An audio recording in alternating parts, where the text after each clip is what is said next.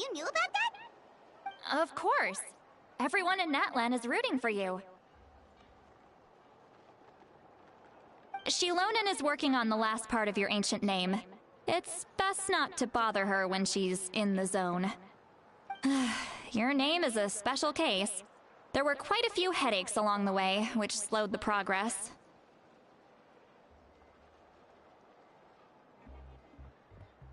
I told Shilonen if we hurry, we might make it to the feast in time to snag the last round of barbecue.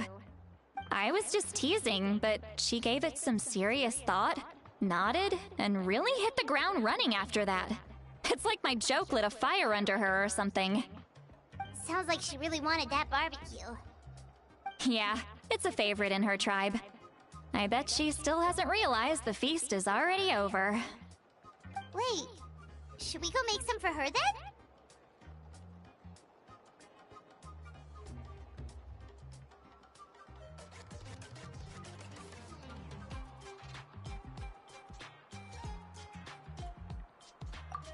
I appreciate the thought, but there's no need. I can tell what time it is. The light outside is a dead giveaway. Besides, I knew it was a joke, but we were having a serious conversation at the time, so I decided to give a serious response.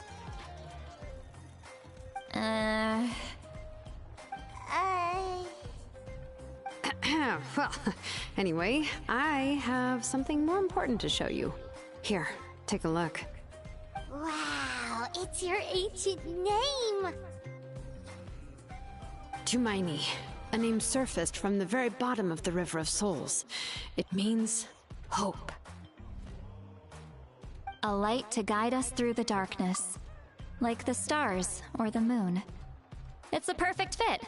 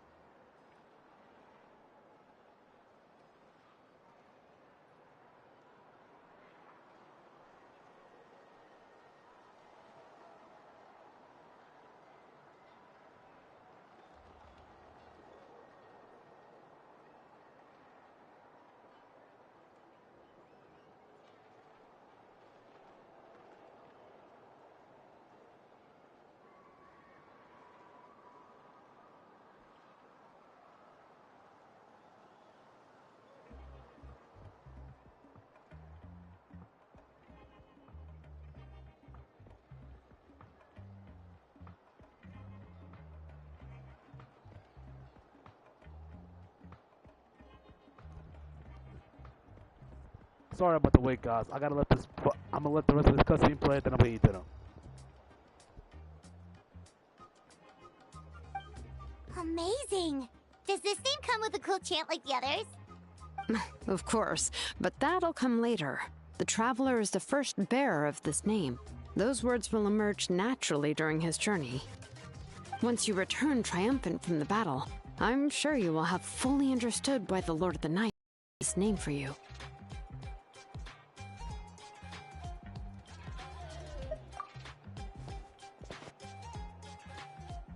Well, getting this name turned out to be easier than Paimon was expecting.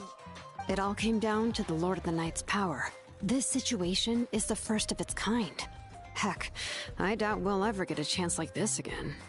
Imagine receiving that much help from the Lord of the Night only for our most trusted engraver to fail. That would have been so embarrassing for humanity. Well, success was never a question. You just like to make things seem dramatic. It's all those novels you read.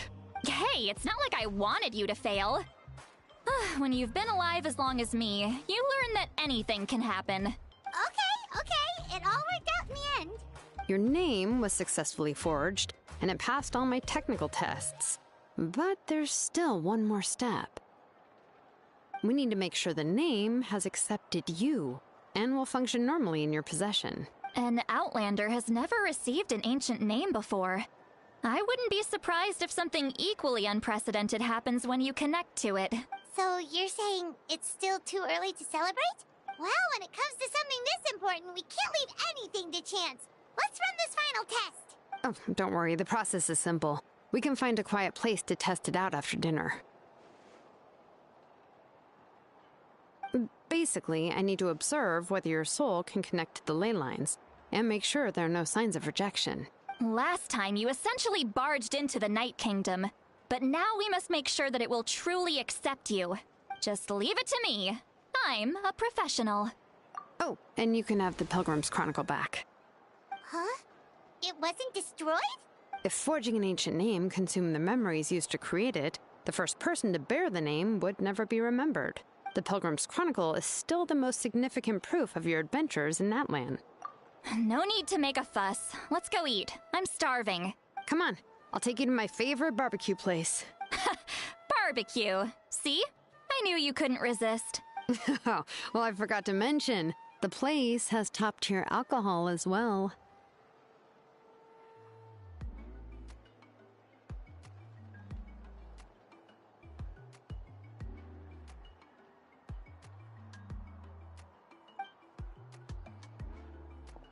Well, what are we waiting for? Hop to it, people!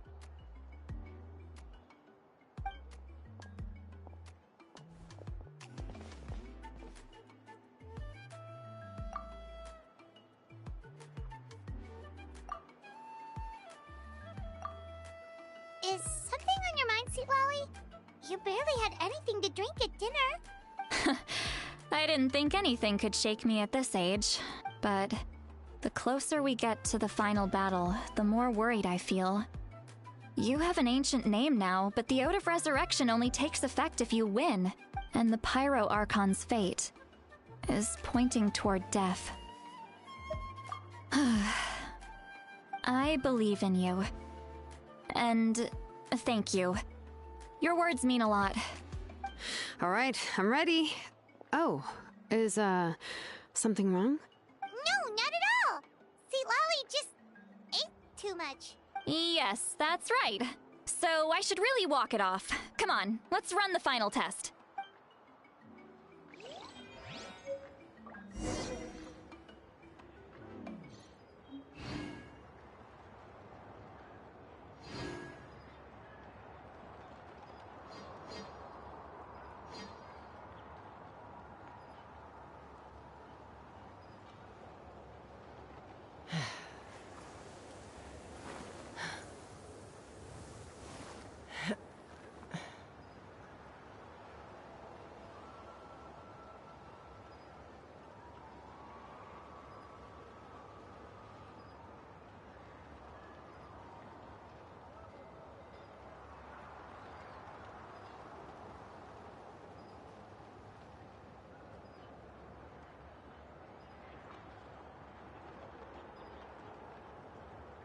I'd have lost myself long ago if I allowed myself to be led by the whispers of the abyss. Surviving is tough, but taming the beast within is tougher.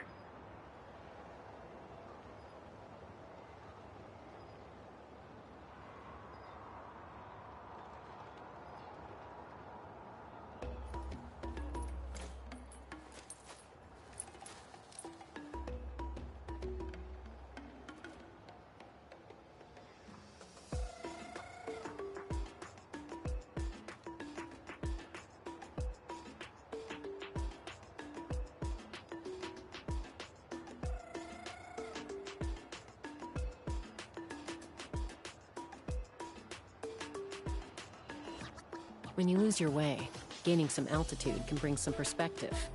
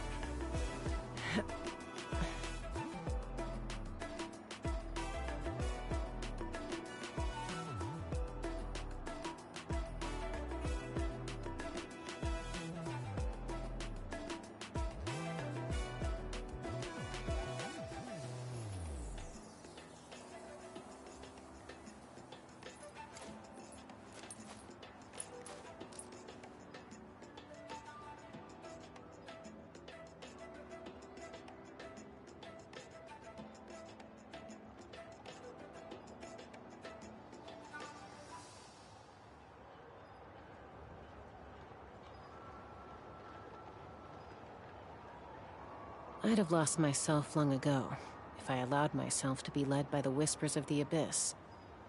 Surviving is tough, but taming the beast within is tougher.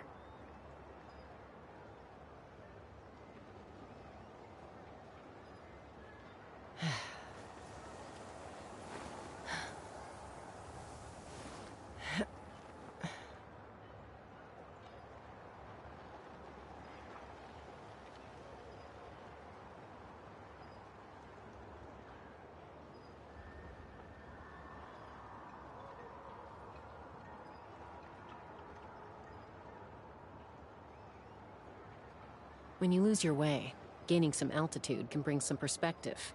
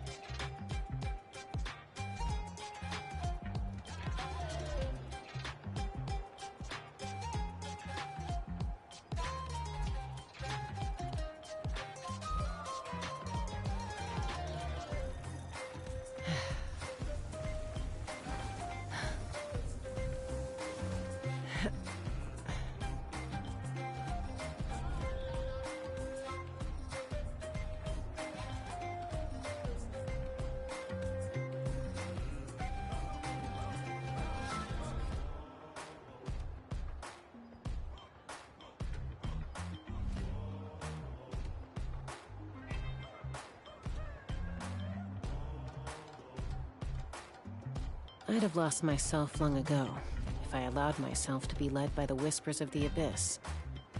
Surviving is tough, but taming the beast within is tougher.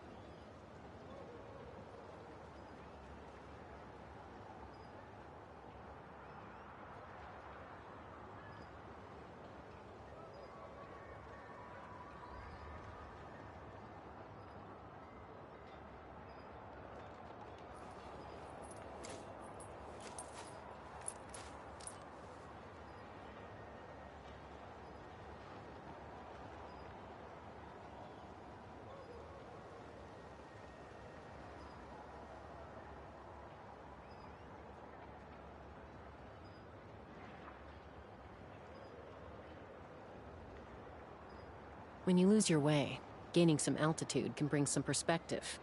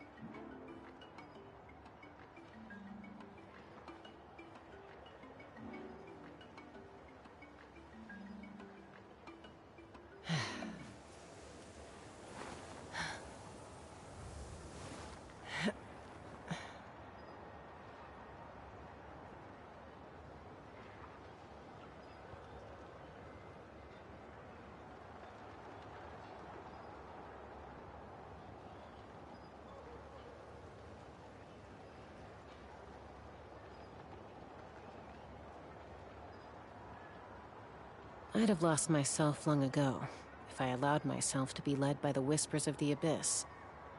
Surviving is tough, but taming the beast within is tougher.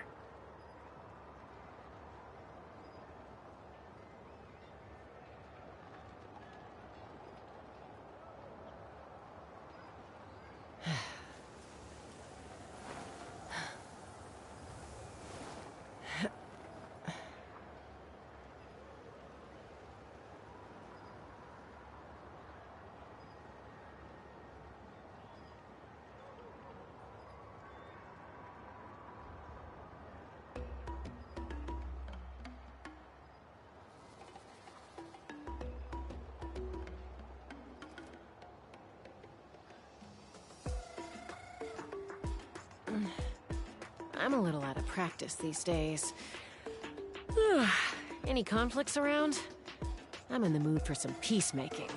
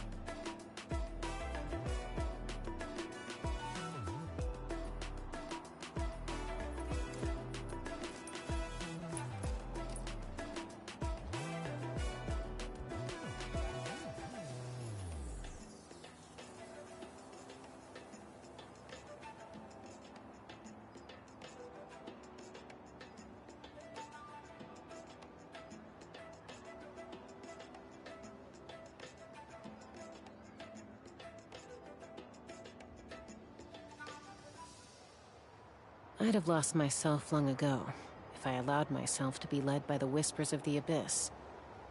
Surviving is tough, but taming the beast within is tougher.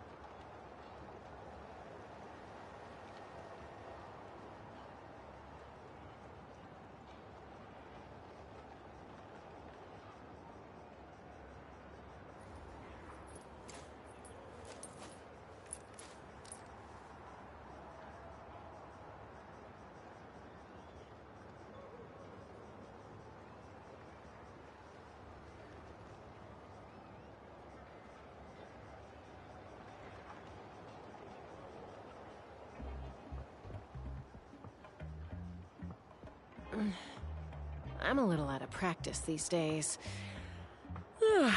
Any conflicts around? I'm in the mood for some peacemaking.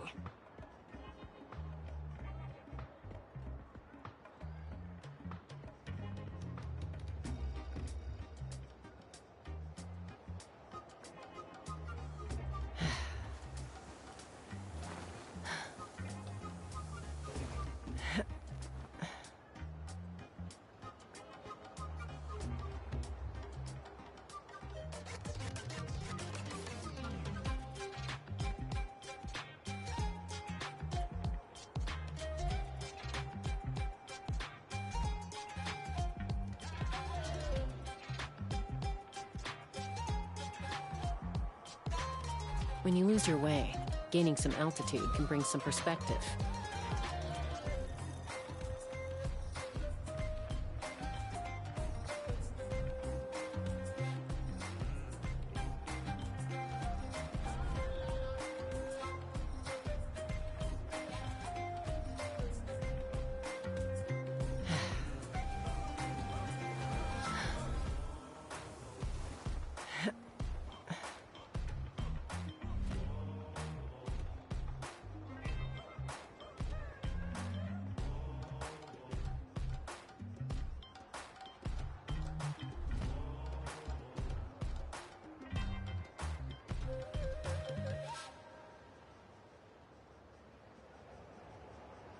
I'd have lost myself long ago if I allowed myself to be led by the whispers of the abyss.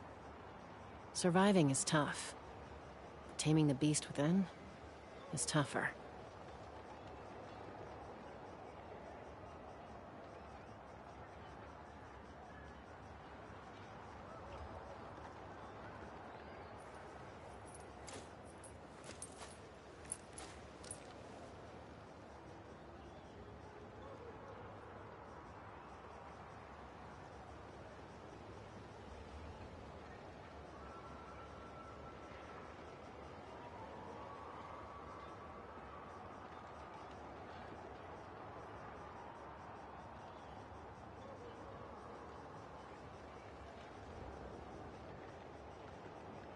When you lose your way, gaining some altitude can bring some perspective.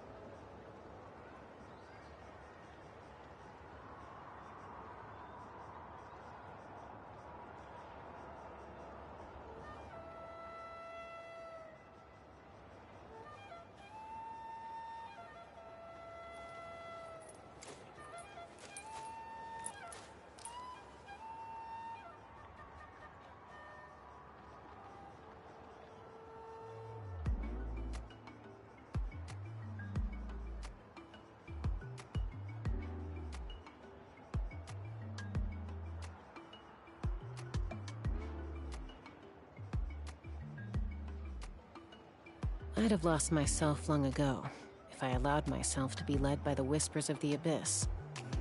Surviving is tough. Taming the beast within is tougher.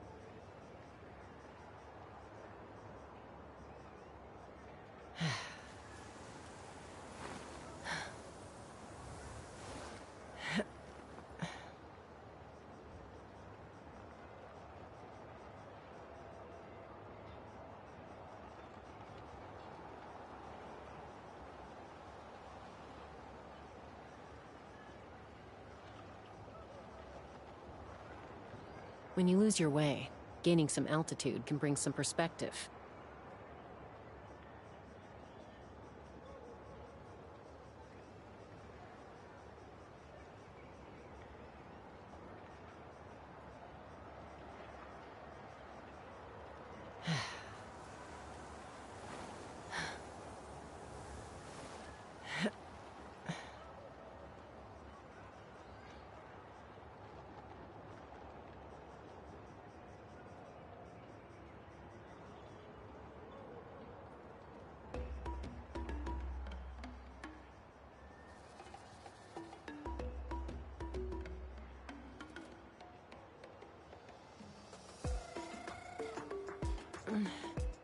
I'm a little out of practice these days. Any conflicts around? I'm in the mood for some peacemaking.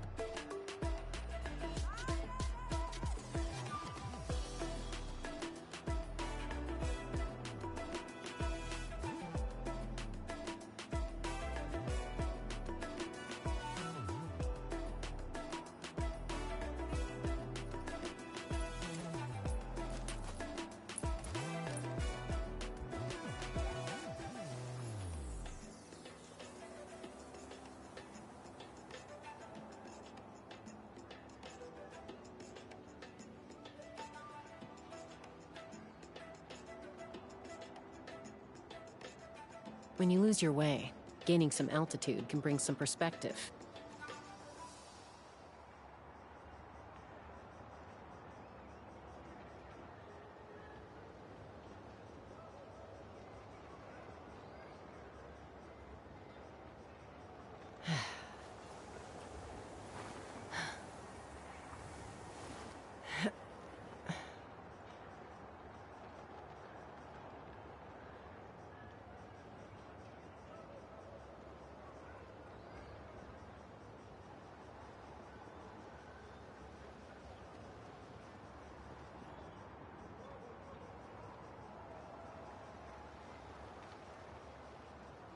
I'd have lost myself long ago if I allowed myself to be led by the whispers of the abyss. Surviving is tough, but taming the beast within is tougher.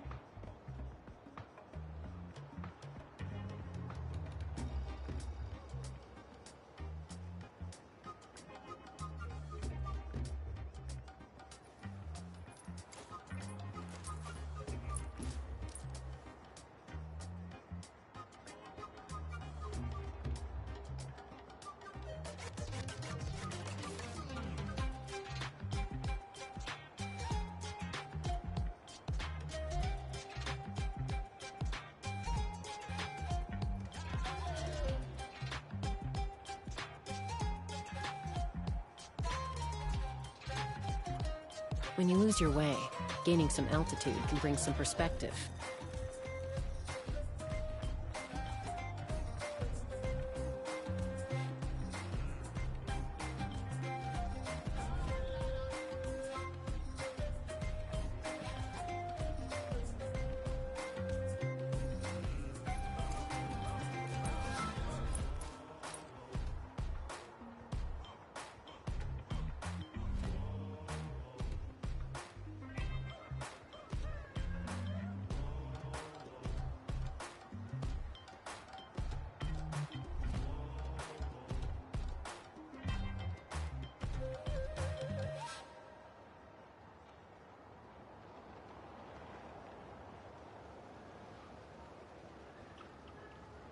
I'd have lost myself long ago if I allowed myself to be led by the whispers of the abyss.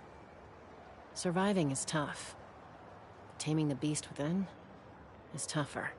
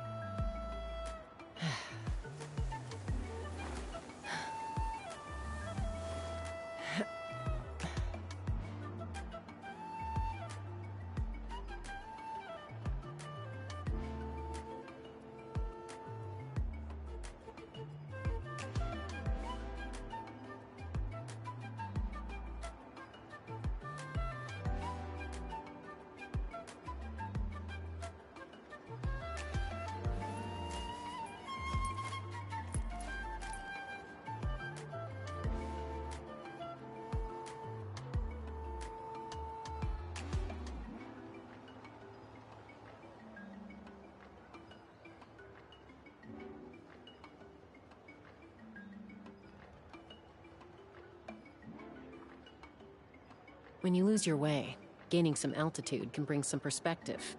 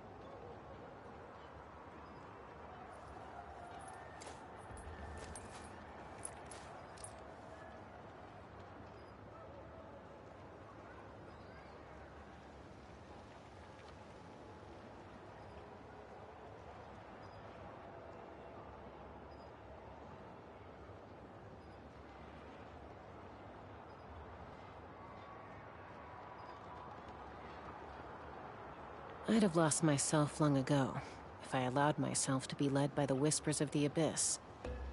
Surviving is tough, but taming the beast within is tougher.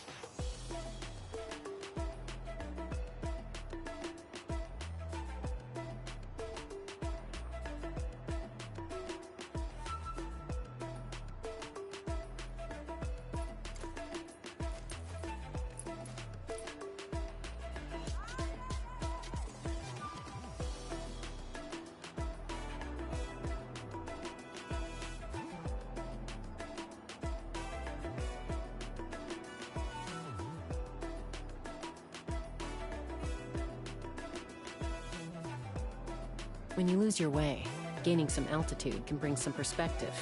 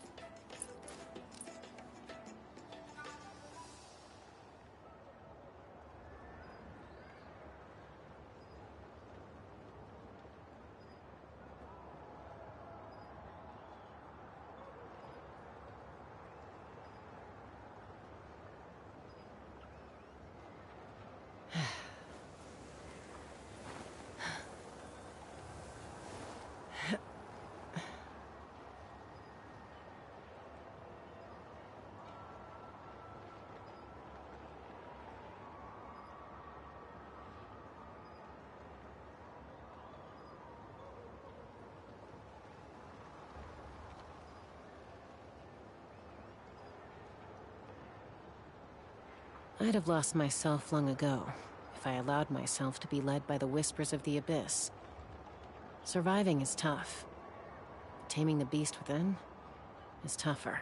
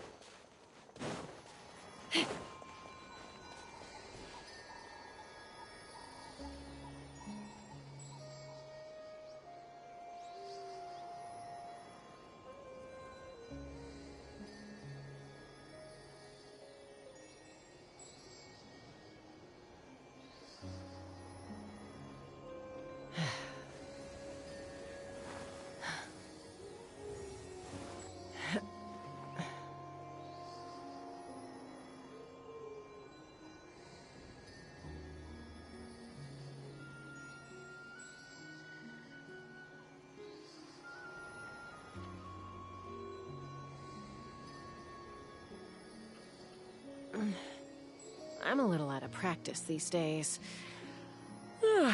Any conflicts around? I'm in the mood for some peacemaking.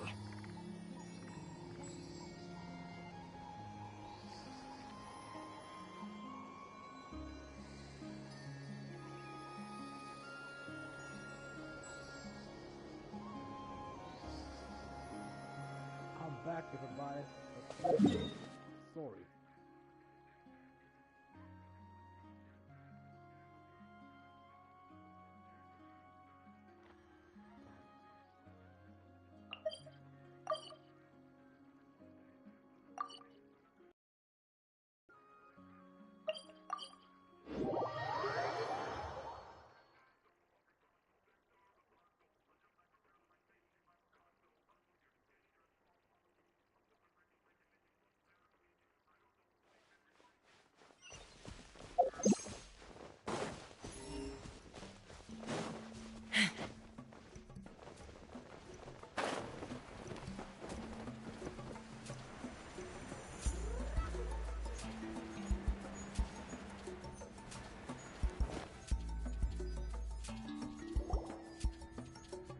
All set, Shilonen? Yeah, just need to check one more thing, and yeah, okay, we're good.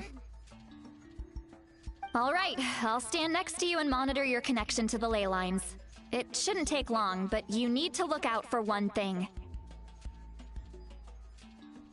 I think I saw those earlier when I was fighting the Street Lolly boss. Something I needed to push a lot of attention or something like that. I think. This test relies on the same principles as the Spirit Speaker Stone. I heard about what happened when you used it last time. Oh yeah! Abyssal power kept surging out.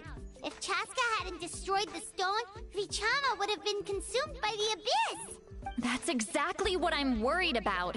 All this time, our final foe has continued to corrode the ley lines from the depths of the Night Kingdom. Your resistance to its power is remarkable. But you need to tell me if anything feels wrong. If either of us notices something off, the test ends. Got it? Don't worry, I'll use elemental power to take care of that. This isn't exactly a picnic in the park, but everyone knows you never leave trash behind. Shilonen, I'm ready to start. Paimon, give us a little more space. Oh, okay. Let's do this.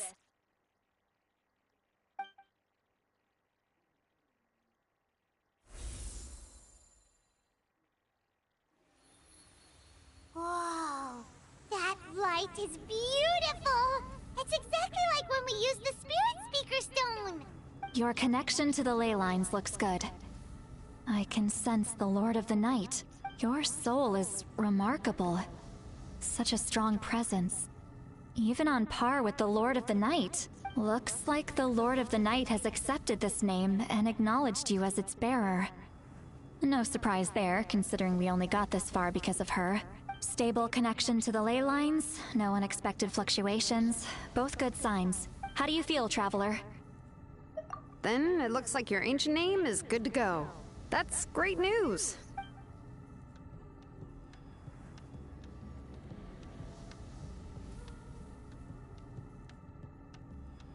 Wait, look, something's coming! No need to panic, Paimon. The damage to the ley lines has allowed these soul-like beings to leak out onto the surface. It's just because of the ritual. It makes it so that everyone can see them. I know they look like ghosts, but it shouldn't last long. Although, there shouldn't be this many. Home. This way. Shilonen, stop the test! We've already confirmed what we came here for! Got it! What's going on? I see. It wasn't just escaped souls. The ritual attracted all the souls in the surrounding area. Surrounding area? The Night Kingdom is getting weaker by the day, especially in its capacity to accept souls. After death, many souls fail to return to the ley lines. Once a soul becomes lost, it can never return to the Night Kingdom. Lost souls can only wander listlessly, gradually fading from existence before disappearing entirely. Please, take me back. I cannot disappear. So the connection we established to the Night Kingdom, that's what drew them here? Yes. The Traveler's soul is powerful, so the echoes coming back from the Night Kingdom were loud and strong. Some of these souls never made it to the ley lines. Others escaped from the Night Kingdom, and even more don't come from Natlan. Complicated doesn't even begin to describe it. So, they've always been around? we just couldn't see them most of the time? We can try. Returning souls to the ley lines usually requires a complex ritual. But we don't have time for that, and neither do they. That's exactly why my people turned to vessels like Auroron. He has a remarkable ability to perceive souls. Even after the failed ceremony, he made it his mission to travel around Natlan and return as many souls as possible. But most of the time, having the ability to perceive souls means watching them wither in agony. Completely powerless to stop it. So you're saying there will always be those that we can't save? That's right. But saving some is still better than saving none at all. After all, souls that disappear can never be reborn. That has to be true loneliness. The knowledge that you've been abandoned by the world, even in death. Yeah, we should try to save whoever we can!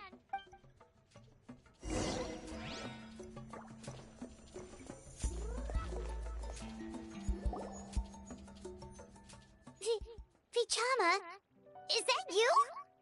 Oh, I know you.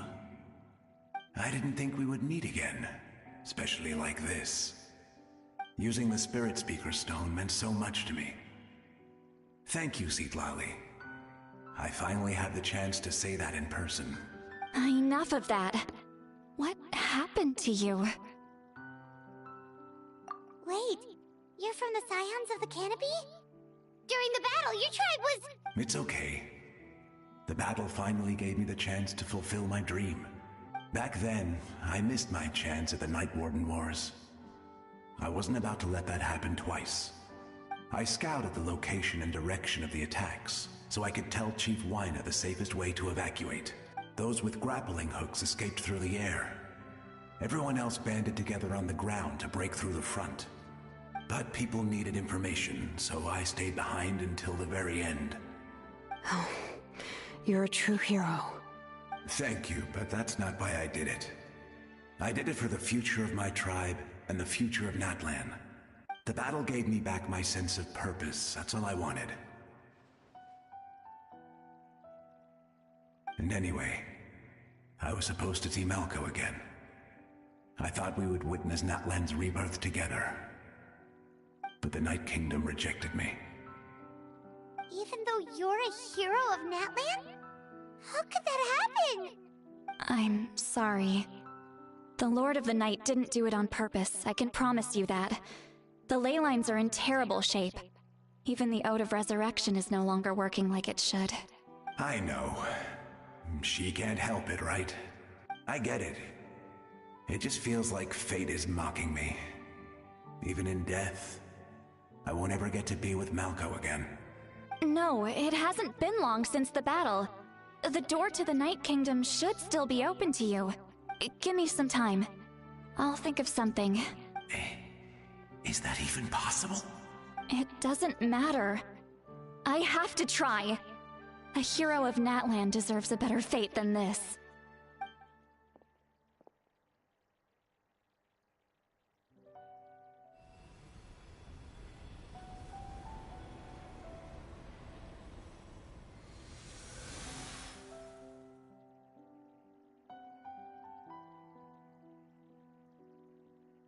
This feeling. Is this the Night Kingdom? Looks like this method worked on you. Thank you. Thank you so much. People don't always have the nicest things to say about you, but shows what they know. That's a given. I hope you come back to us soon, Vichama. If I may, what about the others? Can you save them too? We're sorry. Some of them are too far gone. Some of them are too far. Don't apologize. You're doing everything you can. This isn't anyone's fault. Let this land bear witness to my final wish for this world. From now on, may every soul in Natlan find haven and home. I promise you, Vichama. I will not abandon the ley lines to their fate. Thank you. People like you are the true heroes. Goodbye.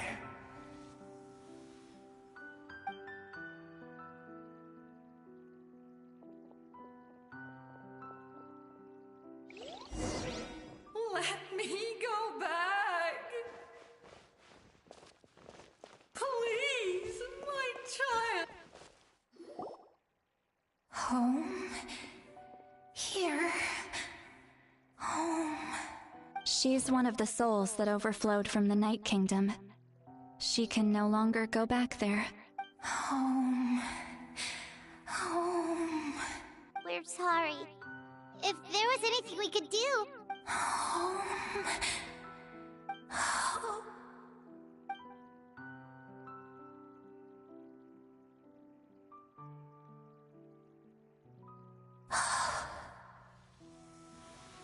She's at her limit.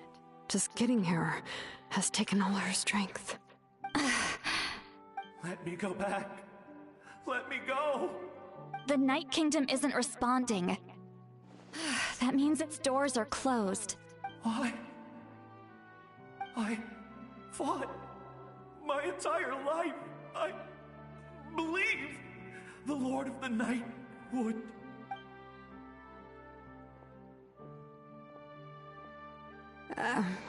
I'm sorry. The lane lines are overwhelmed, and the Lord of the Night has no strength left. Me. Who am I? Does it even matter who I am? Of course you matter! Wait! Absolute helplessness. That's what he felt in his final moments. I could sense it. I'm sorry.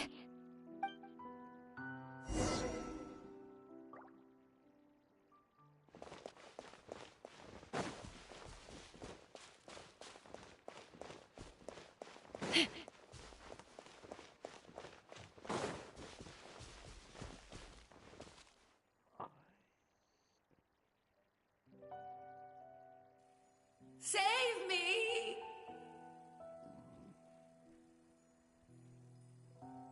Don't worry. I can help you. Just hold on.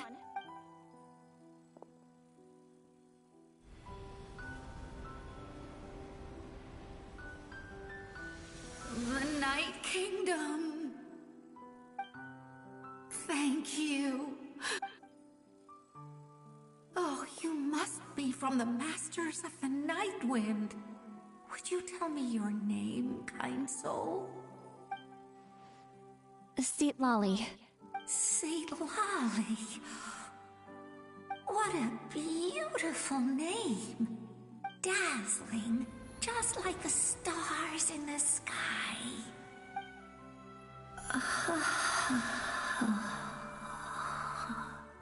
I can't disappear! It hasn't been long since he died. I can still try to save him. I can't. I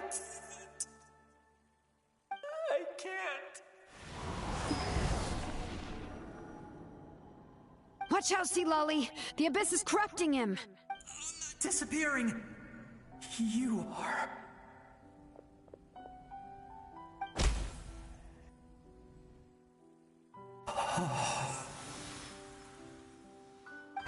I'm sorry. The Abyss has corrupted his soul from the inside. Even if we could send him back to the Night Kingdom, it would only make the situation worse. I know. If we were just a little quicker, we could have stripped away its power. But it's too late. Let's go check on the others.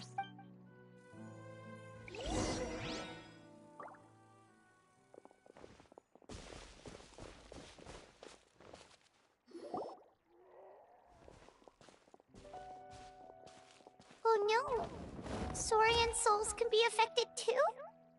Their souls are still intact. I should be able to help them. Hold on! Is that...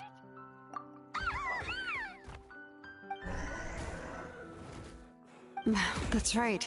I recognize him, and the two souls next to him should be his grandparents. Kachina told me about what happened.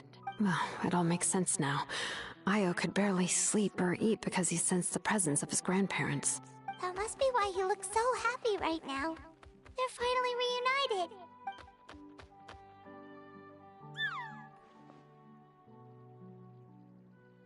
When was the last time Io slept? From what Kachina said, it's been a while. He hasn't been doing so hot lately, but now that he's seen his grandparents again, he looks completely at ease. Kachina's taken me to meet Io before. He's always been such an energetic little saurian. If he didn't want to sleep, even his parents couldn't make him. But whenever his grandparents started to sing to him, he would fall asleep in no time. I think it's a song from when Io's father was a baby. Or even before then. That's amazing! Io was so restless earlier and now he's completely calm! Io can finally get a good night's sleep. Still, it's not like this can go on forever. No, their time is running out. I have to send them back to the Night Kingdom before it's too late.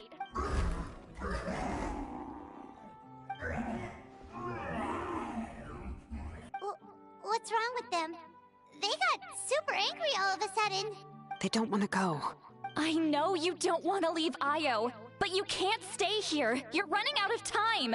If you don't go back to the Night Kingdom now, you'll disappear in a few days.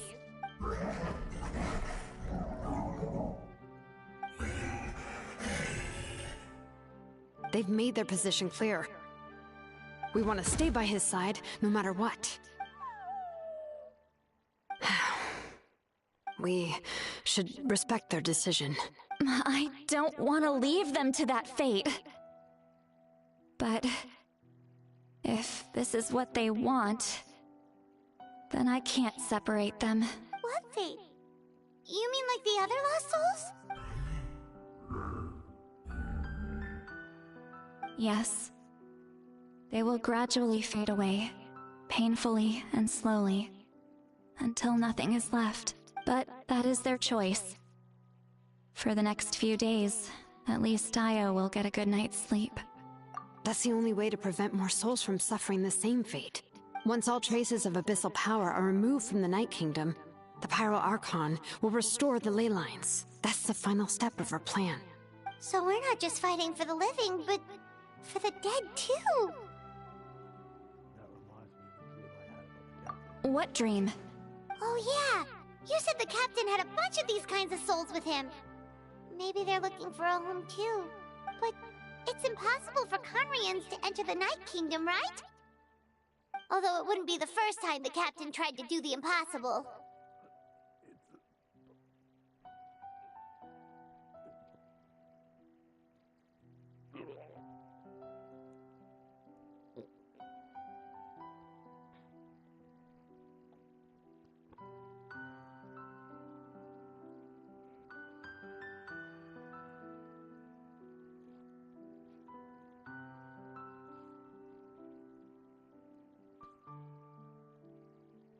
Even in its fully functional state, the Night Kingdom can't accept foreign souls.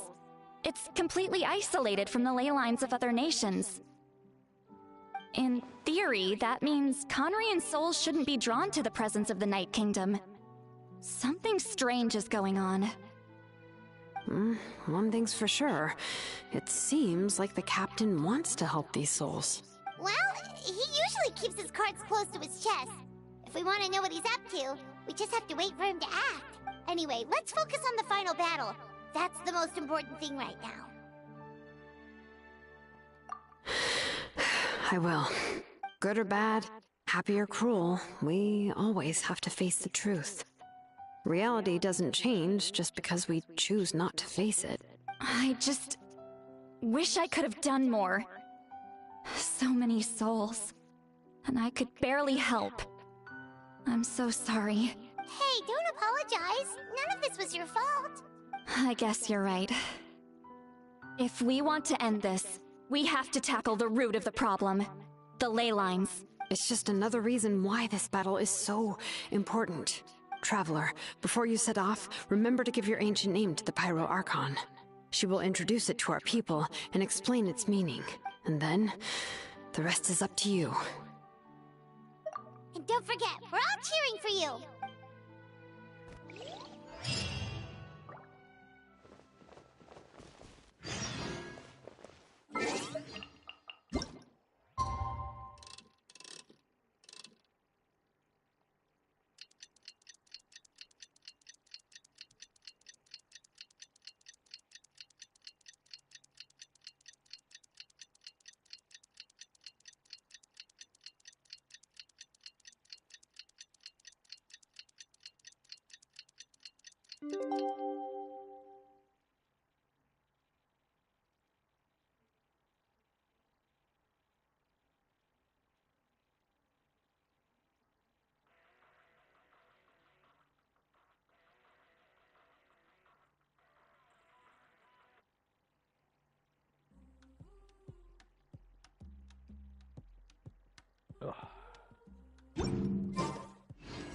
The day of the final battle is here.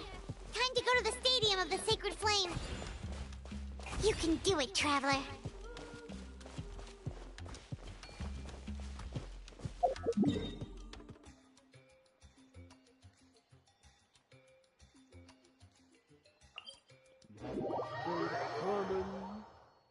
To destroy the Abyss, to drive the Abyss Order out of the Night Kingdom once and for all. I don't know if it's a return out of Outland, but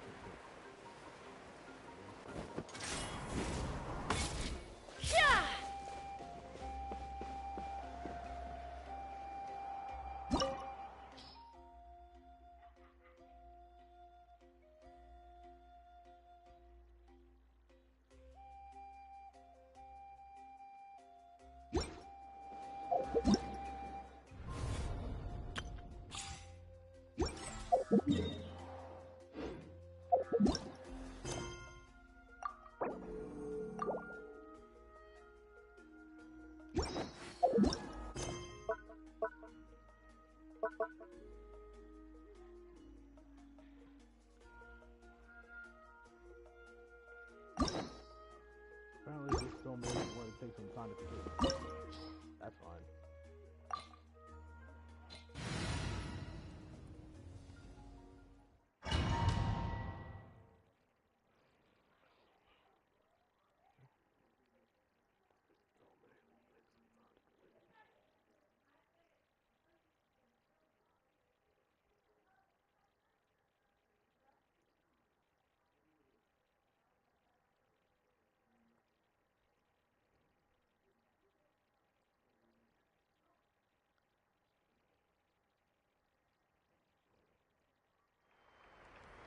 The Pyro Archon is waiting for you inside. The sacred flame is even brighter than usual.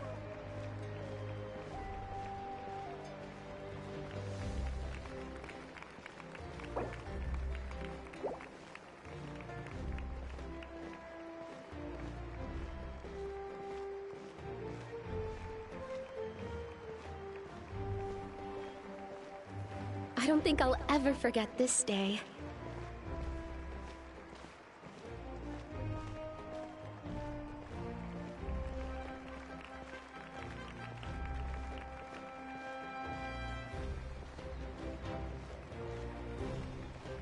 On behalf of all who never lived to see this moment.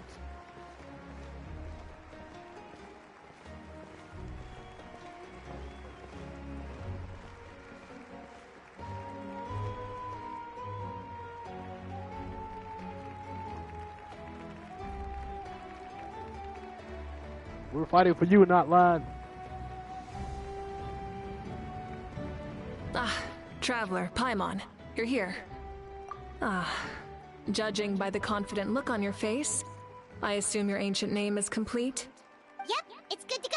Shilonen specifically reminded us to show it to you. Tumaini. Yes, that fits you perfectly. Is that an ancient name?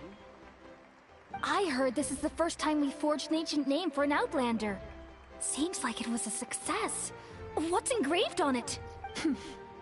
Looks like my people are just as curious about this name. Traveler, Paimon, join me over here.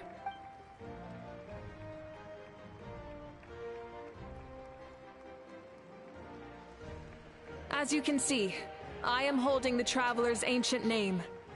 With this name, the Waiab entrust to him a monumental task, and this land binds us as kin. Tumaini. That is his name. Like starlight amid the darkness, flames amid the cold, it means hope. Tumaini. Hope. After all these endless years of fighting, we finally found it, haven't we? Ever since the invasion of the Abyss and the decline of the ley lines, the Ode of Resurrection has protected us for thousands of years. For generations we have lived on this land, following in the footsteps of our forebears, taking their place on the front lines. We all carry that struggle with us. And now, thanks to your efforts, the end is in sight. We have a chance to defeat the Abyss once and for all.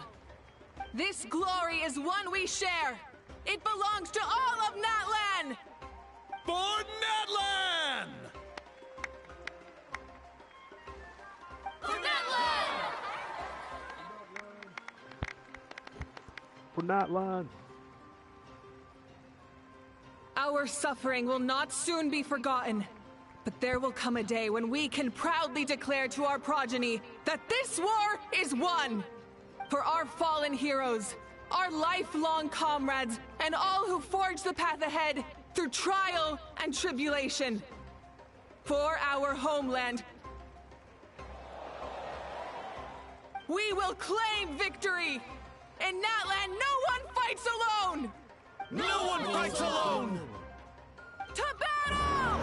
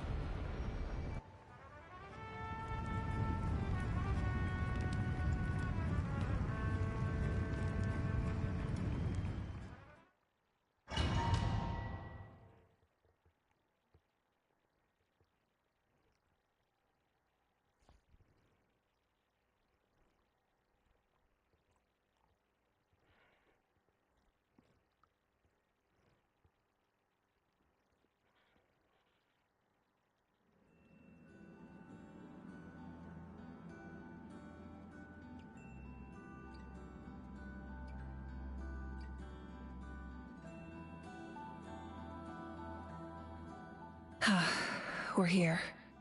I'm sure you're familiar with the site of the Night Kingdom by now. The corrosion here is relatively mild, so this is our last pit stop. Once we set off, we must destroy our final enemy as soon as possible. Otherwise, no amount of resistance to abyssal corrosion will save us from contamination. So there's no turning back after this, huh? After you left, Paimon started to be able to see this place. It's a mystery to Paimon, too. The sacred flame is connecting us. The moment it sent us here, it made sure your consciousness could reach us. But still, you can go no further. The Abyss also has the power to corrupt the mind, so once we venture deeper, it must be alone. But, while we're still here, I believe some of your friends may wish to say a few words. True, but there's time enough to say goodbye. Come find me when you're ready to set off. I'll explain the next step of the plan. And all wars.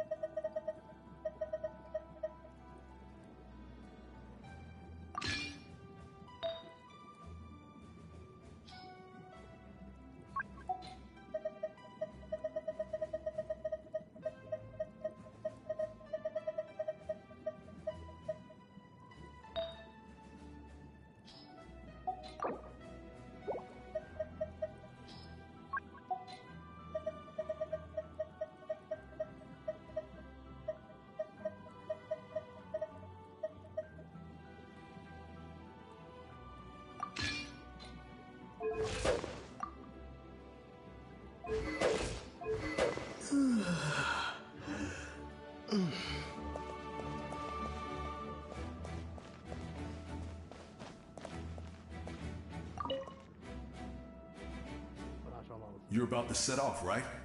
Your bravery is like an echo through the valley, calling on us to respond in kind. The Children of Echoes offer you our blessing. That is not how Pekal sound in the last 3 versions of this game, but I actually prefer this voice because the other one sounded like it didn't. I don't want to say like in a racist sort of way, but that didn't sound like a that sounded like a white man. This guy sounds like a black man, and that I respect because he looks like a black man. So yeah. Wait, did they change his VA? I actually don't know. Hold on, let me look this up.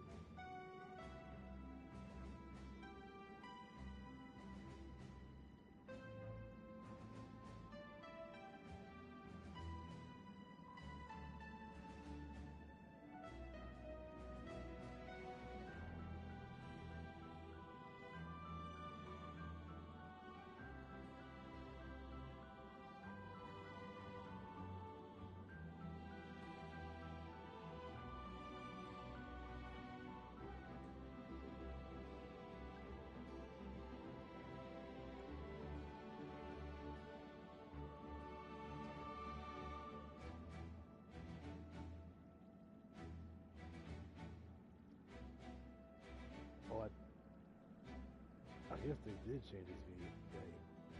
I like the new one much better. No disrespect to the old VA, but the new one actually sounds like a black man, so yeah.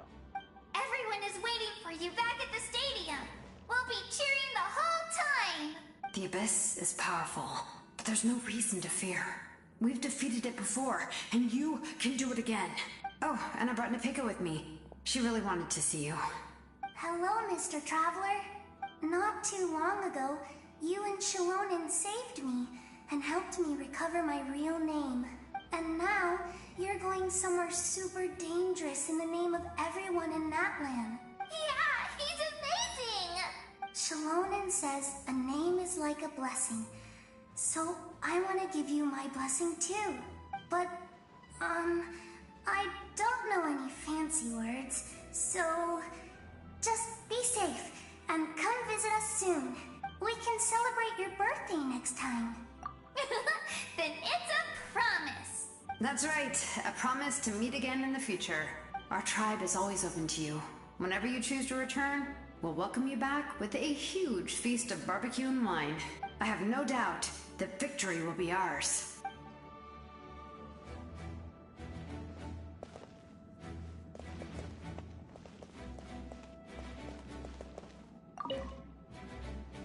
I have no doubt.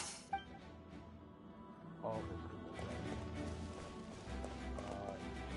this doesn't have his.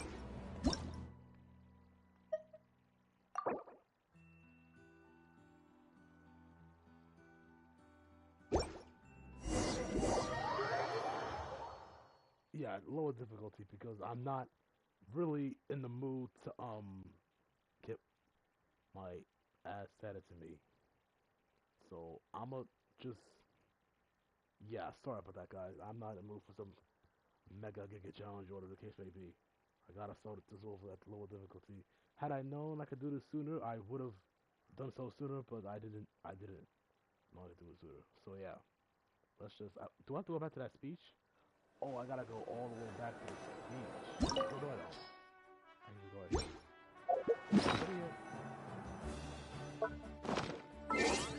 Ooh, okay. Never mind. Alright. That's perfect.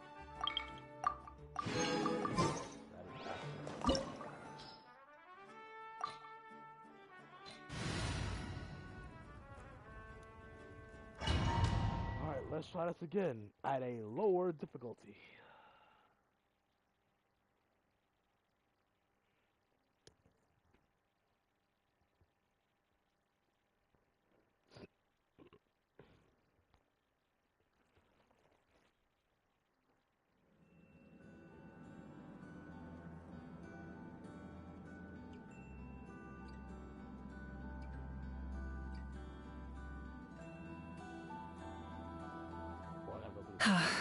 We're here. I'm sure you're familiar with the corrosion here. Once we set off, we must destroy our final enemy as soon as possible. Otherwise, no amount of resistance to— So there's no turning back after this, huh? After you left? But still. But, while we're still here, come find me when you're...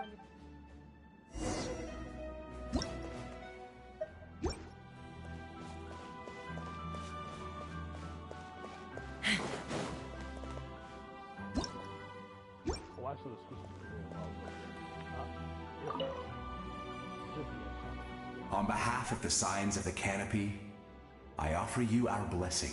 The name of Turnfire teaches us that everything comes at a price.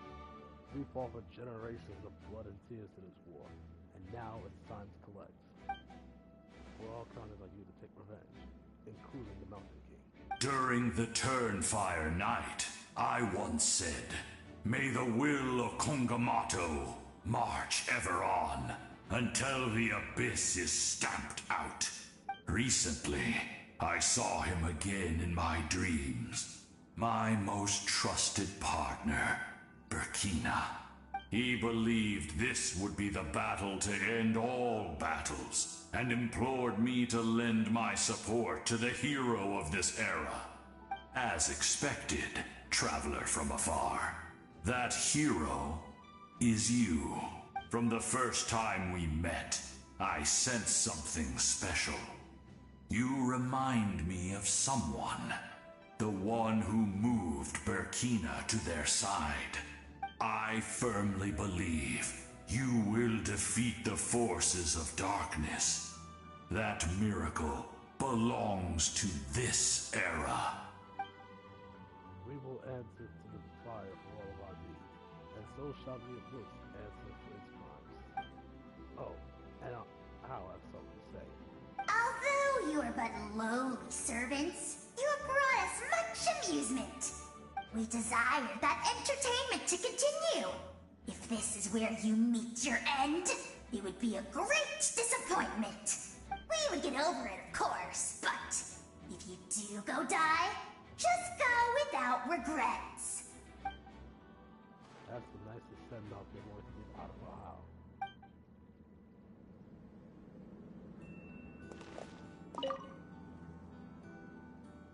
Everything has a price, and the abyss must pay for what it has done.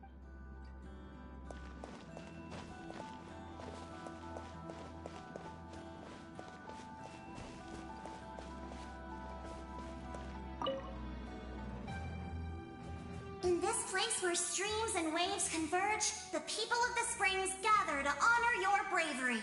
Uncle Noo's here to see you off too. You, young hero, are about to make history. My deeds are nothing compared to that.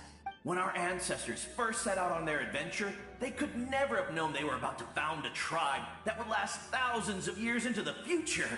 When future generations look back on our accomplishment, they too will see our deeds for their greater significance. Hey, why don't we record the traveler's story on a stone tablet? Just like the one on the mysterious island.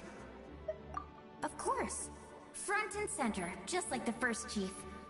Everyone in my tribe wants you to become one of Natlan's greatest heroes. Me too, obviously. But as your friend, there's something I want even more. And it's way simpler. Once this is all over, I want to go to the hot springs together. Paimon included. That's what being friends is all about. Quality time and good vibes. I'll hold you to it.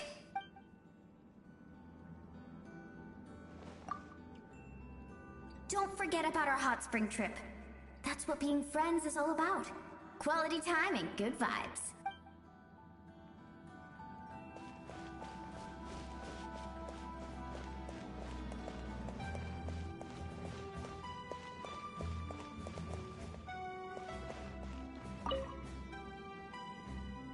May the skies forever be clear and bright, and may we always be free to spread our wings and soar.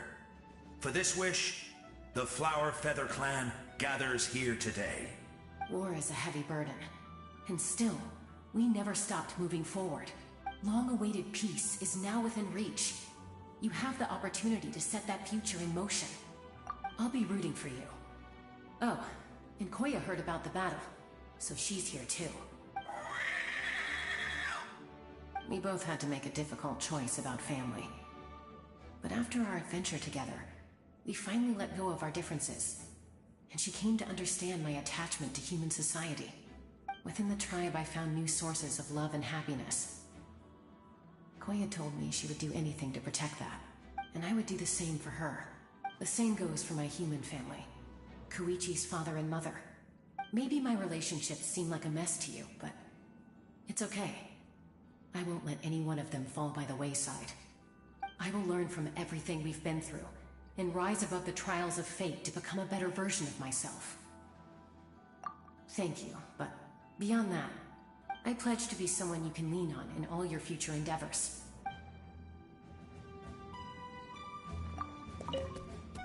Thank you for everything. I will always be ready to return the favor.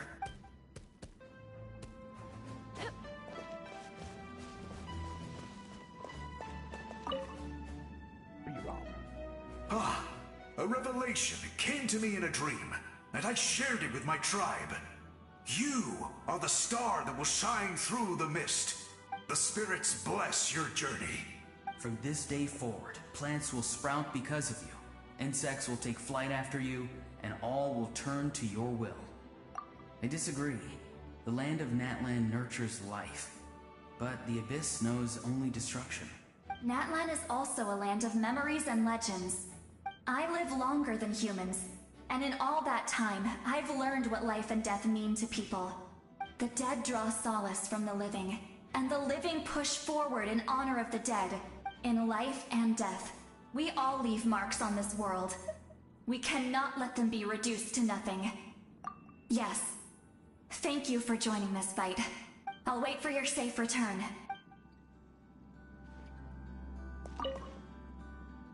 We're all awaiting your safe return. Thank you for joining this fight.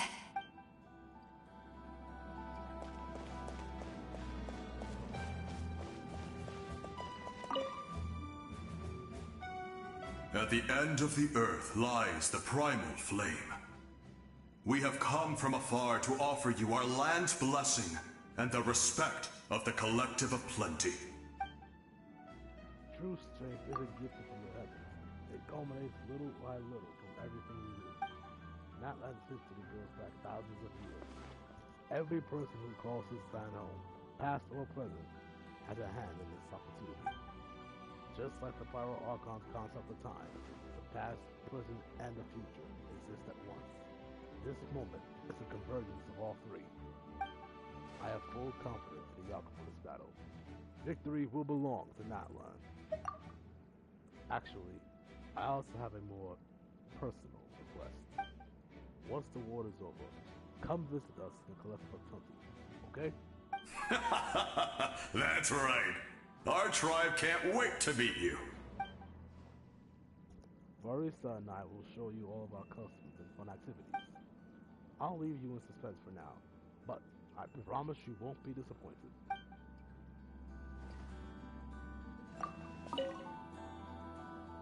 Marisa and I will show you all of our tribes and customs and fun activities. Don't miss out.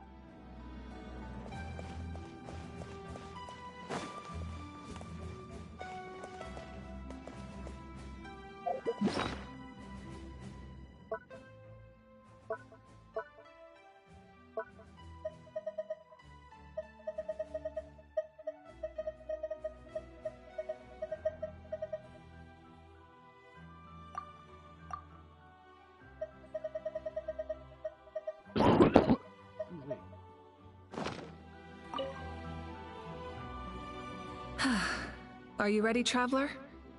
All right. Before we face our final enemy together, we need to split up. I'm sure you remember the Abyss tumors from the previous battle. Eradicating them was crucial to stopping the endless onslaught of monsters. Our final enemy has a core that possesses similar qualities. It's hidden somewhere in the Night Kingdom. Since I'm more familiar with this place, I'll go find and destroy this core, while you go straight to the enemy's lair. We can reconvene there. All right. Then it's time to act. All of Natlan is behind us. So let's gather our courage and march into the unknown without fear. No one fights alone. Moika already left, so you should get moving. Oh, and Paimon should stop distracting you. Paimon still remembers her promise. cheer you on with all her might.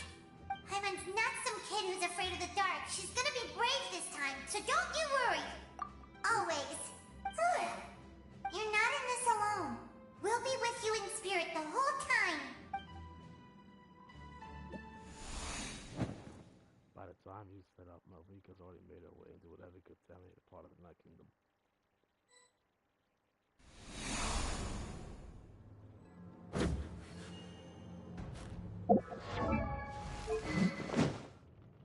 Yep, Earth Shaker is the best for you.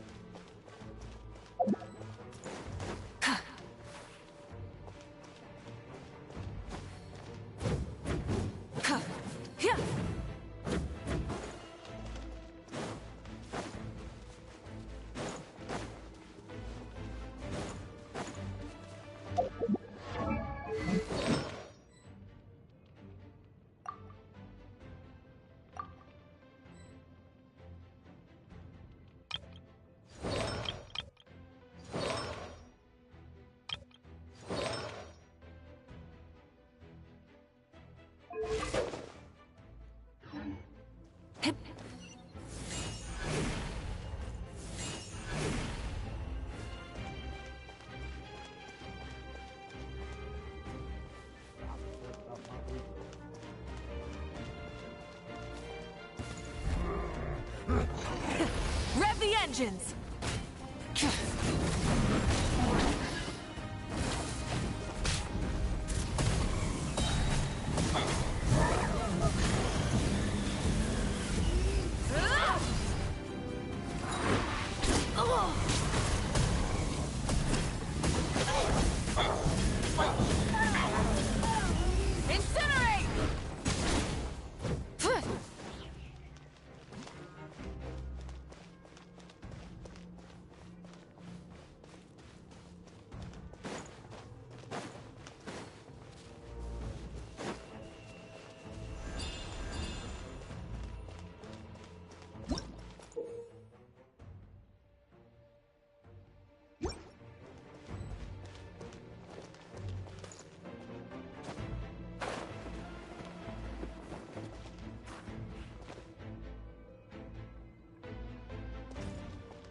Rise with the sun!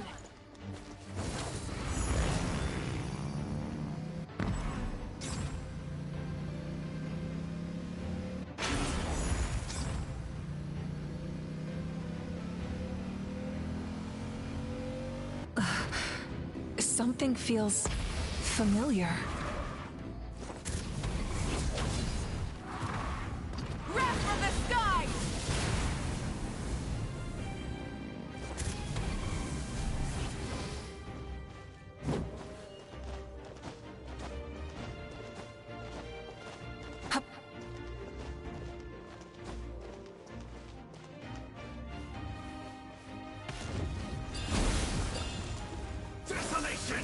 Try and stop me!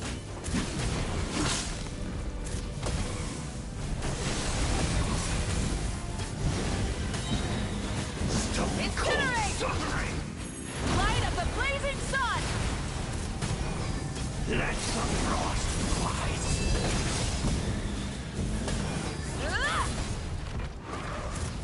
Foolish mortals!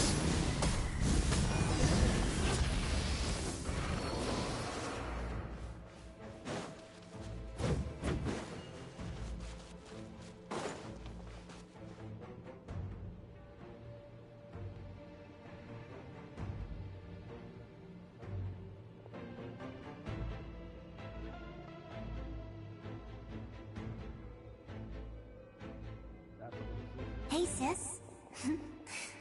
It's been a long time.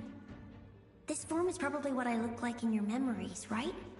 Actually, we already met in one of your dreams, didn't we? But you never told anyone.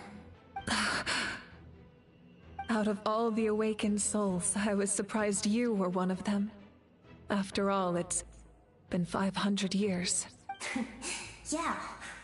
I'm sure my soul has been reborn many times by now. But that doesn't mean Hine is gone. If the past, present, and future exist at once, and it's only fair we get to meet again. You're right. It's too bad we don't have more time to talk. Your plan is almost at the final stage, isn't it? I knew it. When you set your mind to something, there's nothing you can't do, no matter how difficult. Oh, I really wanted to help you in this era. But an ordinary person can't transcend time. Back then, I said I'd come find you one day. But... oh, I failed, time and time again. You didn't fail. Wait, then the paper frog I made? You got it? Yes. And your architecture manual as well. The family you left it with got it to me in one piece. I'm so glad. 500 years is a long time. I was worried someone might toss it during a move or something. No, they never forgot their debt to you. I learned a lot about you from them. Sounds like I placed my trust in the right people. Everything I wrote, though, it's probably outdated now, isn't it? Yeah, I'd say so. Oh well. It's been a long time. And it's not like I was some innovative architect who left my mark on history. But I lived a really happy life. I dedicated my career to helping those without a home. I didn't have time for love, or for myself, but I didn't care. There are so many things in this world that deserve to come first. That's what you taught me. You never took time for yourself either, did you, sis? No, it wasn't necessary. Besides, I made my choice. And now, the end is near. Be it the enemy's end or my own. In the end, the method you used to transcend time was much more than a simple paper frog. You sent your love across time. So let me say this, Hine. I will love you. Forever and always. I know that. Mom, Dad, and I, we feel the same way about you. We're family. That will never change. All right. I need to head out. Another hero is waiting for me. I believe in you, sis. For Natlan. For Natlan.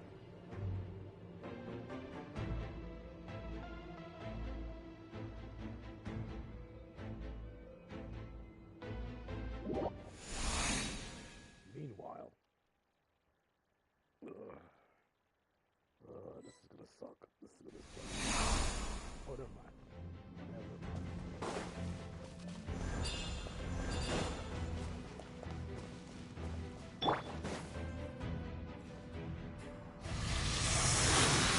Go! You're... I call on your benevolence to heal our hero. The abyssal pylons are being protected by some kind of power. They can't be destroyed right now. Taking care of these monsters first might give us an opening.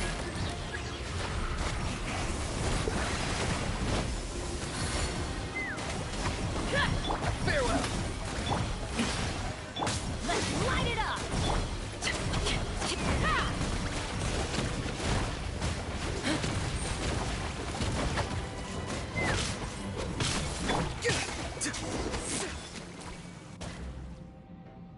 I didn't expect to see you again so soon. I didn't know I could do that. Hello, Mr. Traveler. Wait, you're the real Nashka. You remember Tlasoli, right? She's my mom. And well, she did a lot of bad things. I saw her in a dream. And she spent the whole time apologizing to me. But I didn't know what to say. Napika, all those people who lost their memories, they're the ones who deserve apologies, not me. Nachka told me all about what happened, and this was my advice. Even though we can't undo our mistakes, there will always be opportunities to make up for them. I had a good talk with my mom in that dream, and she agreed to lend me her power. That's how I was able to help you back there. My mom made a lot of terrible mistakes in the past. But now, she's using her powers for good.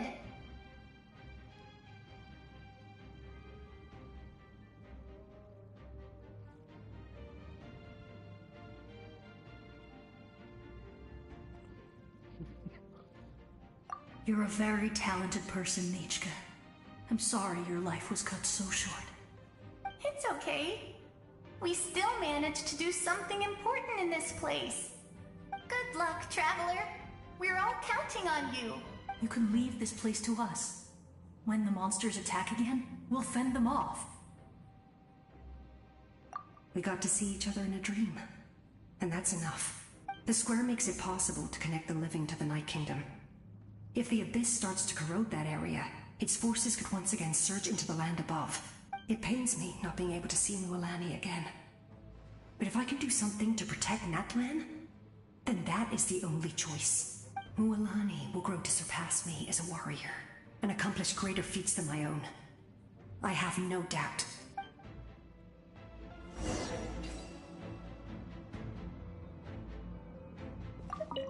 We'll guard this place, so that the abyssal power doesn't spread. Don't worry about us. Just keep going.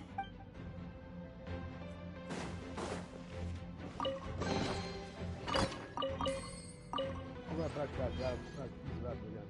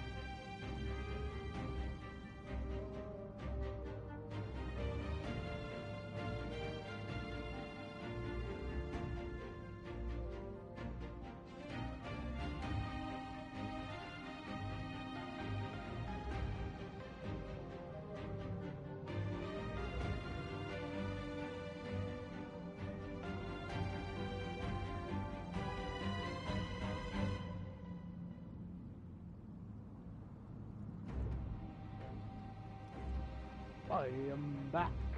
Let's do this, boys.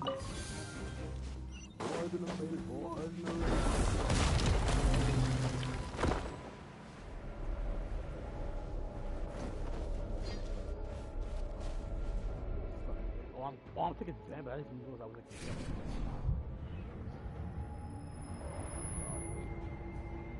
That's gonna be someone else to do it for us in this battle. That's going to suck. That's gonna suck.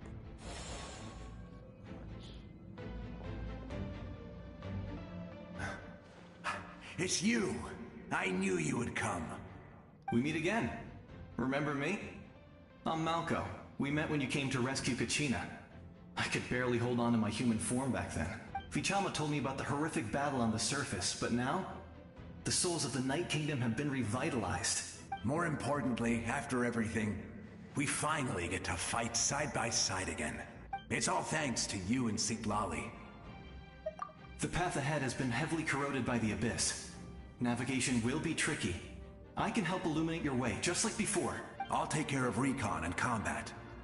I was in a bad place when you met me, but I was a capable warrior back in the day. Come on, follow me. Of course. It's dangerous out there, so stay close. Wait, heal. I didn't know I was gonna be taking damage like that. I was not paying attention.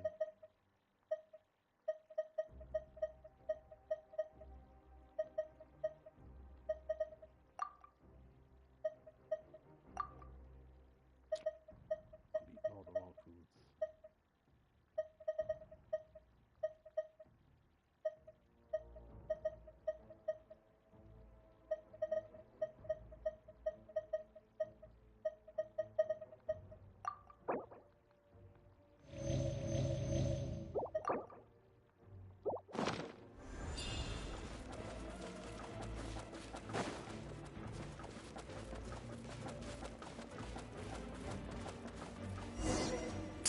More monsters! Leave them to me. I've got your back. Let's fly. Locked on.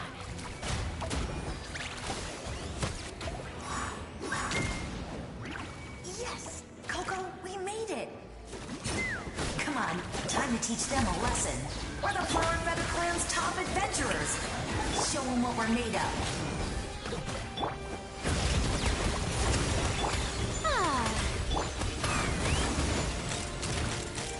Locked on. Bullseye.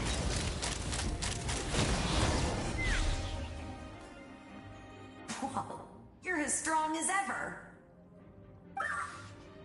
Huh. Who are these two? You said it, not me. Everyone here's amazing. So of course that includes me and Coco. We all have our own journey, and we need to see it through to the end.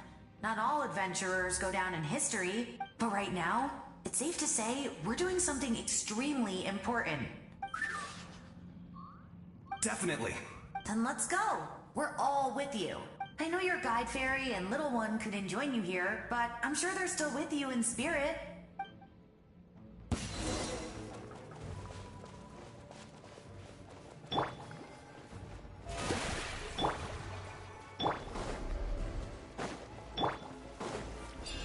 Off we go.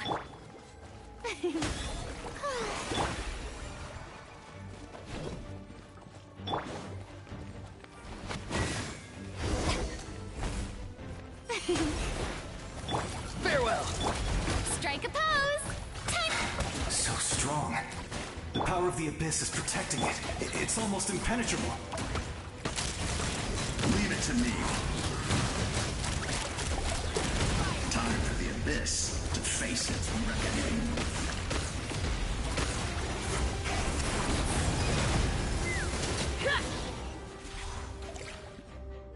That was amazing.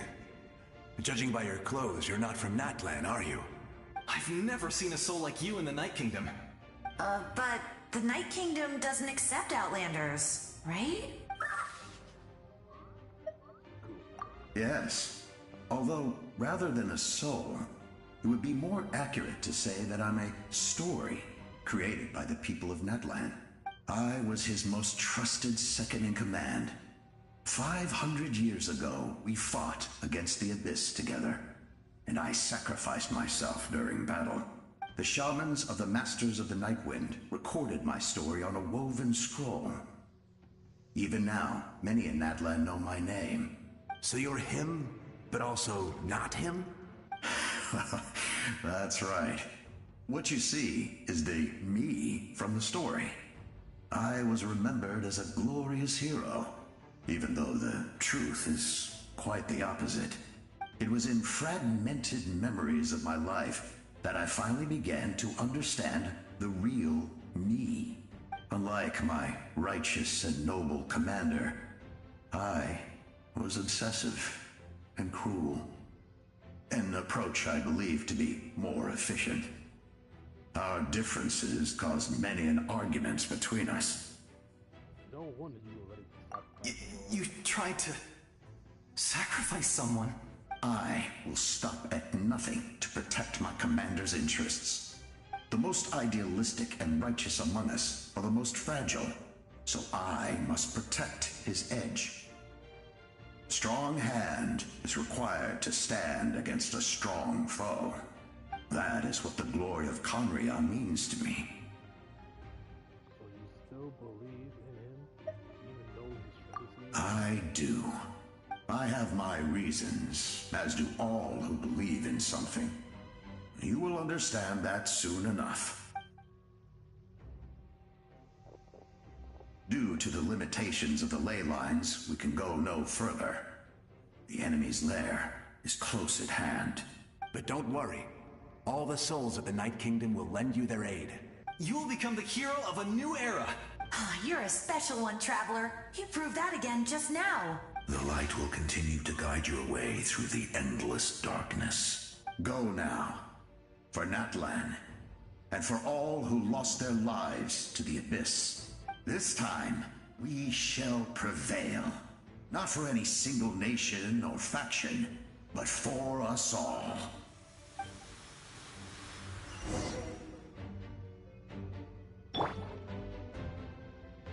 Ah, the show begins!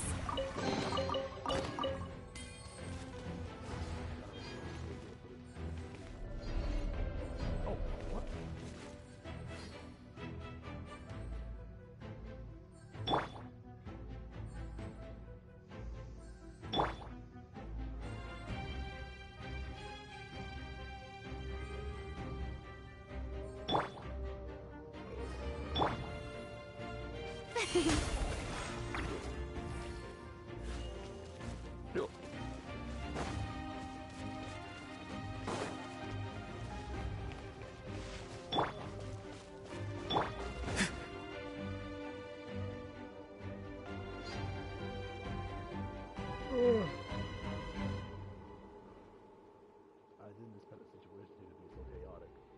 Is it because of the damage to the ley lines? The road has collapsed, but the structure above seems to be intact. That looks like the way forward.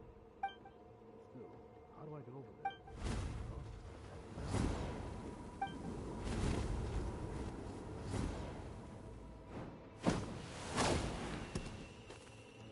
Hey, Traveler. It's me, Koichi. Need some help? Doctors can be really handy in an emergency.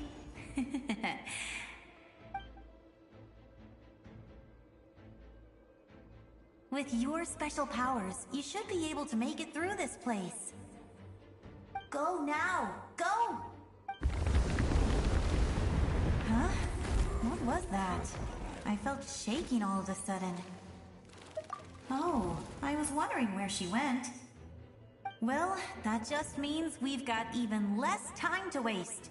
I never liked causing trouble, and I definitely don't want to be the one who holds up the Pyro Archon's plan. Yeah, I'm really glad she fulfilled her mission. She seemed a lot more mature than before. All those years of worrying. But better late than ever, right? Anyway, that was enough for me. I won't show up in her dreams anymore. Back to the natural order of things. Worrying is supposed to be the older sister's job. All right, enough about that.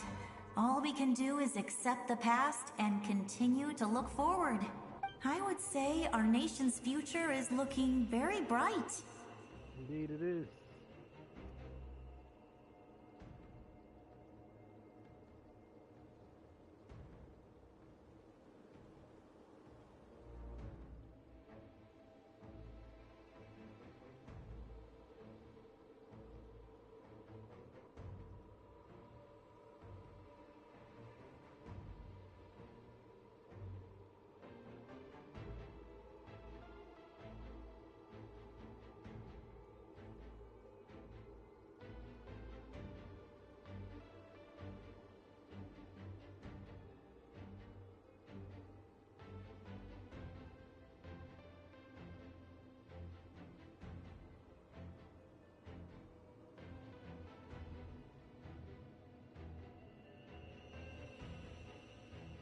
Go now, Traveler.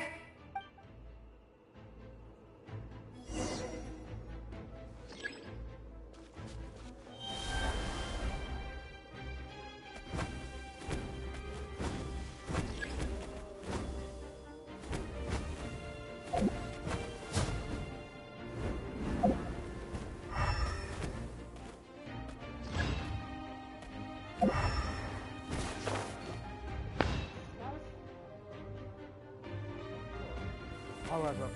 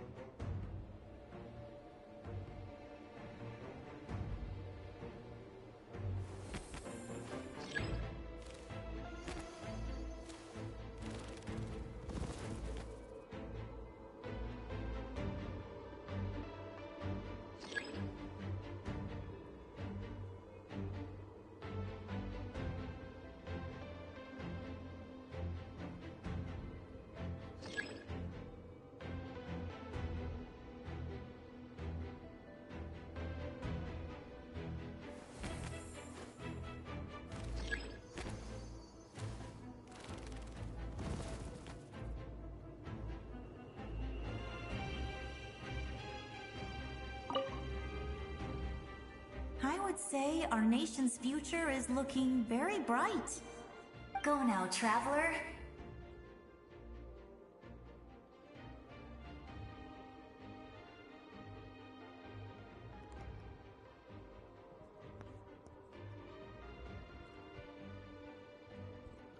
I'm back.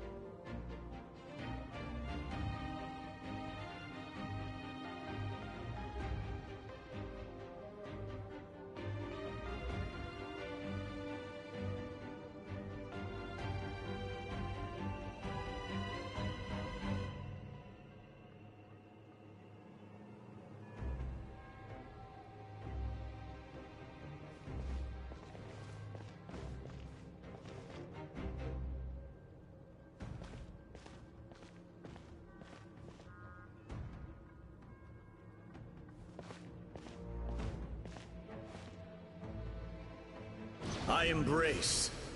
I trust. I acknowledge. I welcome. I follow. I walk with. Tenoch, the one and many.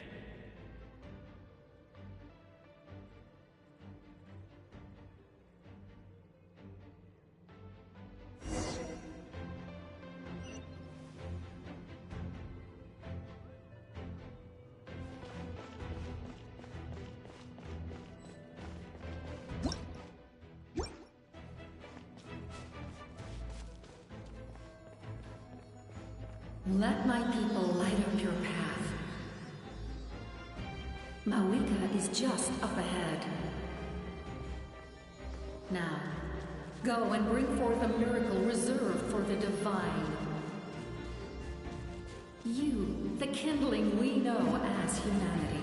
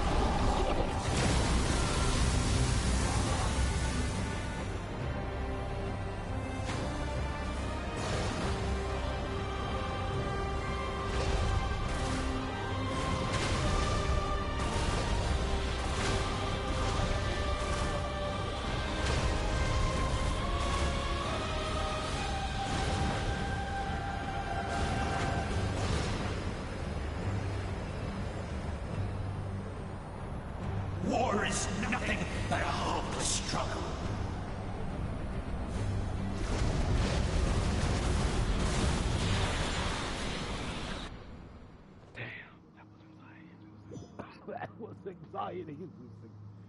I swear to God, I was like...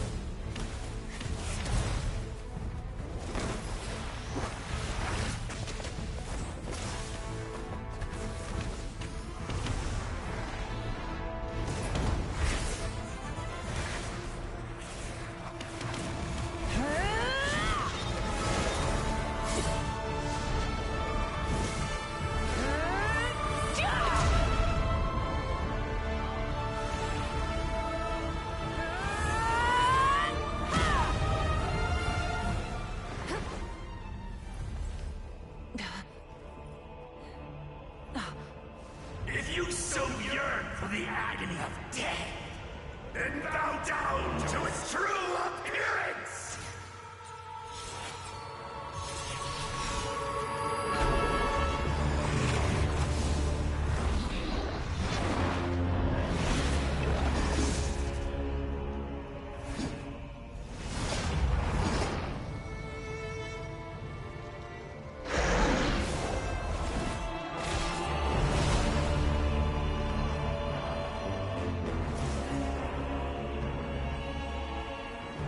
You who traverse the stars, fear not.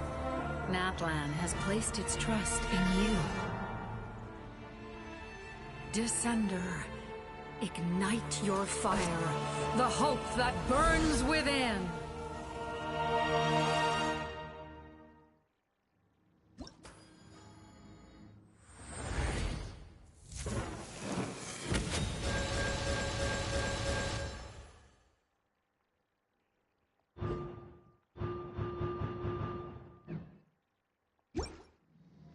I have witnessed the light of this flame dozens of times. Once the wood is spent, night will return. Failure. Failure. Failure. Failure.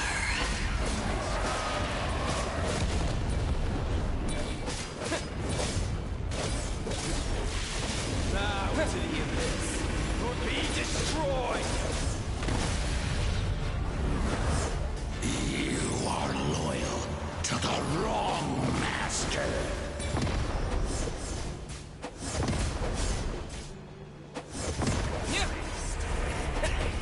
I fight hard!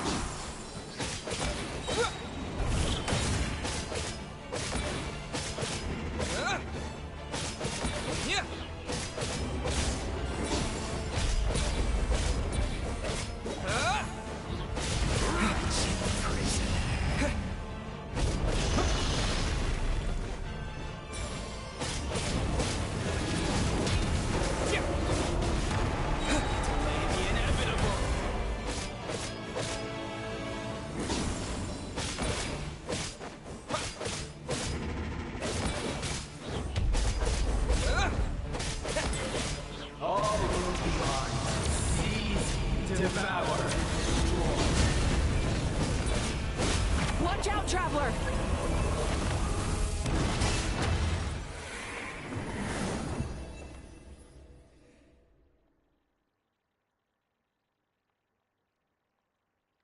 Did I just lose? All will be mine to seize, devour, and destroy. Oh, we're back here again.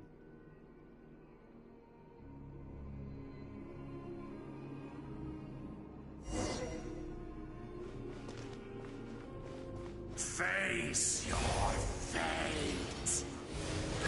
Your long journey shall end in vain. Even with borrowed celestial power, your destruction is inevitable. You march to an end you cannot change. Millennia of struggle, all in vain.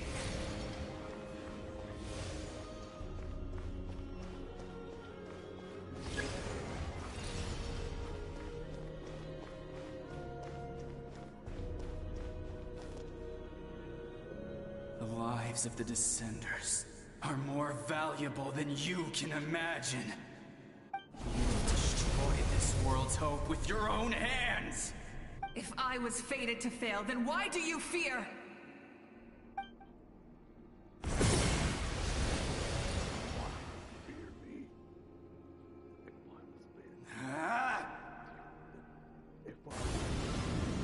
Okay, that was actually pretty epic. If I was fated to fail, why do you fear?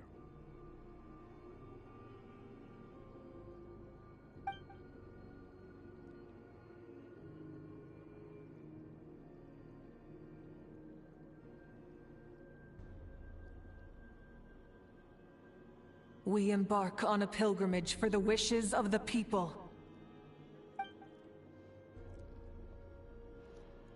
We choose to battle, to earn a glorious name.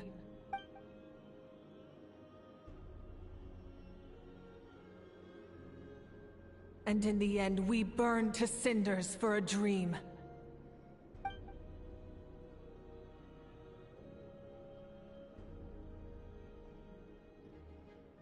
And so this cycle continued, time after time.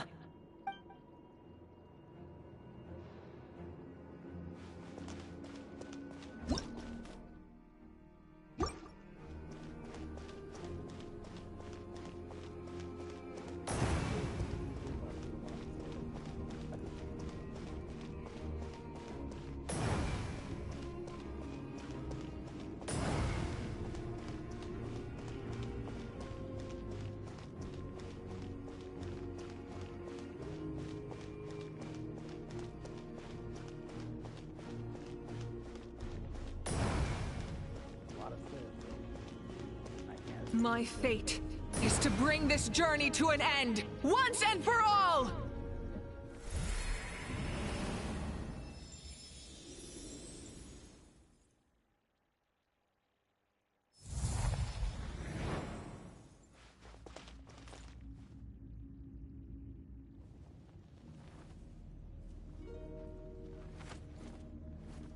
Listen.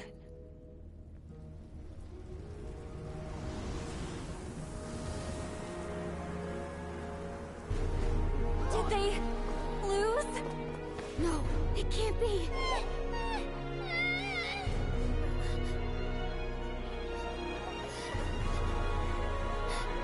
We are the inheritors of memory and legend. Those who grew alongside sun and wind. Those who forged our own destiny and future. That is Natlan's fire, the lifeblood of our nation!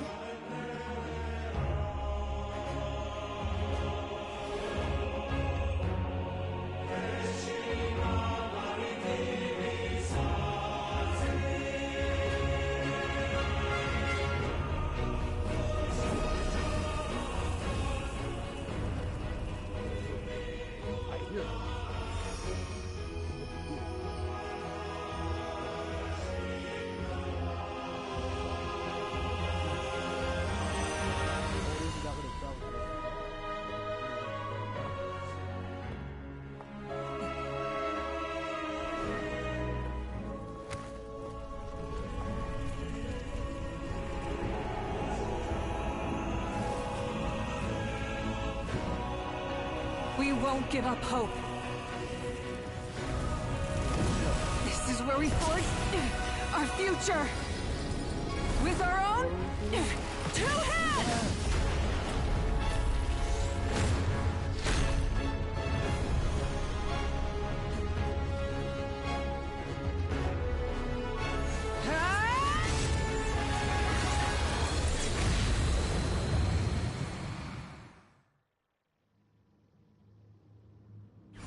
Even after one of my attacks, the blaze of hope still burned within you.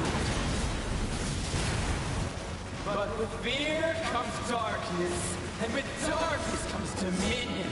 In darkness the world was born, and so it shall return.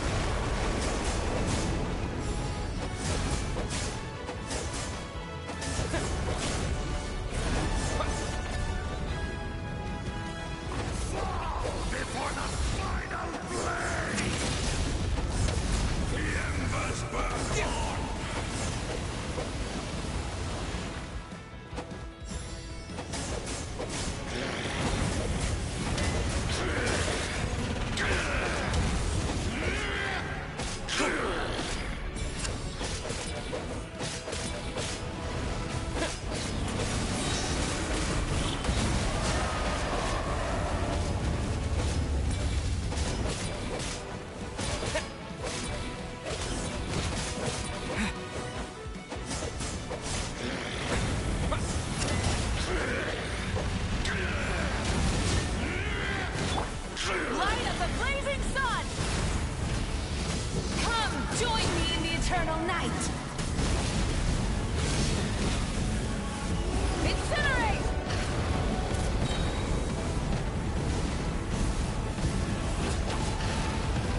At least you deserve suffering!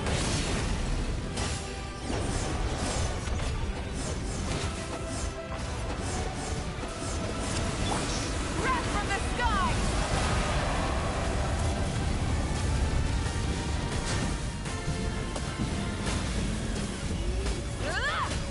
Become the servant of the earth. Kneel before me.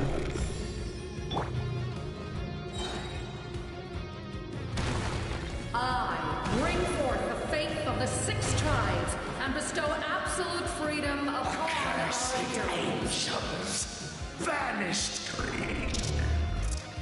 You should have long since been. We need to purify the totem poles.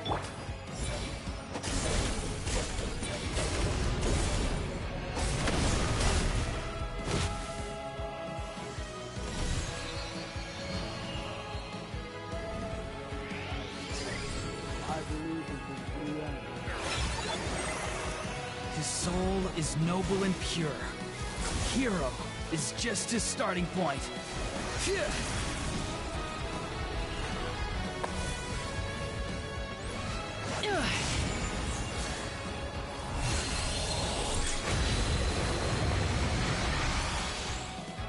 Why do you struggle when you are so weary? Why must you seek pain?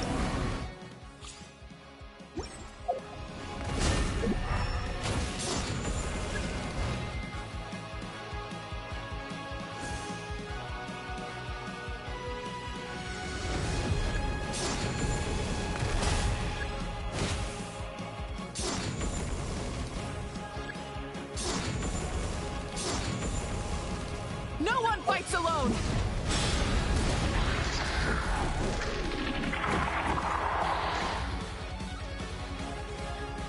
You toil in vain, and your blood is a worthless sacrifice. I ate some food. This is taking too long.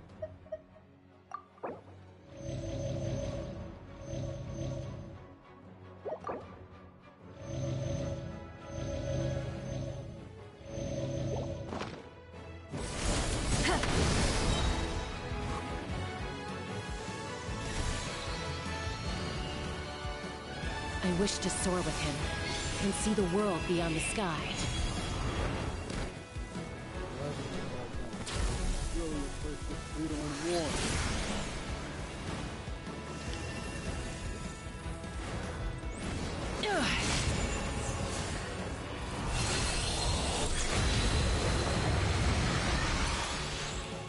You toil in vain, and your blood is a worthless sacrifice. Burn through the endless night! Curse you!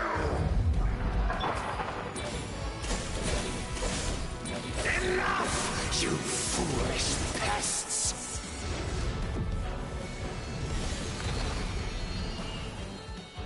I admire his wisdom. How he always lives in the moment. Being his friend makes me so happy!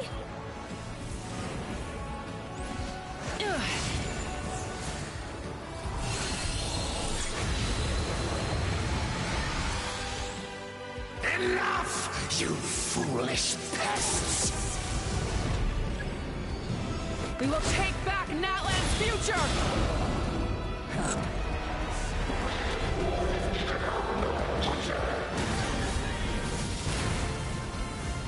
Every adventure can be stressful and scary. But with the Traveler around, there's always hope! There's no challenge too great! As long as we're together, we can do anything! We will never, ever, ever stop moving forward!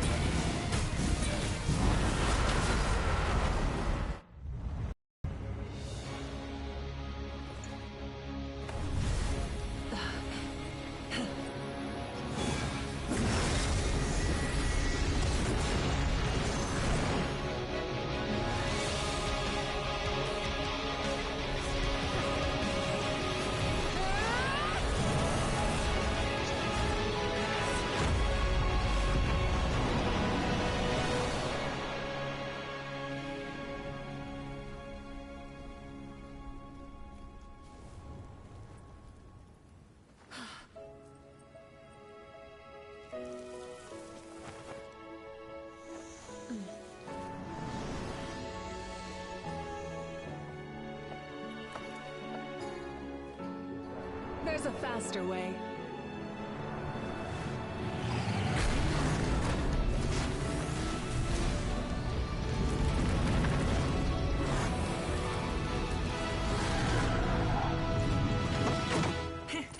Hop on!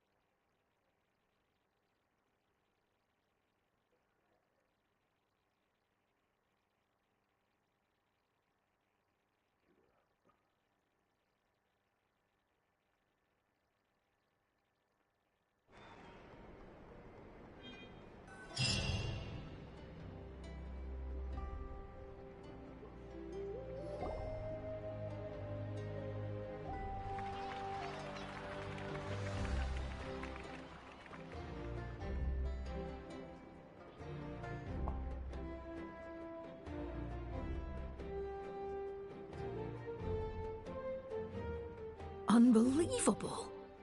No signs of abyssal corruption whatsoever. The same goes for the Pyro Archon. Well, in that case, just get some rest and enjoy your victory. That means there's officially nothing to worry about! You won! You actually won! Paimon knew you could do it! The Abyss is no match for you! You did it again, Traveler. Your strength is remarkable. And now Natlan is finally free from the flood of the Abyss. Welcome back, great hero. I can't wait to tell your story to everyone. We should record it on a woven scroll, too. That way your story will be preserved in my tribe for generations to come. I'm sure the grannies and gramps back home are already on it. Amazing job, Traveler. Becoming the first Outlander with an ancient name definitely makes you a legend. The Lord of the Night was right to place her trust in you. She chose the perfect name. The most important thing is that you made it back safe. Now I don't have to worry about the rescue plan. You came up with a rescue plan? Well, the Traveler already saved me once. So yeah, if things got risky down there, I was gonna charge in and rescue him.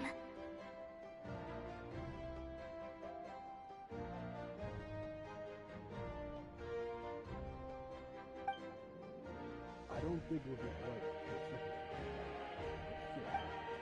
If something like that would I think no matter what it takes. Couldn't have said it better myself.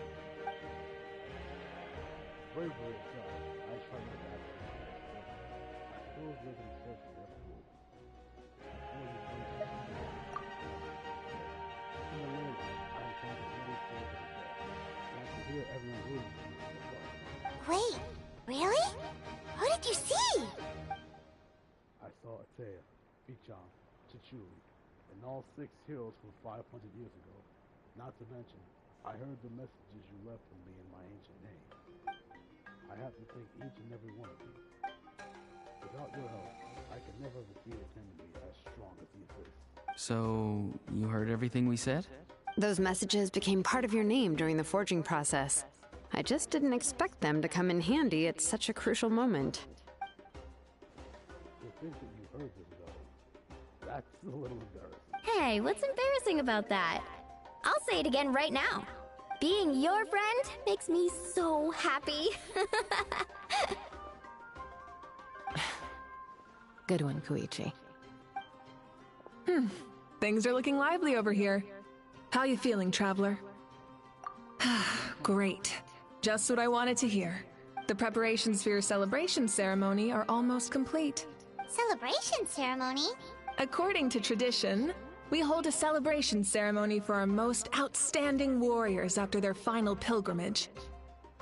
In most cases, outstanding means warriors who earned more than 20 victories in the Night Warden Wars. It's an exceedingly rare honor.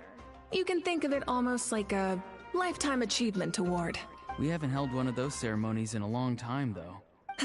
True, but given the Traveler's exceptional contribution to this victory, I think he's more than worthy of the honor.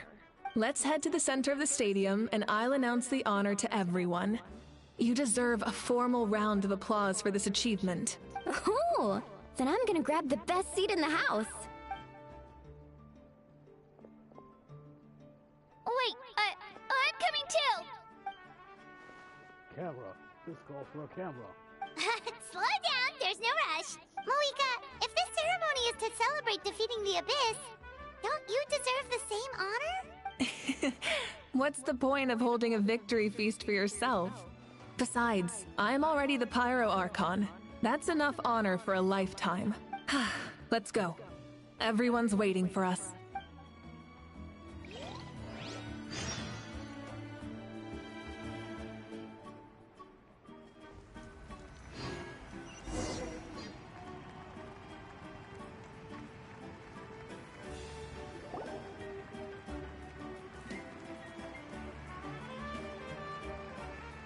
Today, Natlan's long struggle against the Abyss has met its end. Many fought for this day and gave their lives for this cause. We must not forget them or the heroic Outlander who lent us their aid. His ancient name, Tumaini, will be immortalized in the history of Natlan. From this point on, there will be no more Night Warden Wars, and I pray the Ode of Resurrection will never again need to bring back the Fallen. We fought for a singular purpose, peace. And now, it has been achieved. The funeral to commemorate the Fallen will be held on a later day. But in the meantime, our hero will embark on a parade of blessings. Let us send him off with a round of applause and show him the warmth and gratitude of our people. Yeah! Woohoo! All right! Go on. This is your moment. You should savor it. Now that the threat of the Abyss has been eliminated, we finally have a chance to restore the Night Kingdom. I'll take care of that first. Okay, we'll look forward to good news. Then you gotta figure out what to do with that. Just a moment, great hero. Before you set out on the parade of blessings, please accept these feathered accessories.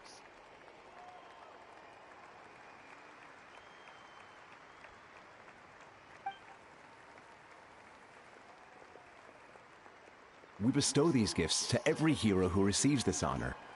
They are proof of your bravery and strength, and mark you as a role model for all in Natlan. Thank you for everything. Thank you for saving us from the Abyss.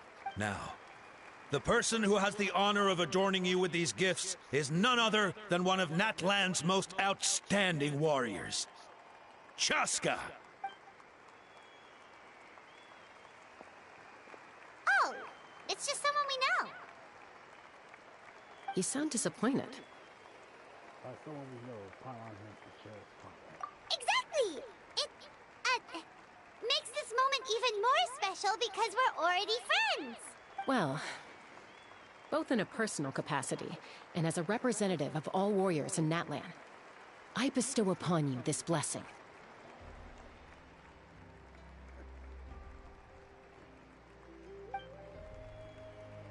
May your flame forever burn, pure and bright. With us by your side, you'll never fight alone. Time to embark on your parade of blessings.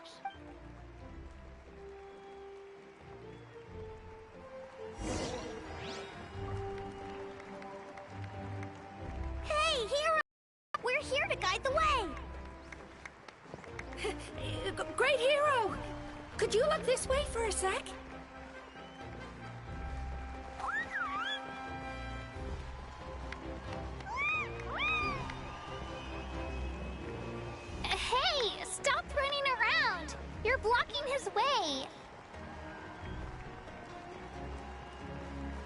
Go on.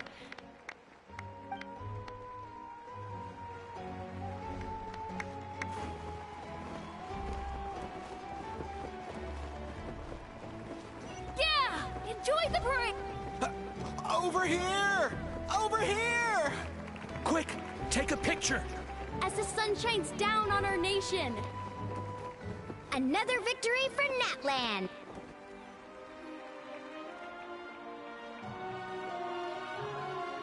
Great hero! Could I have a moment of your time? A lot of people here really look up to you and would love to get a picture or an autograph. You don't mind indulging them for a little bit, do you? Wow, look at all the people! They must have been waiting here for a long time. That doesn't sound like too much to ask, right, Traveler? That's right! The photo booth is this way and the autograph area is over there. The parade of blessings will continue in that direction. So head to the next area whenever you're ready. We'll be cheering for you.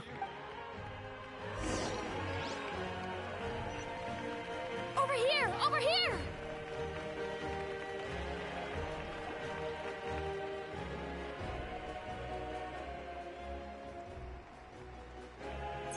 Yes, that's it. Thank you.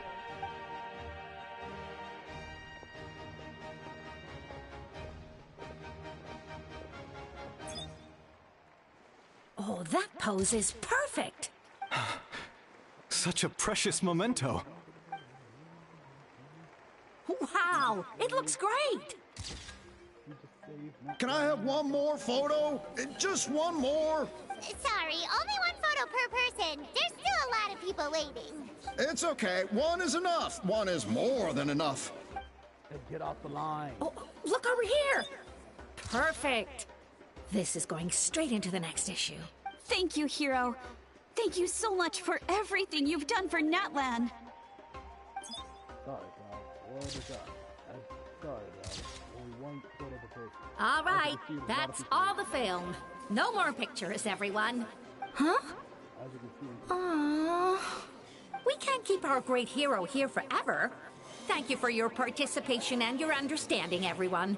Wow. Everyone's so enthusiastic.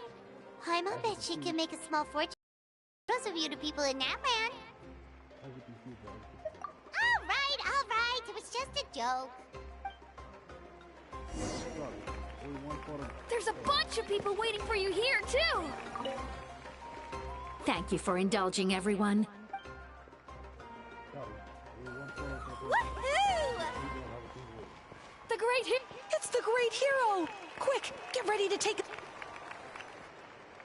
Line up, everyone. Single file, please. The hero will begin signing autographs. What game should I play? Come on.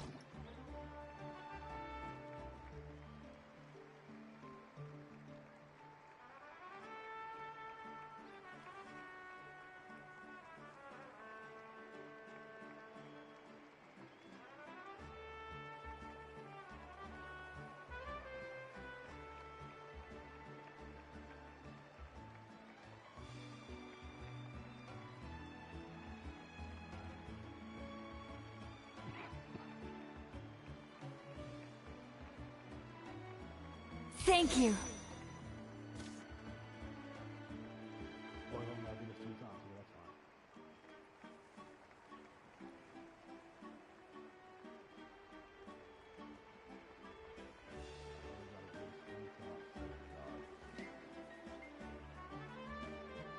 I'll treasure this for the rest of my life.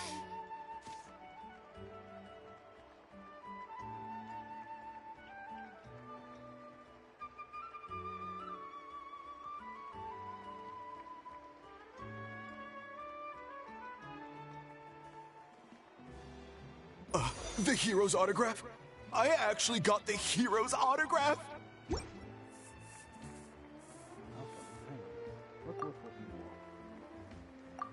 All right, last one. The great hero has a parade to finish. Thank you for taking the time to sign those autographs. We really appreciate it.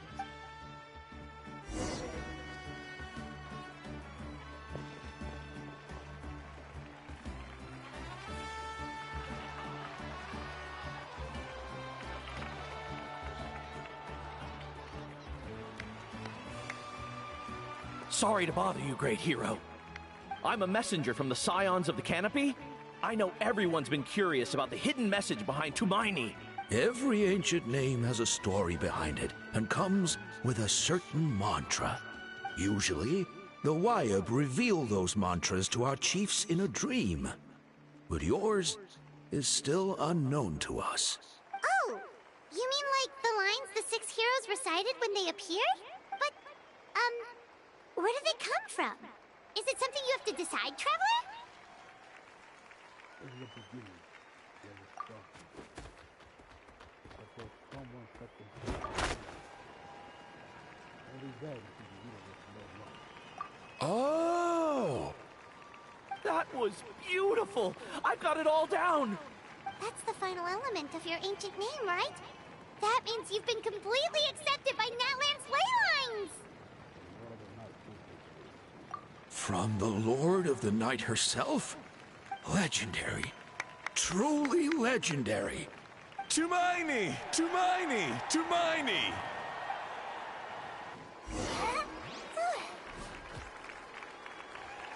Wow, you're here too! And you brought a bunch of friends!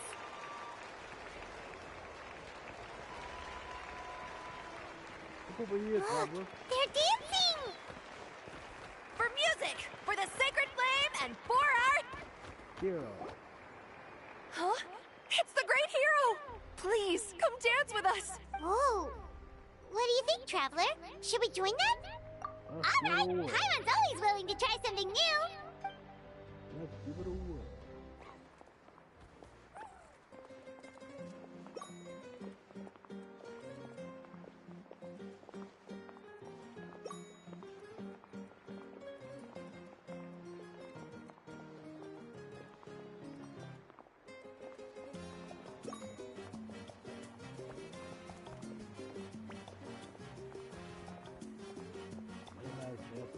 You cannot dance. Please stop trying, my guy.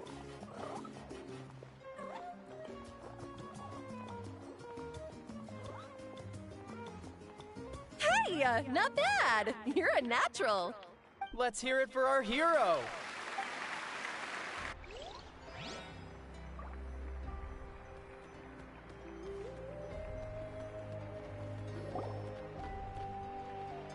We now arrive at the end of the Parade of Blessings. Let us offer the Traveler our blessings one more time and give him a resounding round of applause. Woohoo! Yeah! All right! Woo! That's a hero's welcome if Paimon ever saw one, Traveler! You deserve it, of course, considering the risk you took. Traveler, Paimon! Finally, I was looking everywhere for you. St. Molly! Why didn't you come to the parade? Never mind that. I have something important to tell you. Come with me. I went to revisit the revelations in my dreams as soon as you came back from battle. But I couldn't fall asleep just anywhere. I needed somewhere private. I didn't want anyone to overhear me sleep talk or watch me contort myself into some weird position. Anyway, that's not the important part. It's about Mawika's death. Her fate hasn't changed at all. What?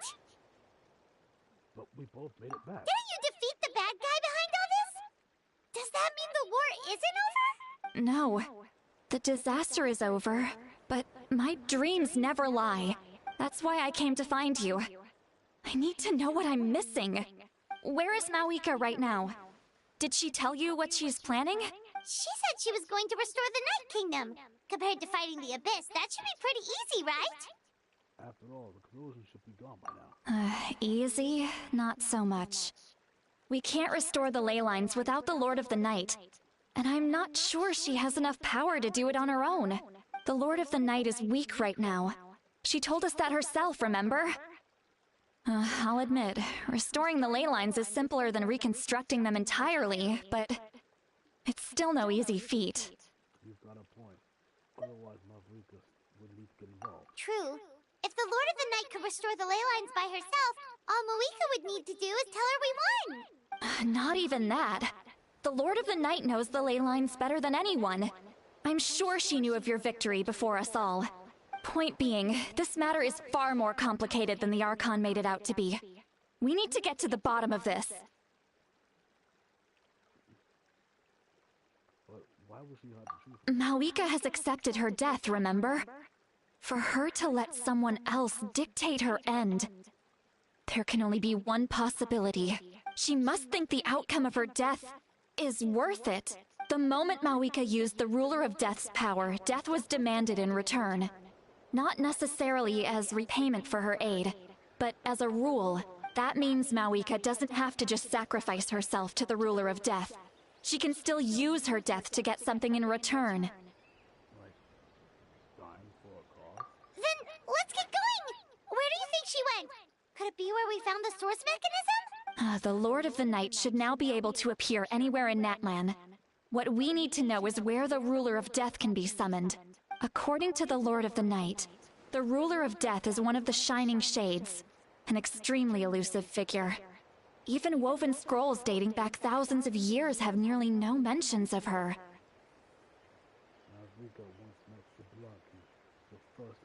Right! Xbalanque created the rules of Natlan by borrowing power from the Ruler of Death. That means he's met her before! Wait, do you think Xbalanque could have met the Ruler of Death in Cinder City? The one they call... Ochkanatlan? It's very likely. After all, Ochkanatlan was built on the site of a previous dragon city. It's known as the first city of the Pyro Archon. Alright, then let's head over right away! It's not easy to get there, so follow me. I'll take you.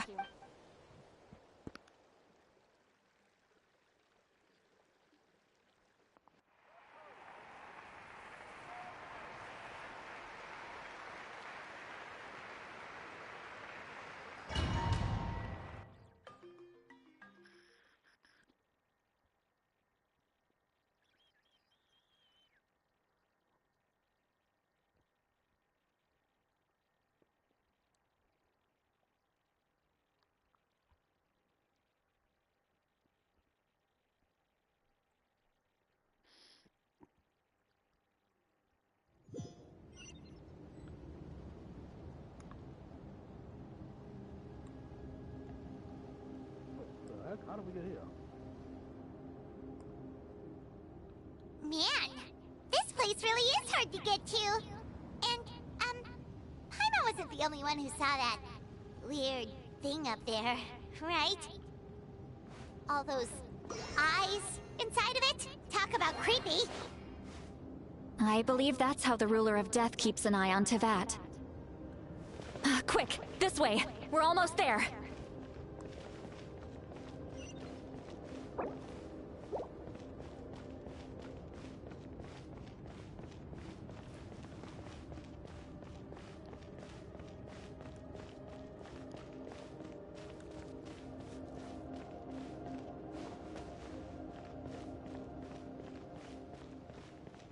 Look! It's Moika!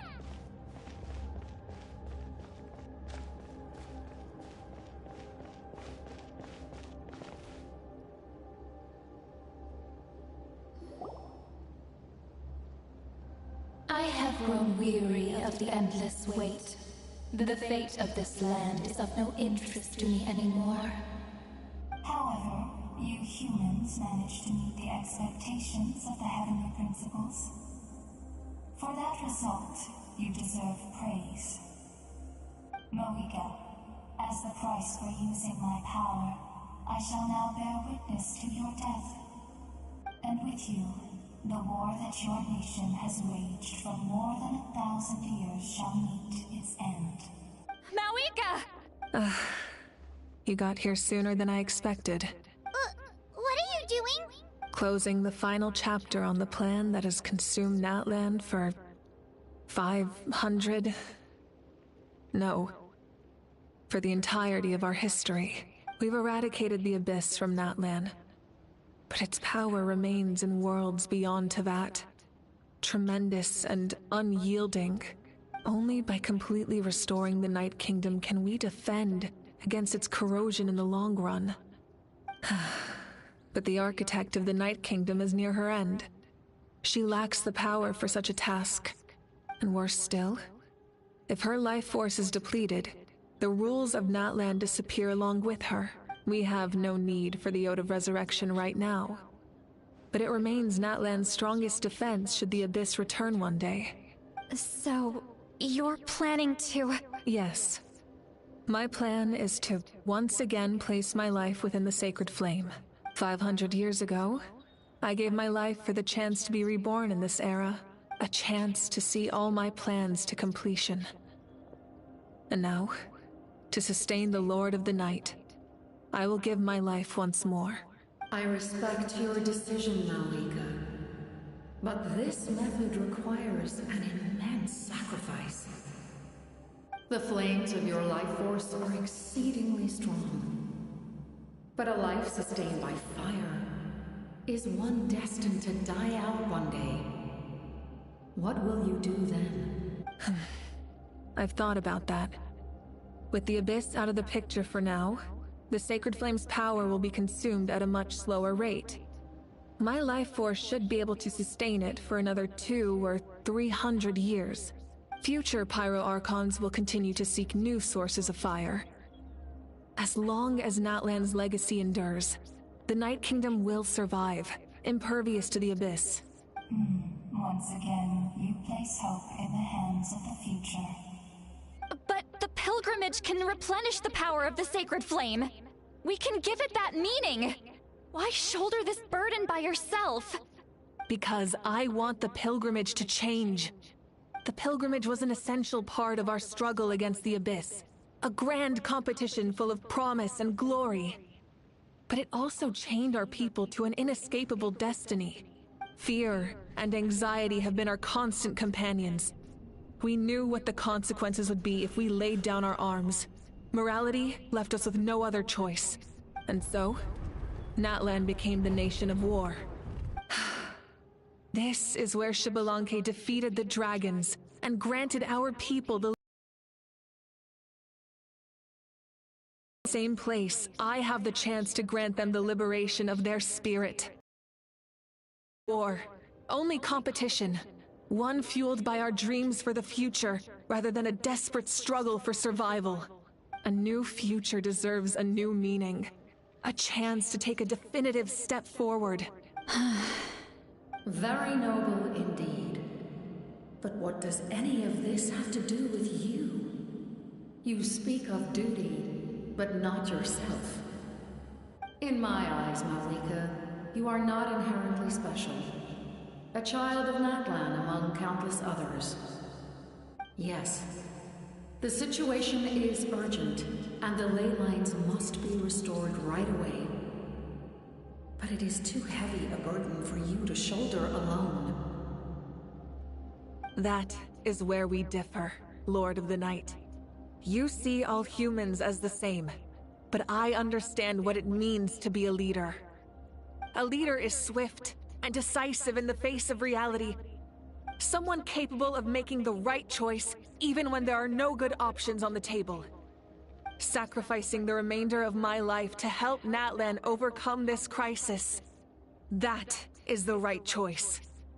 After all, leadership is built on the trust of ordinary people. Without them, there is no Archon. The people look to their leader to make the world a better place, and stand up for them when it counts. For that reason, I must see my duty through to the very end. But what about you, Malika? You still haven't talked about what you want. Is it that unimportant to you? It's not important, Citlali. There is nothing more important than protecting the future we built together. It's hard to argue with her logic. She probably knew we would be at the bit was to say in advance.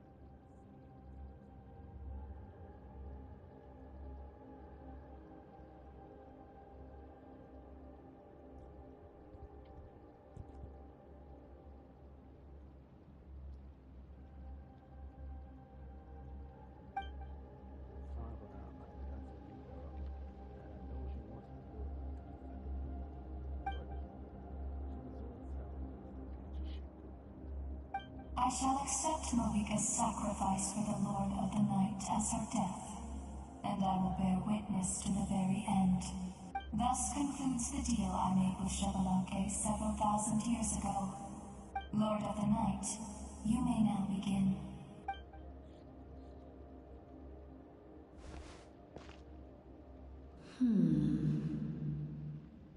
What are you waiting for? There is another who wishes to take part in the ceremony. And I cannot disregard their intentions. I must wait for them to arrive. Another? I was to bear witness to a death, and now the situation is increasingly tenuous.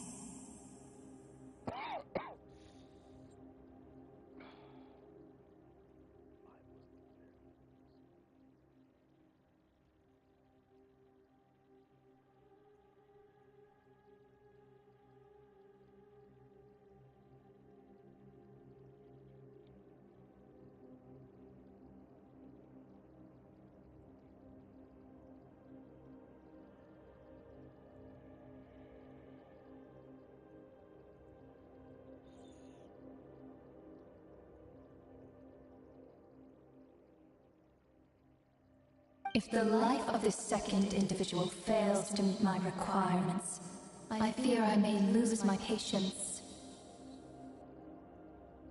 Rest assured, his life will hold equal value. I am the helper of humanity, and I must always place their demands first, no matter who the human may be. Cumbersome. But there is nothing to be done. Such is the duty of an angel. Wait, this feeling. We made it.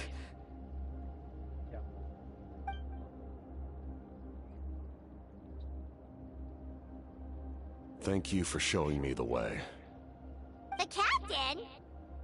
The other individual you mentioned. It was him? Indeed. Like you, he carries many lofty ideals. Marika, I understand how you feel. And if I were an ordinary mortal, I would have no reason to stop you. But like you, I've been waiting for this day for too long. And I can offer a better solution. You created this new future, and you deserve to guide its direction. Your life should not end here.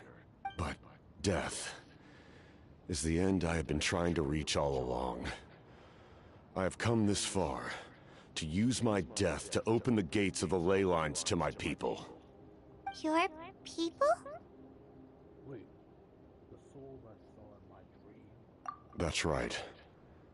They have been with me for the past 500 years. But how? Carrying that many souls within you? There's no way you could keep your consciousness intact. Besides, you weren't affected by the source mechanism like I was.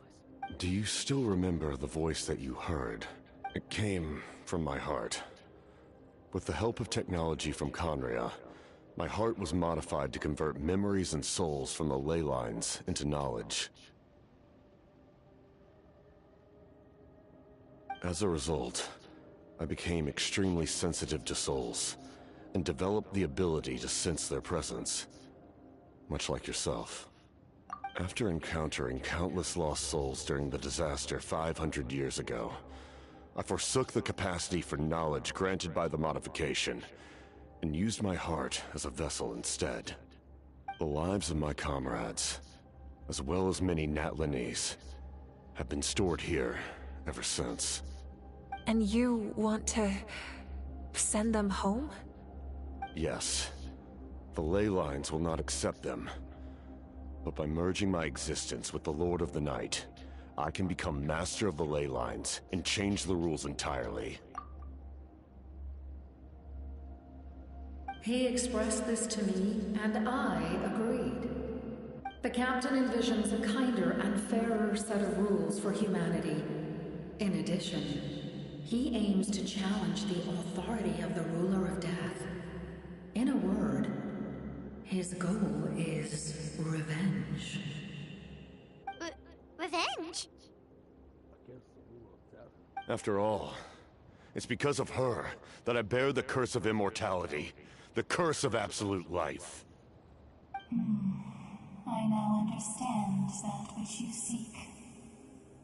Wait, so she's the one who cursed all pure-blooded Conrians with immortality, even though it was the 5 Sisters of Tevat that caused the cataclysm.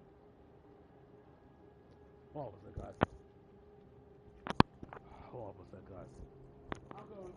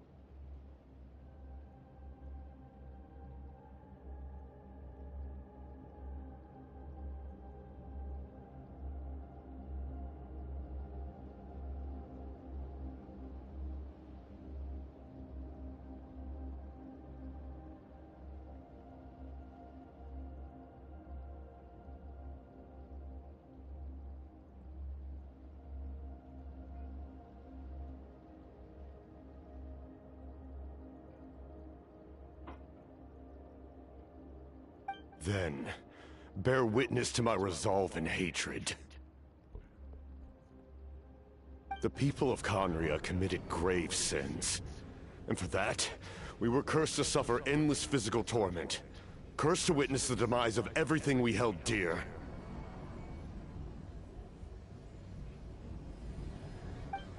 But most of us were innocent. Most of us knew nothing of the Five Sinners' exploitation of abyssal power. Myself included.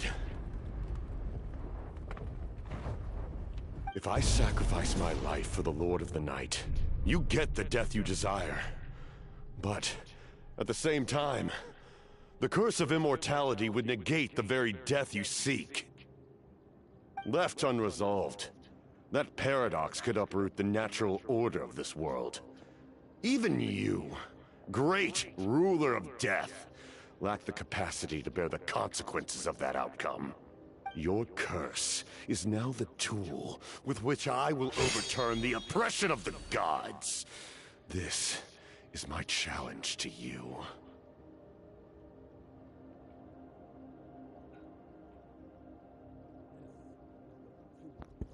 This is the Pt2's ultimate goal.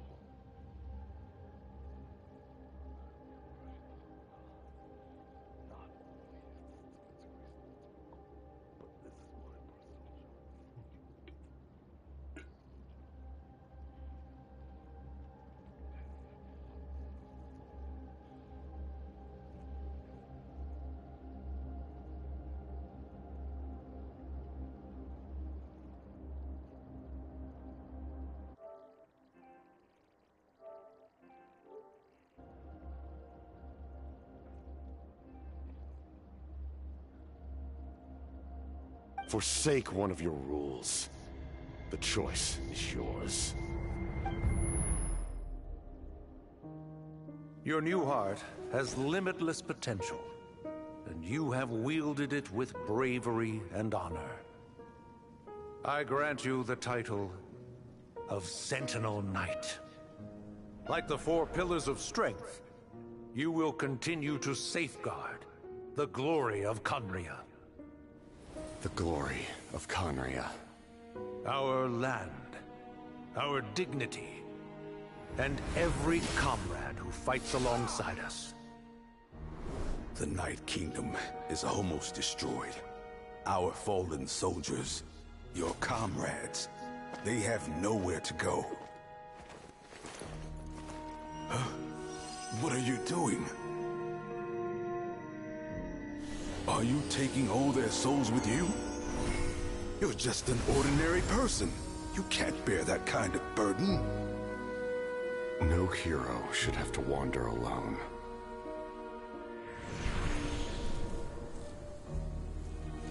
The curse of immortality. Using immortality to fight death. Using my rules against me. Make your choice. Reject your rules. Or allow me to trigger the paradox. The curse of immortality must stand. Use it to fulfill your final wish.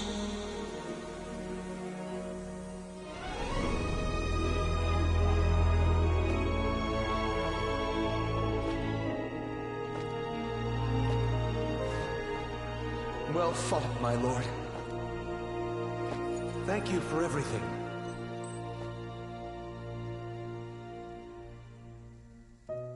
This time, let's go together. Yes. Let's go together.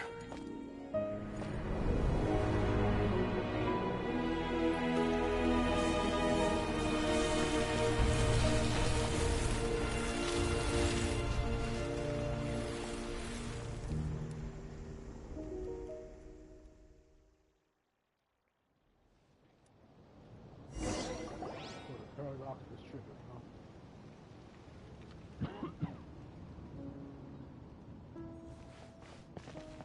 The captain, he... The curse of immortality still exists. Does that mean the captain will never move from this place? Lord of the Night, is the captain still with us?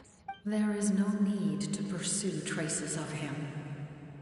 For those cursed with immortality, release from the mortal coil is the greatest form of peace.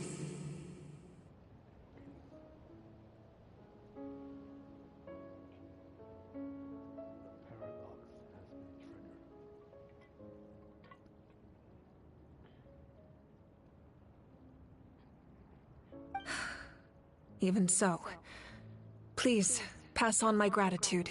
His long journey has finally come to a close. I suppose this is a happy ending for him. I cannot imagine how much pain he endured over the past 500 years. Or how much strength it took to never stray from his goal. There's something I've been trying to figure out. I don't think I ever saw him sleep. I tried to ask him about it on the way here, but he didn't answer. Just like always, he never talks about himself. It's probably due to the voices. When souls merge in a single being, their voices echo endlessly through the mind. Souls that retain memories of their death often scream and wail in despair. Considering the number of souls inside him, that effect would be even greater.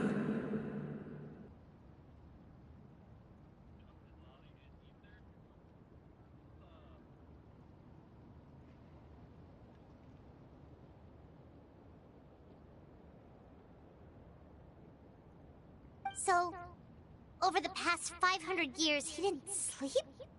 At all? No wonder things mess with us when we can't find you. Without experiencing the curse of immortality, we will never truly know his agony. But I can see why his hatred for the ruler of death was so strong.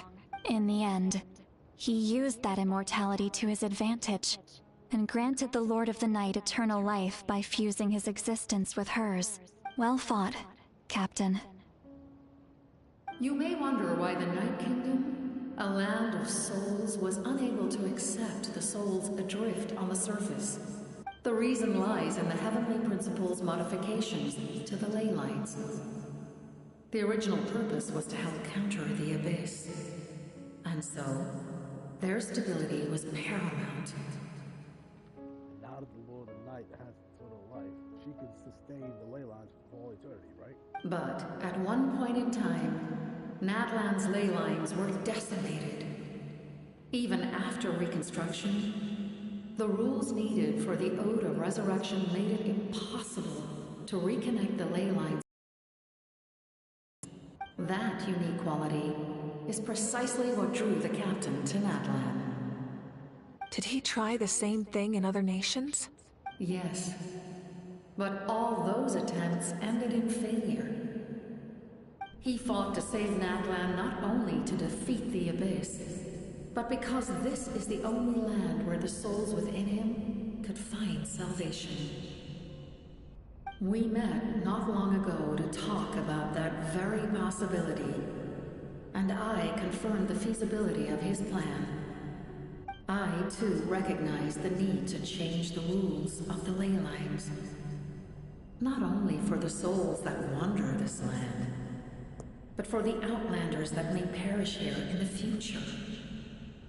In the eyes of the Heavenly Principles, that kind of change is extremely risky, if not impermissible. But, as an angel, I have a duty to serve humanity. Such is my mandate. Thank you for everything. Seedlali, when I gave you the Pilgrim's Chronicle, I said something rather pessimistic to you. Do you remember? How many years of life are enough? 10? 100? I thought it made no difference. But now, I have the chance to live forever. I am immensely grateful to humanity for this gift, and I am deeply sorry I thought so little of it in the past. You don't need to thank us. You bear a heavy responsibility.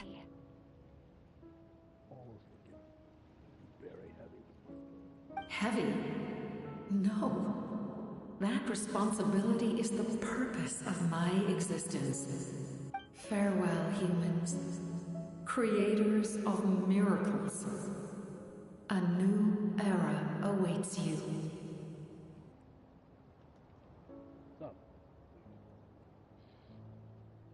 Looks like she returned to the Night Kingdom.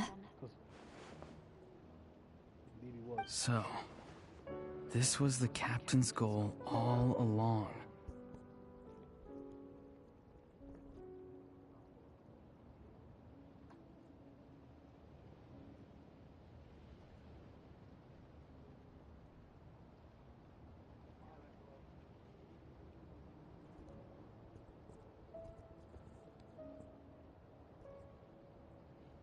He fought to the end for all those souls and challenged the rules of the world in the process. He was an outstanding warrior. He took on a burden that was meant for me and even brought about a better outcome. It would seem I lost this duel.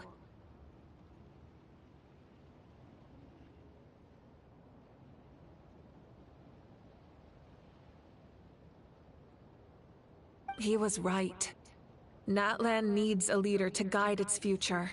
If not a successor, then that responsibility will continue to be mine to bear. But for now, let us pay our final respects to this fallen hero.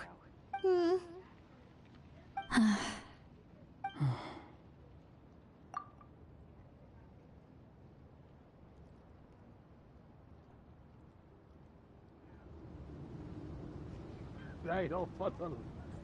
Daddy, don't fuck the dog. Fuck, that's crazy. Daddy, don't front Macy's wife. That's crazy to say.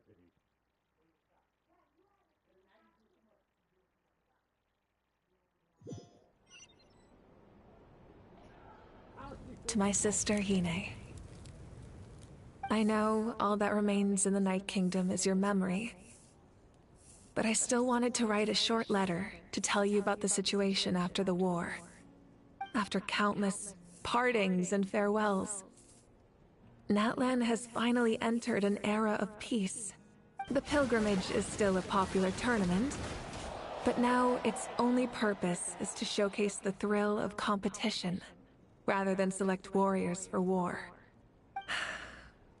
Our cultural legacy is not rooted in our suffering. In this era of peace, Natlan's fire will burn brighter than ever.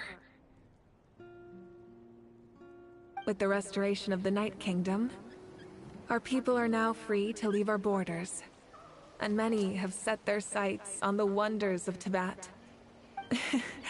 I'm sure many exciting and eye-opening adventures await them.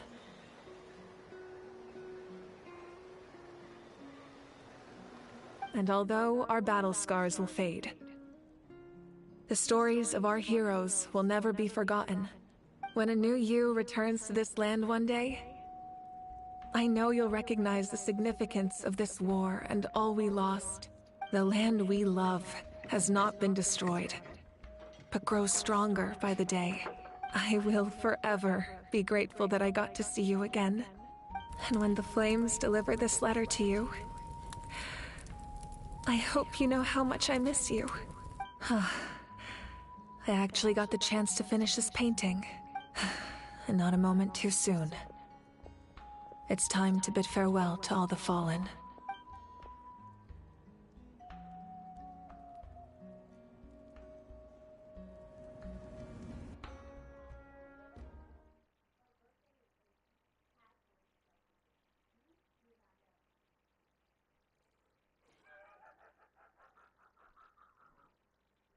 That is just mean, Deja.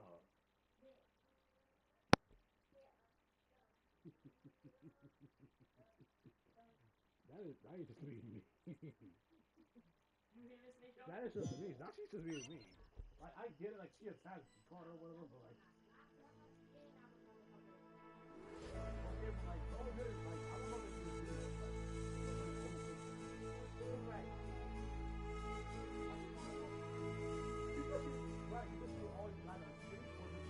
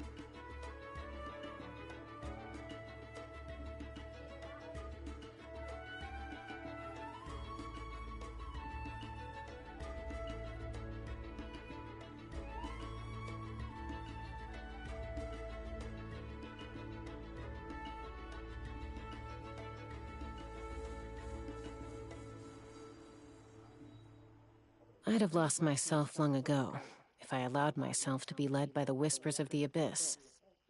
Surviving is tough, but taming the beast within is tougher.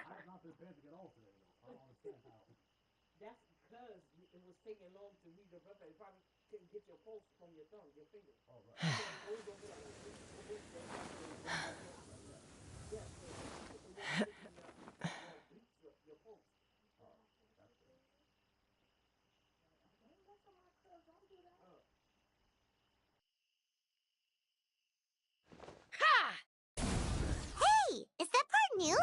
Paimon's never seen it before.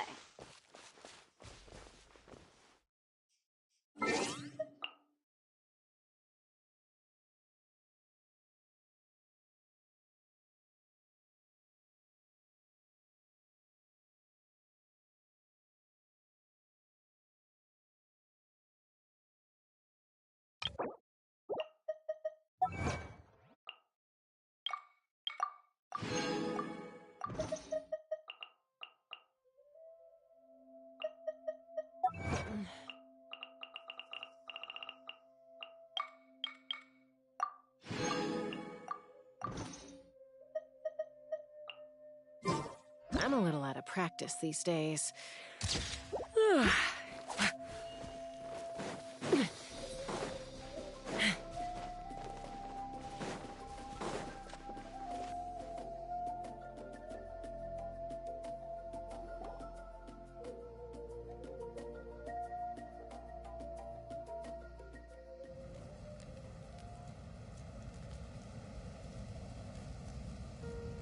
We are gathered here today to bid farewell to all who lost their lives in this war. This struggle has caused us profound pain and brought us face to face with loneliness and loss. But through it all, our bravery and resolve never wavered, and we never lost sight of victory. Even the tiniest of sparks can unite to become a blazing fire. They lit our way forward and showed us the path to victory. When our homeland is revived and life blooms again, they will return to us with the first rain of spring. It is just as our poem describes. We are the inheritors of memory and legend. Those who grew alongside sun and wind. Those who forged our own destiny and future. That is Natlan's fire, the lifeblood of our nation. The fallen are never truly lost to us. We will be reunited one day. And as we create new legends and write new poems in honor of our beloved homeland, they will always be with us. Their deeds immortalized in our memory, and their names immortalized in stone. This epic will be remembered in the actions of every valiant warrior and brave Saurian, all equally important and indispensable. I would also like to take the time to recognize a Pt2 harbinger, who sacrificed his life for our cause. He was a warrior from Conria, who helped defend our nation 500 years ago, a man who used his own heart as refuge for the souls of the fallen. For the chance to offer them a final resting place, he chose to fight with us once again. In the end, he fulfilled his wish and returned the souls to the ley lines. By turning his curse into a weapon, he defeated his fated foe and protected me in the process.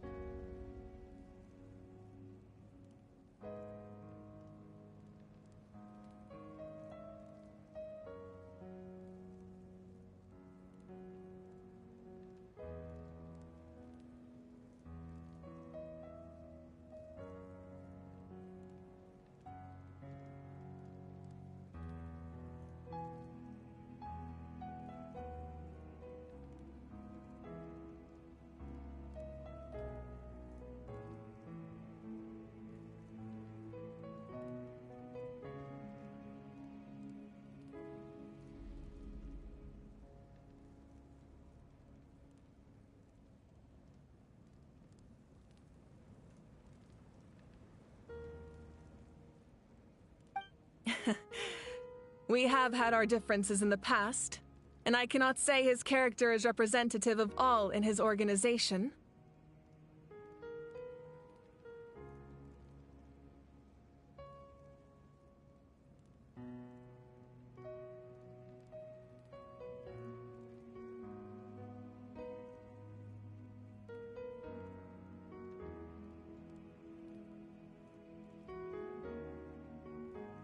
But on this occasion, we honor him as one of our own. In Natlan, all heroes are worthy of celebration.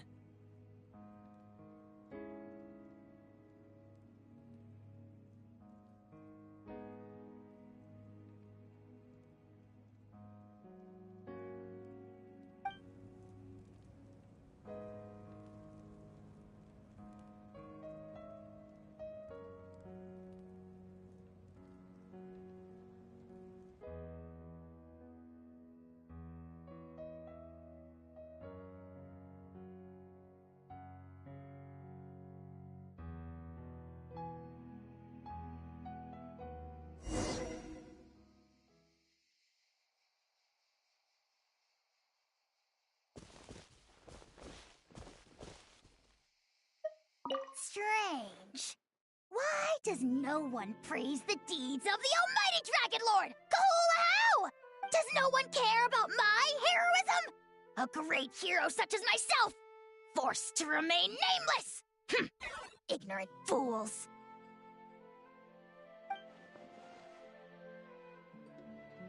Well. A compliment. After all these years. It's about time you knew your place, lowly servant. Hey! Why are you glaring at me? Oof.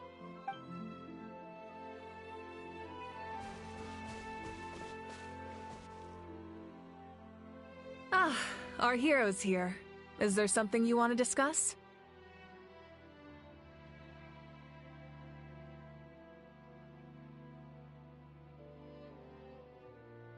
The forces of the Abyss have always sought to corrode Teyvat. The ley lines were created by the Heavenly Principles, and it's only with their protection that Teyvat is able to nurture all forms of life. If the Abyss had free reign, this world would become a living hell. We saw that for ourselves.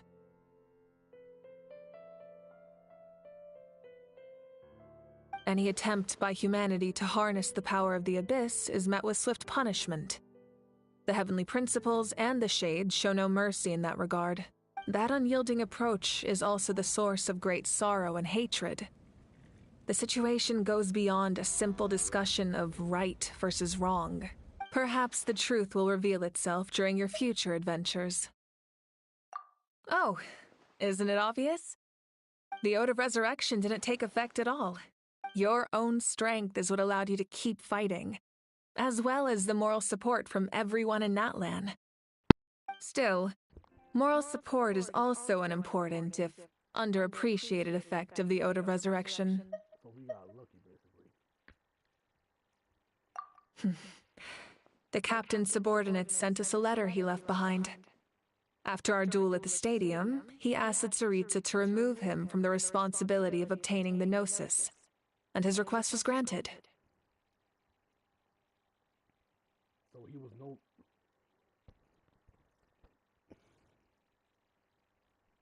So he was no longer tasked with obtaining the Gnosis. The captain respected the outcome of that match, and refused to violate his principles. But, since this is the final Gnosis, I doubt that Tsaritsa will let the situation stand. Perhaps a replacement Harbinger will be sent here soon. I'll make sure to be prepared. I bet that replacement Harbinger will be Alakido, because she just got a banner in phase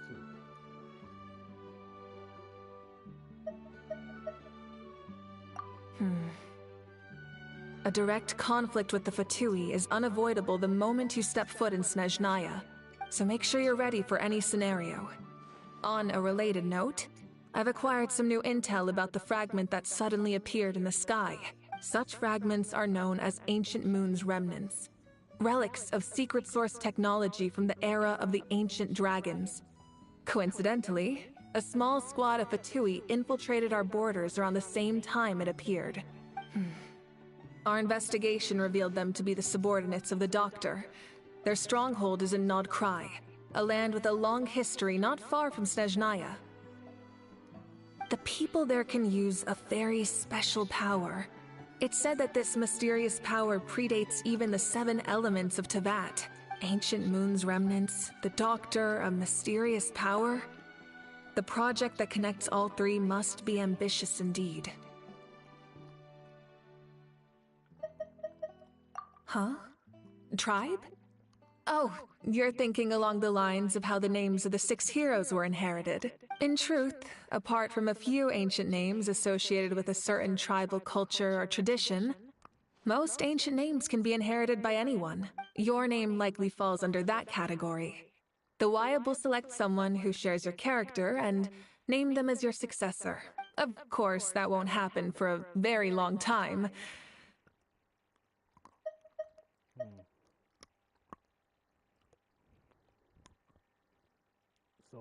So the Doctor will most likely be sent here to get the last Gnosis.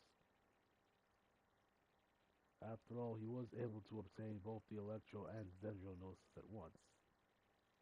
But that's mainly only because Scaramouche had stolen the Electro, well, not stolen, but made a deal with Yaimiko to take the Electro Gnosis. Then he wandered out the Samara with it, and after he was defeated, he made a deal with Nahida to get both Gnosis in exchange for knowledge about some false sky or whatever it was. I forgot how that went, but yeah. And yeah, so it seems like the Doctor will be sent here to replace the Captain as far as getting Gnosis goes.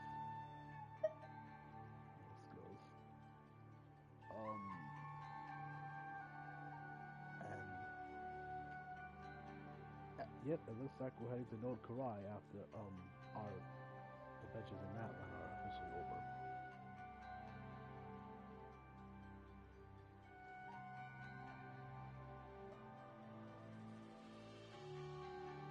And the people of Nod Krai have some sort of power that is older than the 7 elements. And the Doctor is looking for remnants of the ancient dragons or something like that. The long journey of the Pyro Archon has now come to an end. Together, we overcame darkness and death to accomplish something truly remarkable. As we celebrate your glory, allow me to thank you once again. This time, just as Mawika. Thank you for the respect, understanding, and support every step of the way. It was my honor.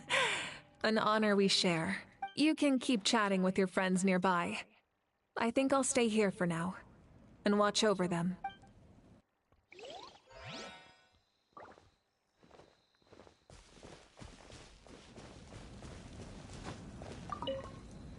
When I was little, my father told me about Thrain, the Sentinel Knight, an outlander who once fought alongside the warriors of Natlan. He was brave, fearless, and deeply respected by his men. I always wished I could go back in time and see him in action. I never thought that, in my lifetime, another outlander would fight to save this land, or that I would get the chance to fight by their side. I will treasure this honor for the rest of my life. Just like the Archon said, we can now proudly tell our children that this war is a thing of the past. It's a new chapter for all of us. We will never forget your contribution. And Natlan will always be with you. May the sacred flame protect you in all the journeys to come.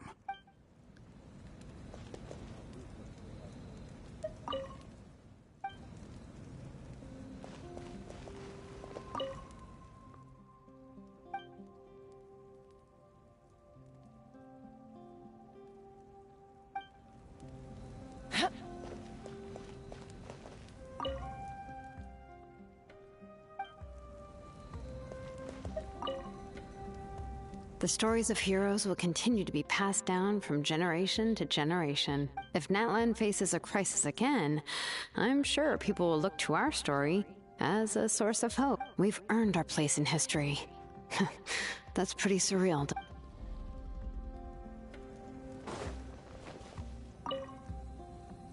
I knew about the captain's immense strength, but I never expected him to have such a strong sense of honor.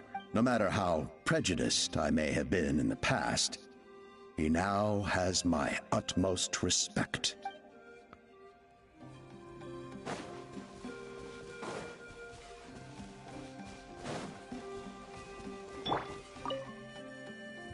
After you got back, you mentioned you saw Koichi in the Night Kingdom. So, she helped you then? Good. I'm sure that made her happy. It's alright. I don't think she's going to come see me. She's probably sick of nagging her older sister. Still, thank you for telling me. Natlan has a bright future because of you. And I have a chance to make up for my regrets.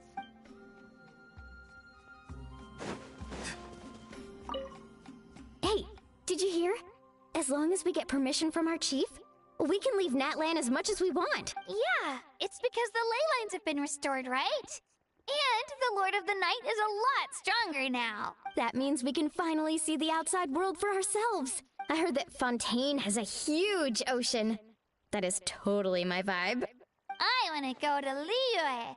The mountains are supposed to be super tall. Sounds like the makings of a great vacation. Let's start planning. But first, we all promised we would go to the hot springs together.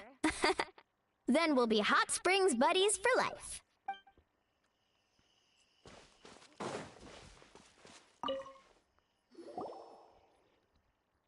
Muscles grow stronger through periods of strain, and people work the same way. Even though the crisis is over, we will still band together for the sake of a new future. Oh, and you should really cover the cliff of the flooding sometime. Especially you, Paimon. Your nutrition plan is already set. Okay, so you can help Paimon get stronger, right? If something like this happens again, Paimon wants to fight by the Traveler's side. Of course. You've got serious potential.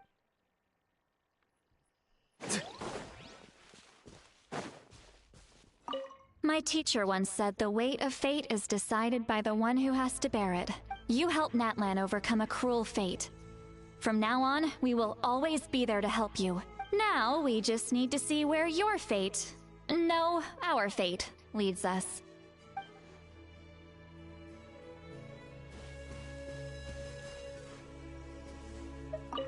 When Guthred's soul possessed my body, all I saw was a dark abyss. The captain carried countless souls within him. It must have taken so much strength to live like that for hundreds of years. For us, his death is something sad. But for him, maybe it finally allowed him to be at peace.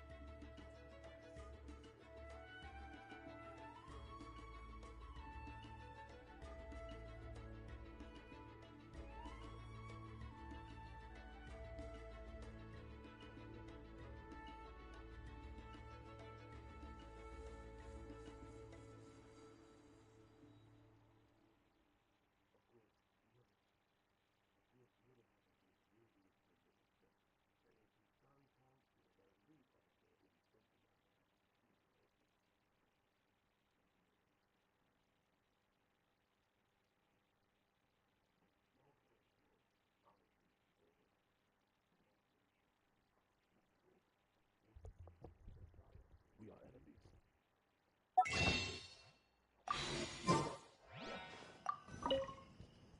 My lord, you will forever serve as an example for all your soldiers.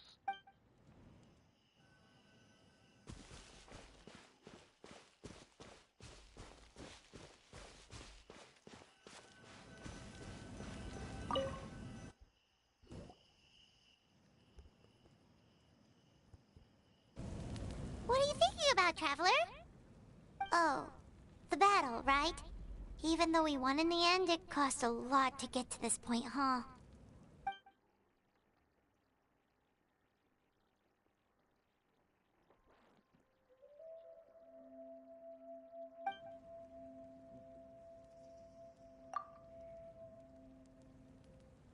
wages for them.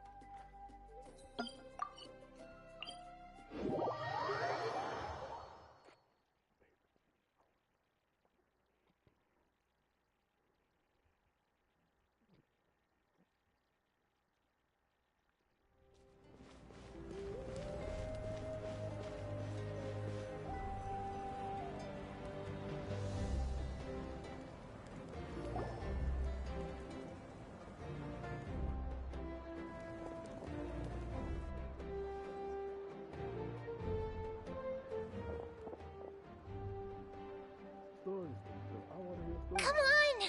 Tell us! Tell... Well, you kids don't miss a beat, do you? All right. You can be the first audience for this new tale. Let me know what you think. Now, where to begin? Want to stop and listen to the story? Sounds pretty fun!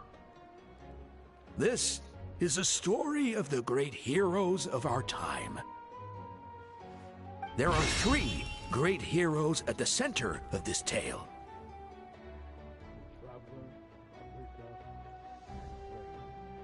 The first is an outlander known as the Traveler, a warrior of great strength, completely immune to the power of the Abyss.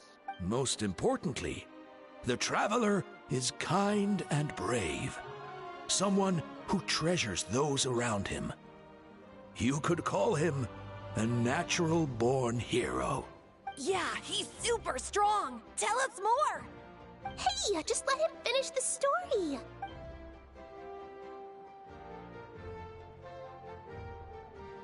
The man telling the story keeps looking this way, Traveler.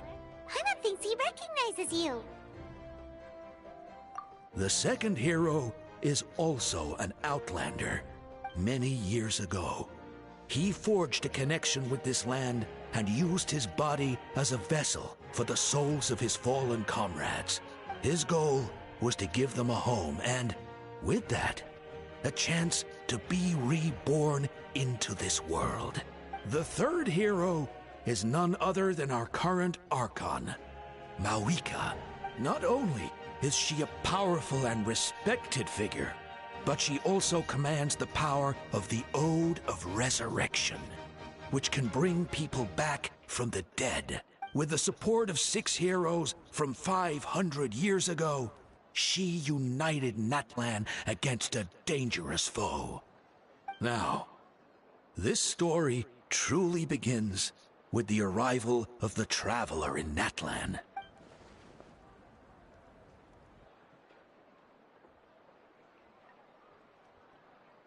Under his guidance, Kachina performed exceptionally well in the pilgrimage and earned her chance at the Night Warden Wars.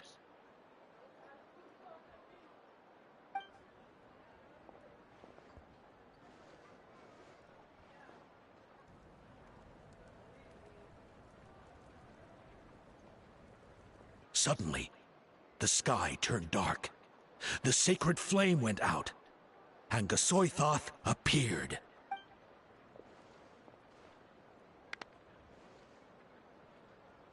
Everyone gathered at the stadium and sang the Ode of Resurrection together to send their support to the furthest corner of the Night Kingdom. Hermione became known by all, and everyone began reciting the words that defined its message. In the beginning, there was darkness, until someone set themselves aflame. Only then did the universe know light. Anyway, the dust has now settled, and Natlan has entered a new era of peace. The Traveler fought for life. The Captain fought for death. and our Archon, Mawika, created a bridge between them. Wow!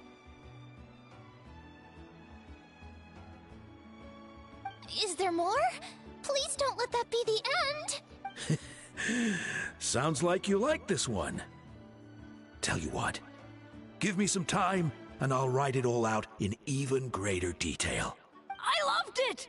This is the best story ever! Yeah, and Tumaini is the coolest ancient name. I get to be Tumaini today, okay, guys? Hey, it's supposed to be my turn! No, it's my turn! No, it's my turn! I get to be Tumaini today! So, no one wants to be the Pyro Archon anymore? Sounds fun! What do you say, Traveler? Wanna let Paimon be Tumaini for the day? Alrighty then! Let's go, Paimon! A new adventure awaits!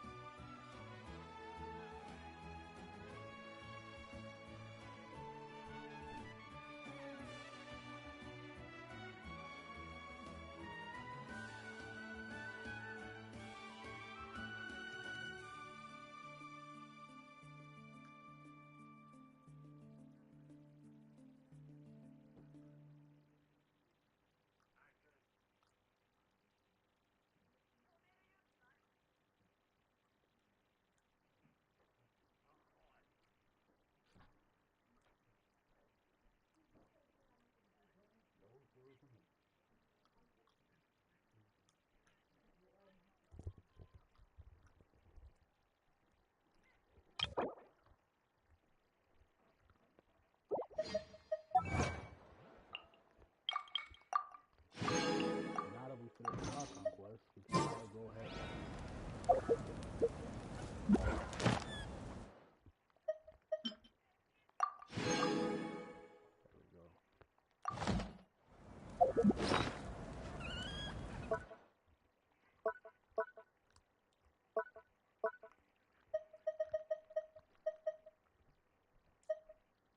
I actually use these now because I have the fire.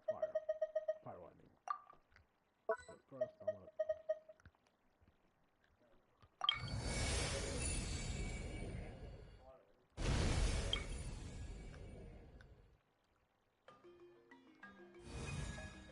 Thank you for the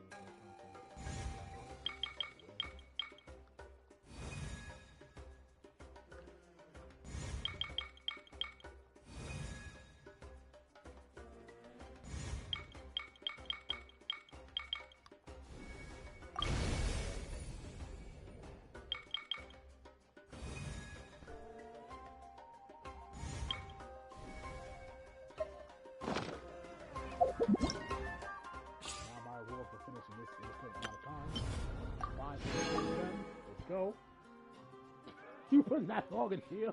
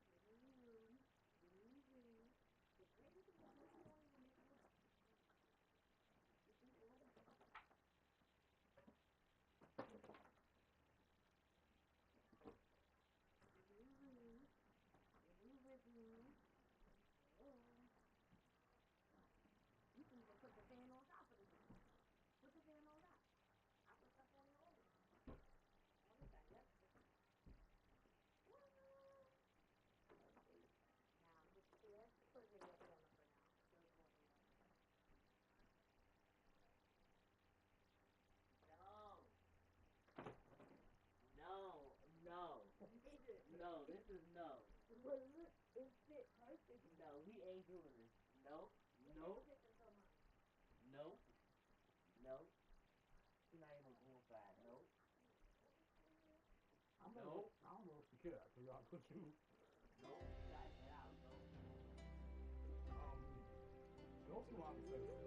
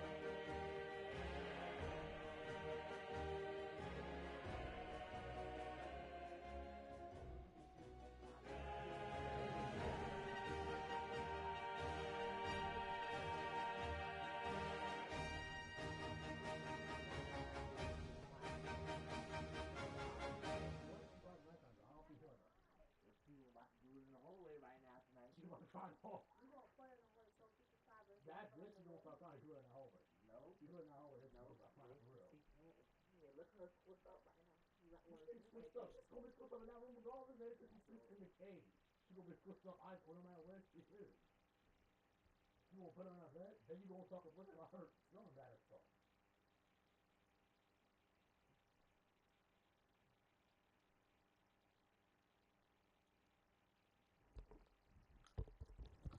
Sorry about that, guys. I'm gonna be in and out for a bit. Like, I'm dealing with a situation right now. That's honestly could have hit you, but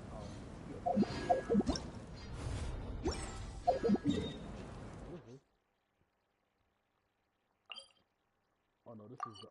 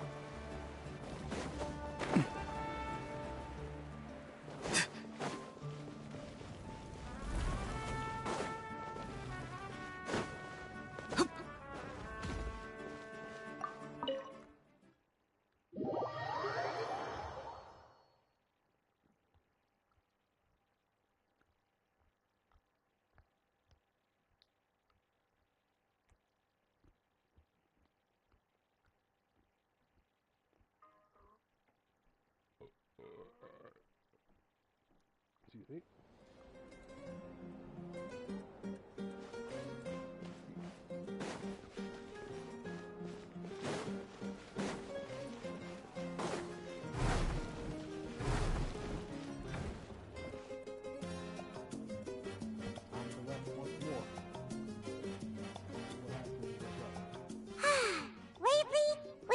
sleeping well and eating even better. Now this is the life. Exactly! Look, Paimon's tummy is so stuffed. It's all round and plump now. And now it's time for some rest.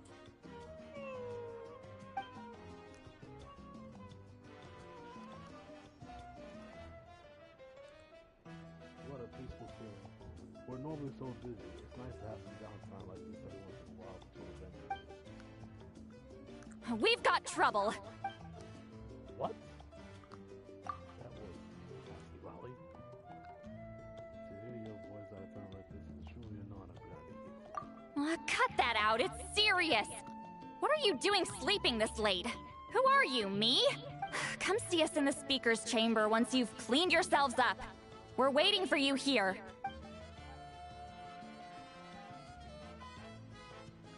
Want to sleep again?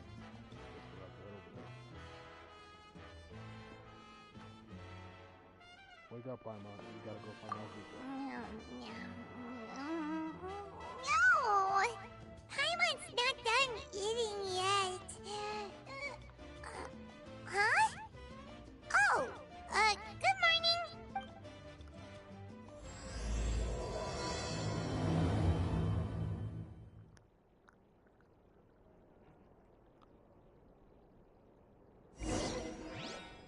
Jesus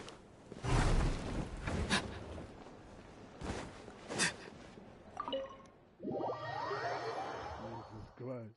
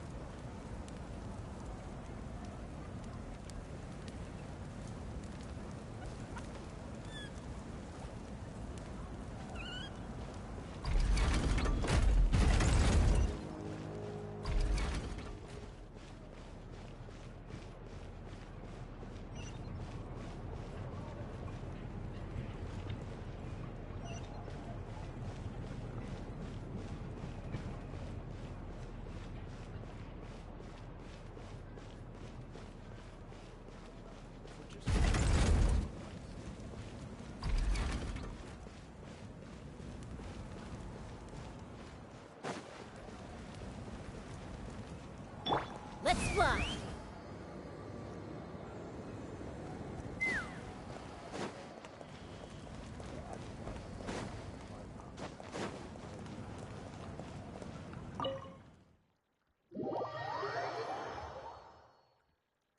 But regardless,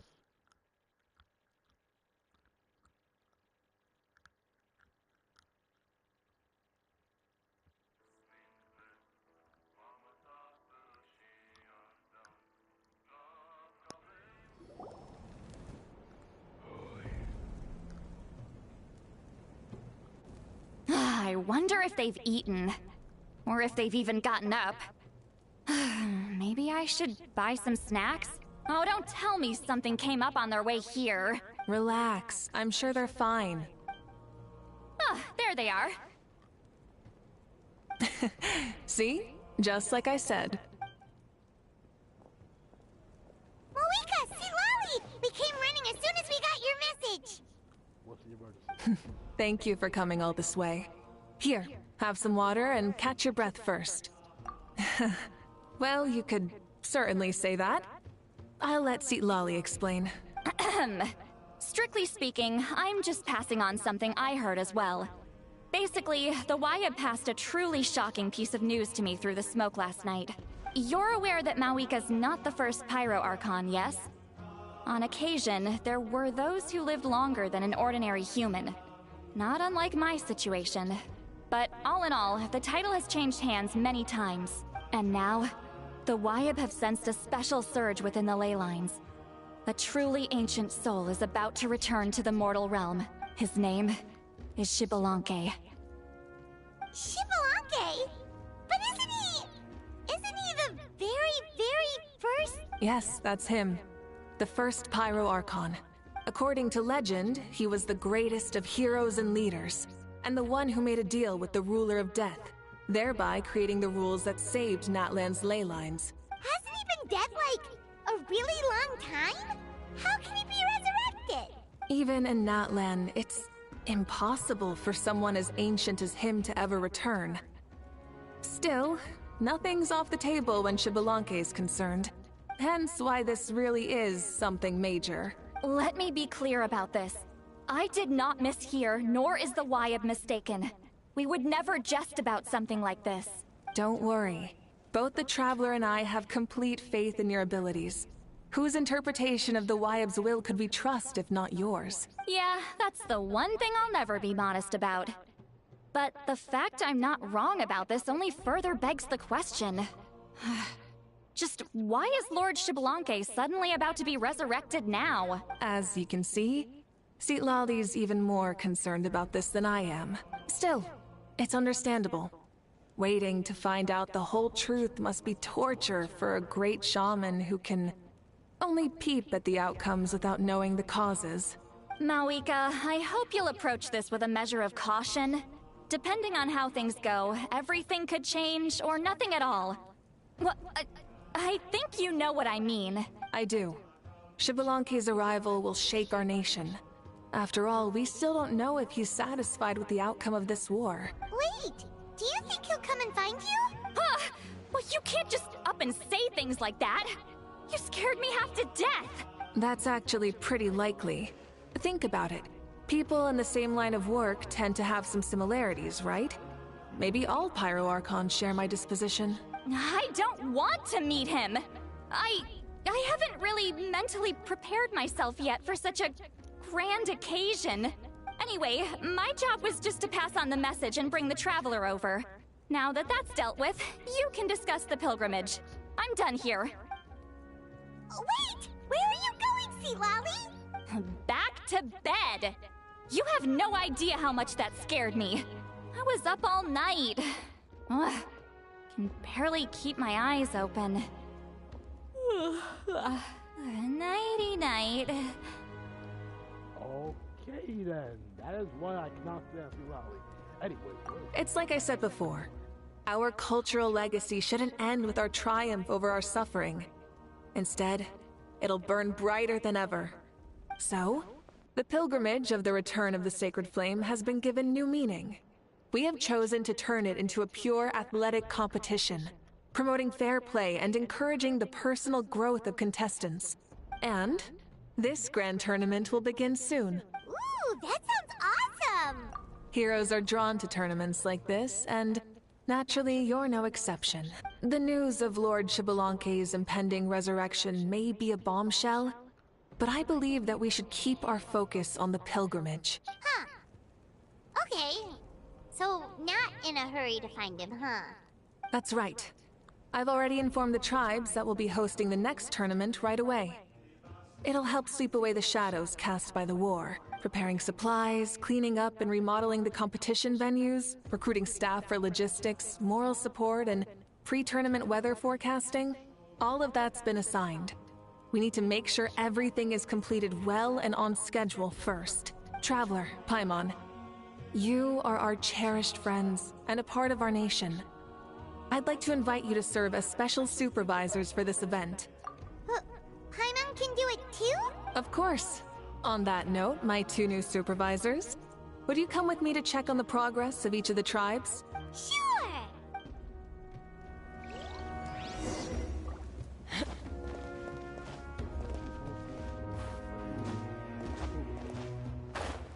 No hurry to find Spelunky, which I feel is more important.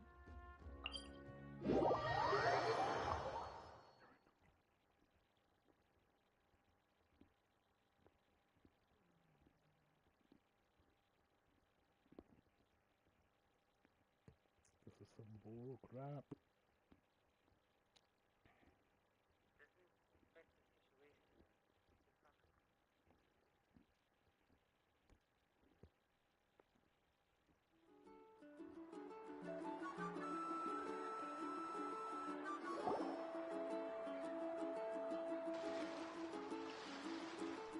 We're here! This is our first stop!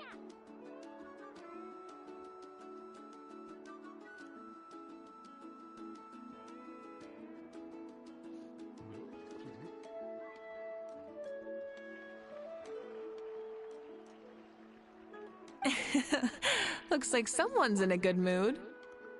Of course!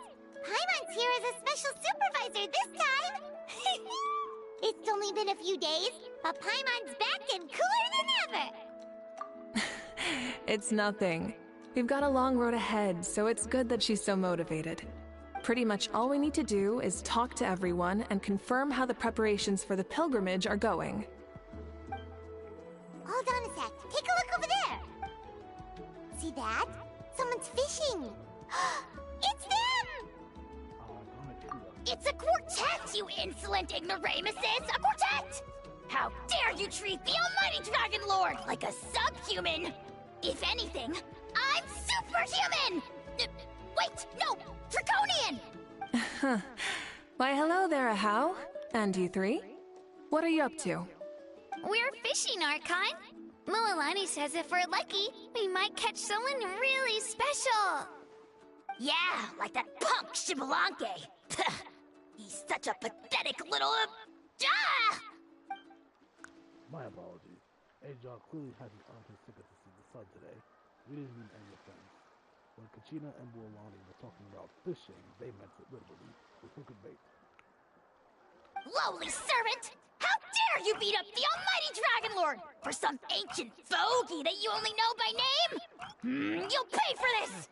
I'll start with some chili in your water skin. Ah, so you've heard about his impending return. Did Citlali mention that to you? We ran into her on the road not too long ago. She seemed to be falling asleep setting up, and kept mumbling about something. Oh no! Why is Shibalanke coming back now? Did we screw something up? We couldn't have, right? But what else could have alarmed him so much? Wow, that sounds just like her. And now that you're done, scram! To be honest, it's been bothering me quite a lot. Under normal circumstances, it shouldn't be possible for us to meet Lord Shibalanke, right? So, does this mean something's wrong? As you can see, there are many people who are thinking along the same lines. I believe that... Hey! We've got a bite! Help! Help! Something's pulling on me! It's what's going to save your life! Are you having leg cramps? Help! Hold your breath for now! We'll get you out right away!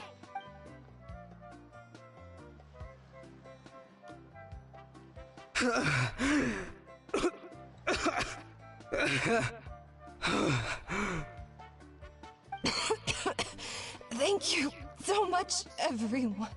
Wait, why is her Archon here too?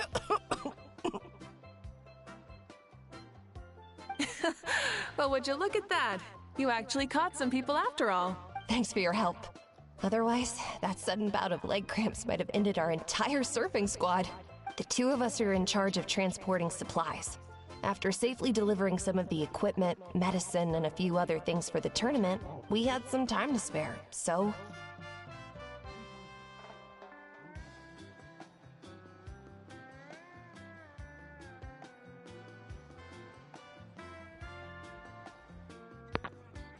Didn't warm up before going into the water, did ya? Thank you. Thank you so much. We'll, leave you to it then. We'll never forget how you saved us. We know you're busy though, so no need to worry about us. We'll see you around. Well, you gotta give it to Mualani. When she wants something to happen, then it just happens. Then it won't be long before she reels in Shipalonke himself. Now that'll be a wonder of wonders. I was just thinking, what if he enjoyed swimming like the rest of us? It's easy enough for anyone who loves the water to end up here, so might as well give it a try. It'd be a great chance to say hi to him. I used some commemorative badges for the stadium as a special bait.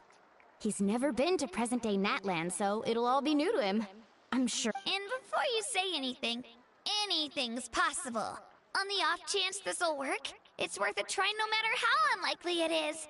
As you can see, the power of friendship sustains their faith in this story. Well, what about you then? Given your personality, isn't your continued presence a testament to the power of friendship too? Ha! She saw right through you, my foolish lackey. Silly, naive child. Now, witness the scorn of Kahula Hat! Ow! Picking up where we left off before, Sulali never makes mistakes to get into this. So I believe that it would be best for you to meet with Lord Shimon. That would clear any unnecessary situation. Thanks. I'll keep that in mind. But for now, what I need to do is check on the status of the preparations for the upcoming pilgrimage.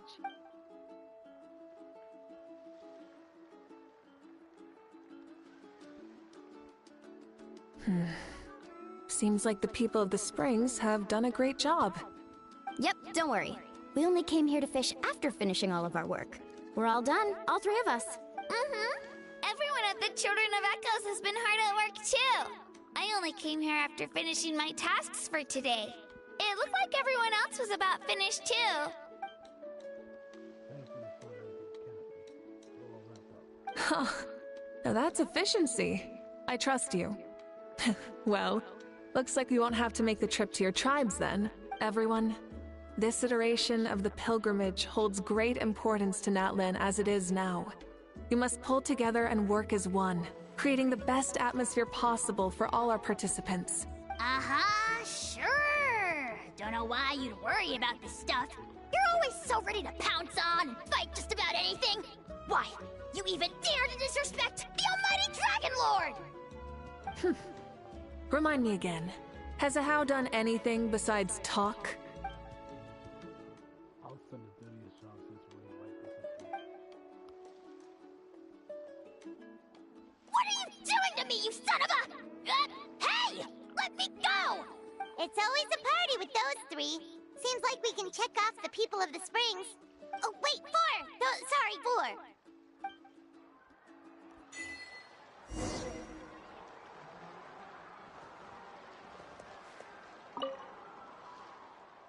Everyone's been very efficient these past few days. Seems like lots of people are looking forward to participating in this level. Why don't you sign up then? Maybe someone will manage to knock some sense through your thick skull. Why don't we all join? It'd be a great chance to kick back and relax. Relax? You find the idea of a tournament relaxing? This girl is crazy. Ugh. Mualani's right. Let's all sign up together. Huh? Even you? Children, think you're all grown up, don't you? In the eyes of the great Kahula, you're still... Nobody out. We'll go. You say. What? You little...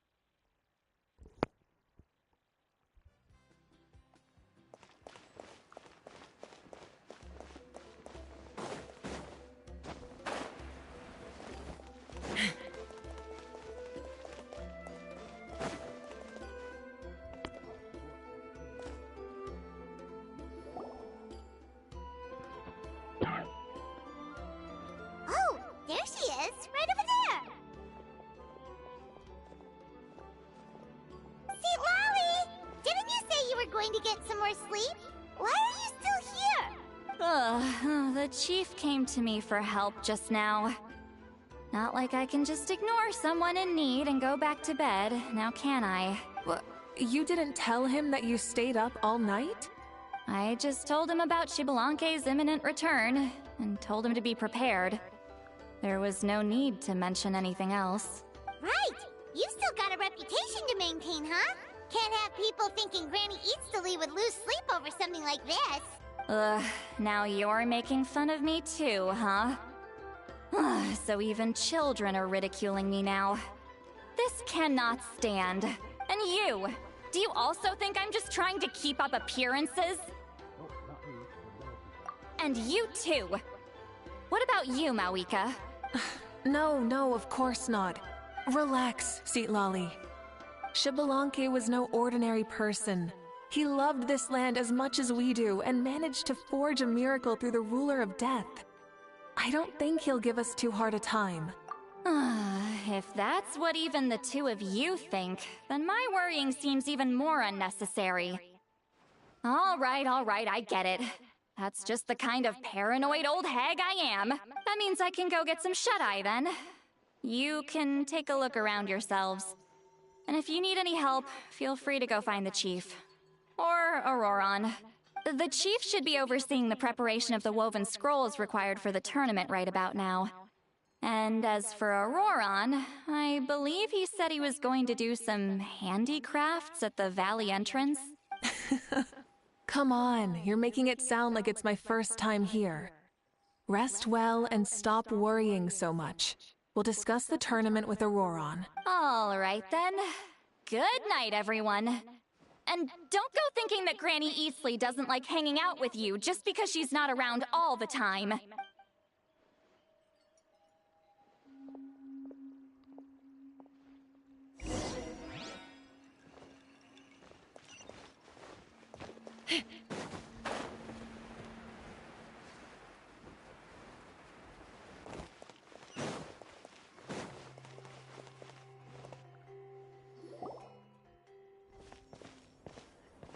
Huh?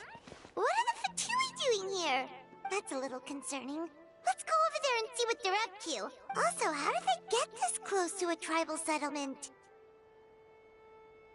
Well, considering what the captain did for Natlan, maybe they should give away. Huh. All the Fatui left in Natlan are probably the captain's subordinates. That basically makes them followers of one of Natlan's heroes. Still, once a Fatus, always a Fatus. Something seems off seeing them here. Let's go check it out!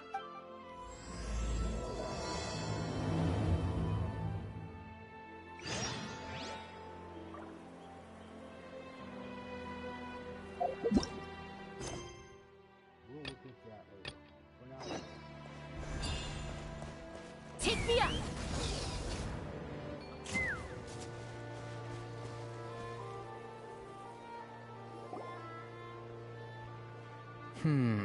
What if I put this piece of rope here? Oh, and this wooden dummy. No? Then what about this? That voice. Sounds like Auroron's talking to someone. Let's go see what he's up to.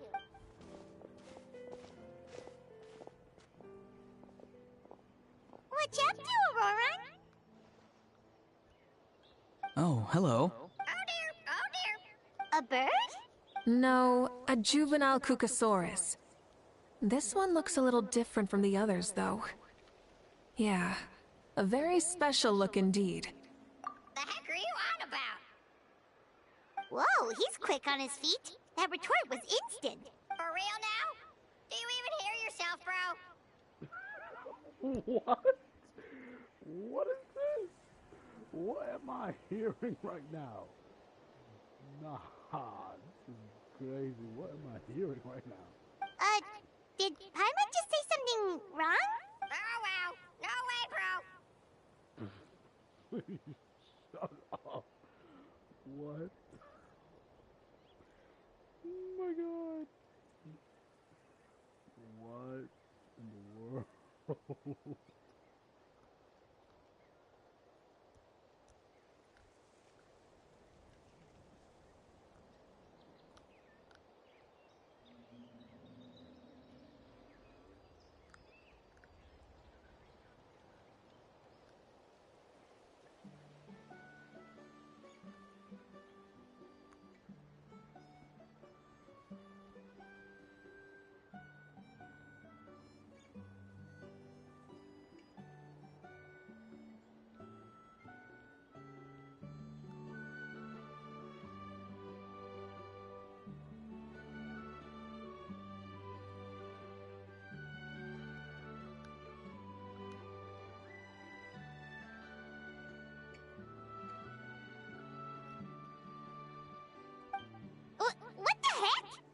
Don't worry about him. He's just...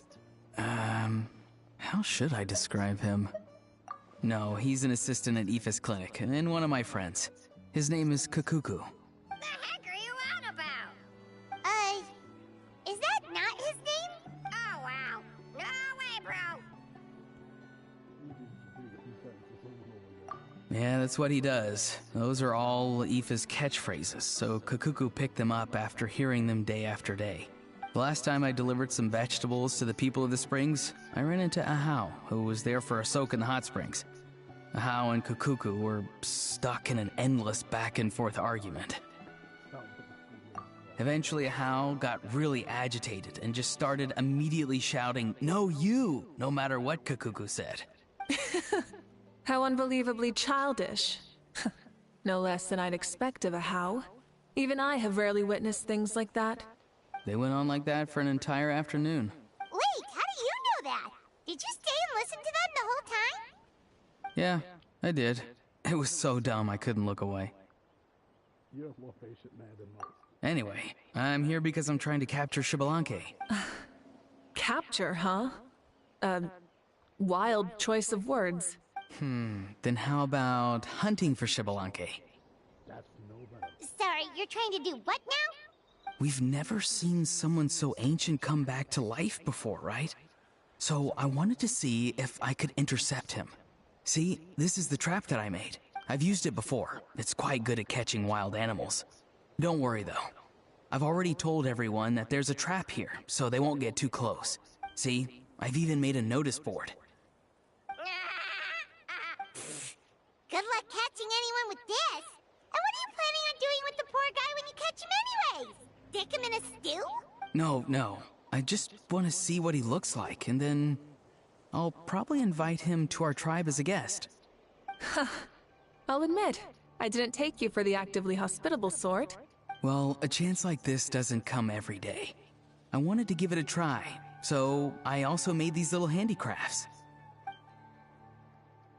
He says that, yet all of these look like a hunter's lethal handiwork. I see. In that case, I wish you success. If you do manage to catch a wild Xbalanque, please, let me know. I'd love to come and watch the fun. Oh my god.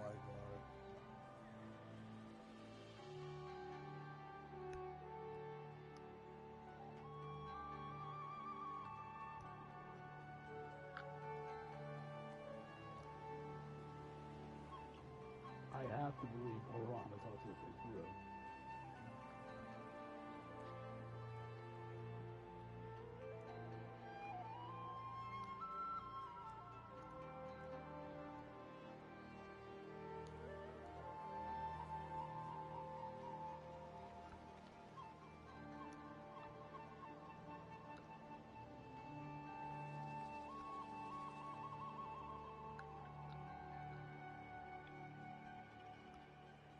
This dude is actually autistic. What the hell?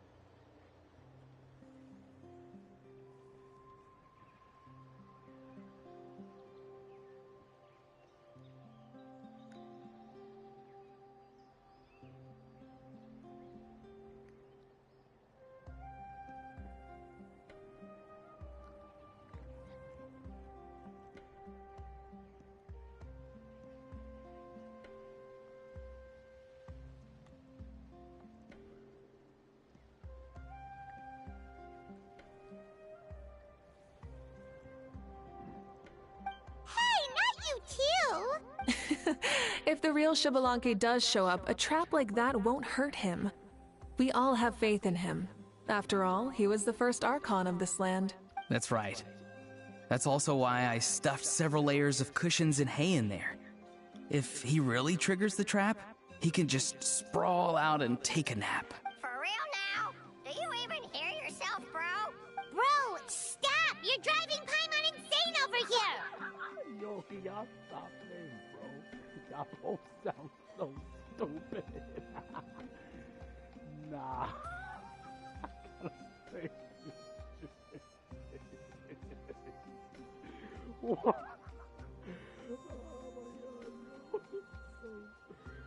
Oh, this is so dumb.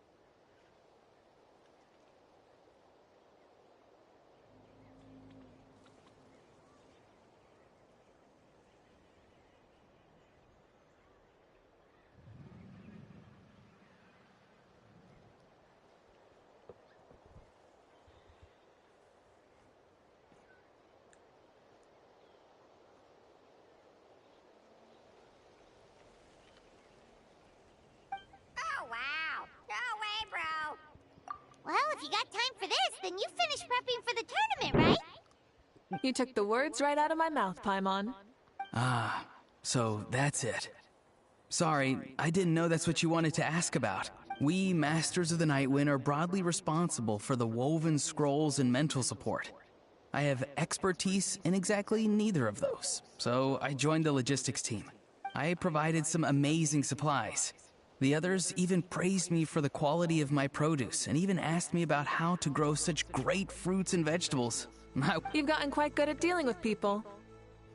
Yes, I think I've rediscovered a bit of that feeling I had in my childhood.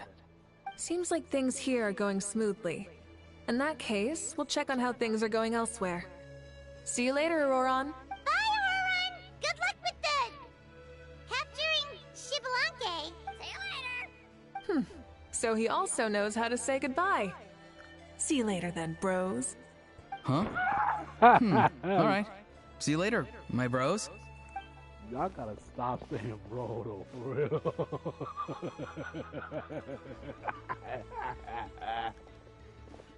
Oh, Moika.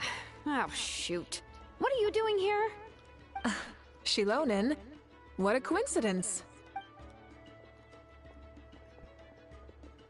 Oh, hey there, Shilonin. Did you come here for work?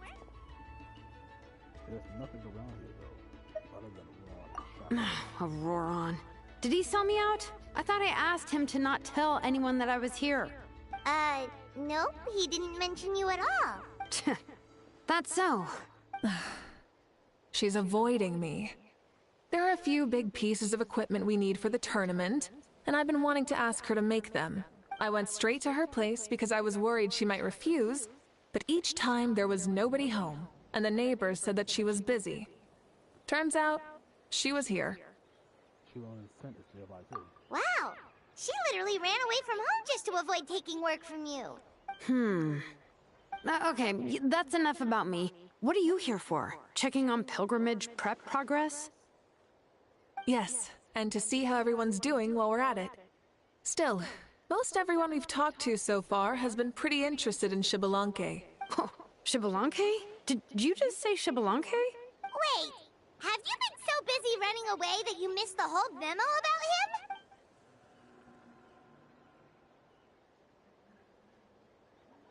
Yeah, I'm still trying to wrap my head around it, but if that's what Lolly said, then it has to be true.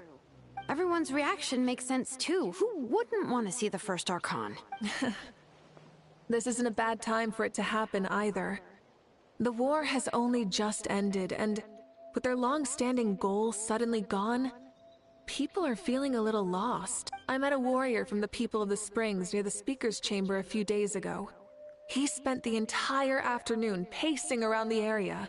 I asked if anything was bothering him, and he said that he used to train for battle every afternoon.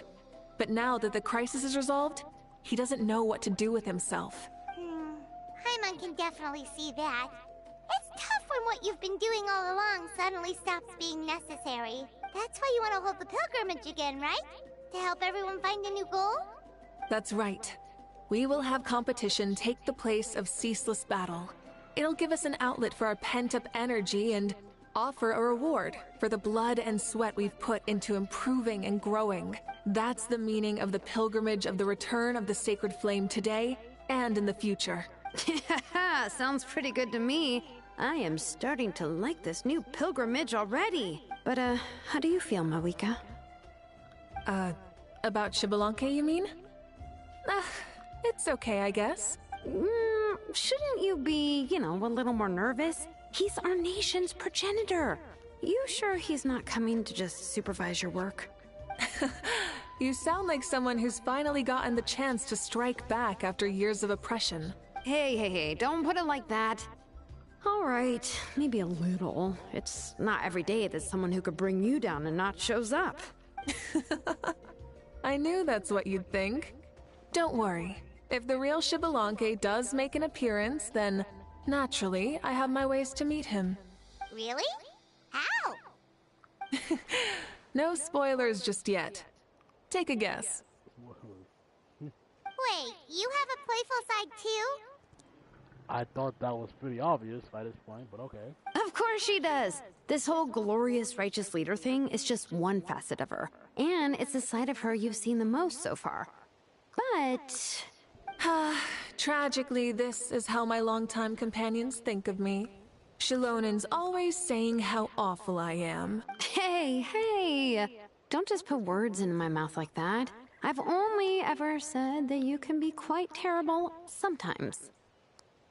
Sure, whatever you say. Come on, Traveler, Paimon. Let's head to our next stop. Oh, and Shilonin, now that you've been busted, be sure to stop by my office and pick up the documents I left for you. I wrote down everything you need to do for the tournament. Good night. She did not just fall asleep sitting up. This woman is mad lazy for real. And she's fallen asleep just like that. Well, she's gotta wake up eventually. Let's go. Good night, Shilonin. And sleep well. You got your work cut out for you to wake up, so... Good luck with that. Stop looking. I'm genuinely asleep now. No, you're not. You're not asleep. Please stop lying to yourself. You ain't lying to me.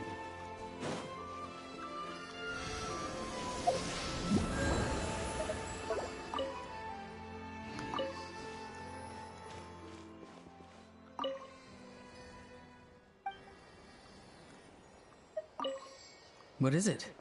Do you want to talk about something else? You gotta find someone who understands Saurian tongue to translate for you then. No way, bro. Or transform into a Saurian so they can talk to you. On that note, I'd love to try that one day, bro. I don't know why everybody's saying bullshit.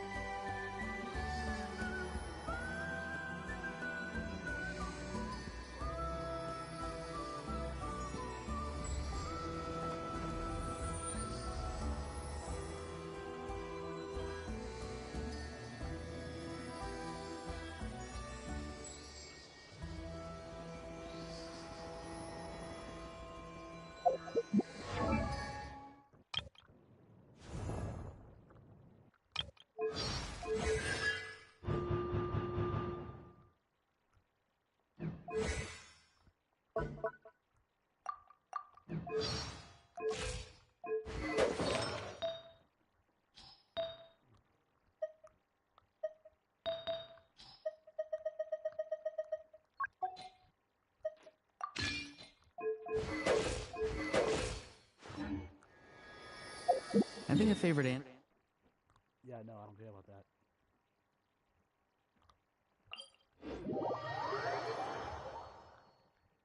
Used to be a time when you all the power.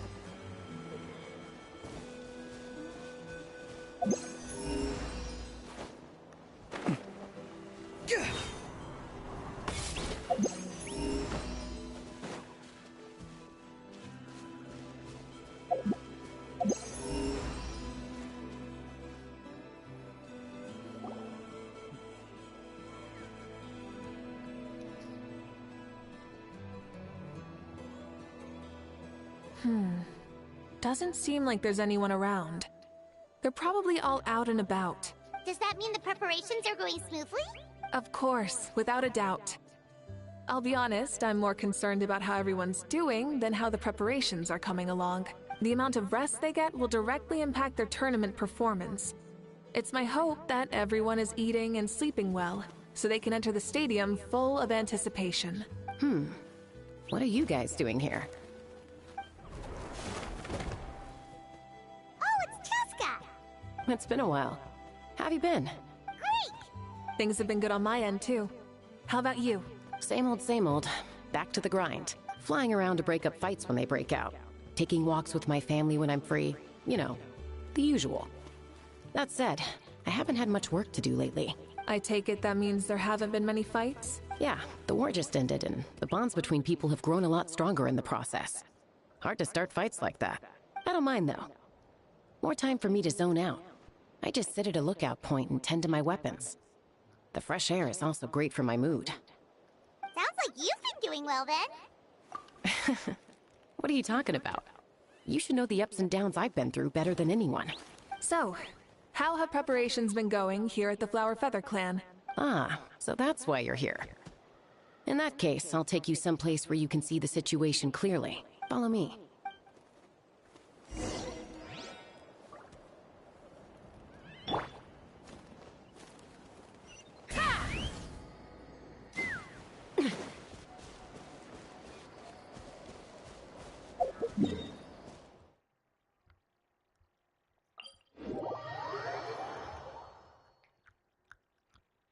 Let's go.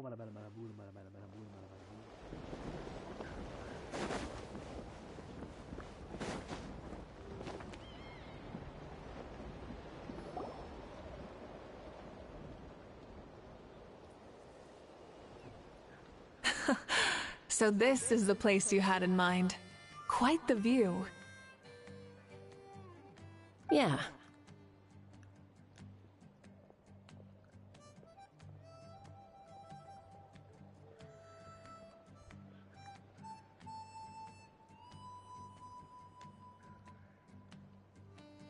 You can see our whole camp from up here. We trained like this back when we were fighting against the Abyss, too. You can see people talking and laughing, some holding boxes, others pushing carts. Even some who are using some kind of special equipment to scan the skies. Telescope is not special equipment, but okay. It's you, Pyro Archon! And the heroes of Natlan, too! Ah, shucks! Heroes of Natlan? Paimon's feeling kinda shy now. What brings you to the Flower Feather Clan? Are you here to check on our work for the pilgrimage? That's right. Everything going well? Please, rest assured, everything is going off without a hitch. Everyone is in good spirits as well. Coach and her students are also here, so they've been helping out. Coach? Oh, is Ian-san here too? Oh, here's the best handiwork then. Lots of folks in the Biothera Square have gone to train for this, and my students just so happen to want to exercise, so I brought them along to help out. The rules of this tournament are different from before. We're here to compete, not select the strongest warriors. Everyone finds that quite novel, and is taking it very seriously, treating it like a completely new type of challenge. Look, they're all over there. Hey! Please rest completely and totally assured that with us here, we'll get all the tasks done on time. No problem and no questions asked. Whoa, they're all so reliable. Like coach like student, huh, Yan-san? You flatter me. We're just here to help out.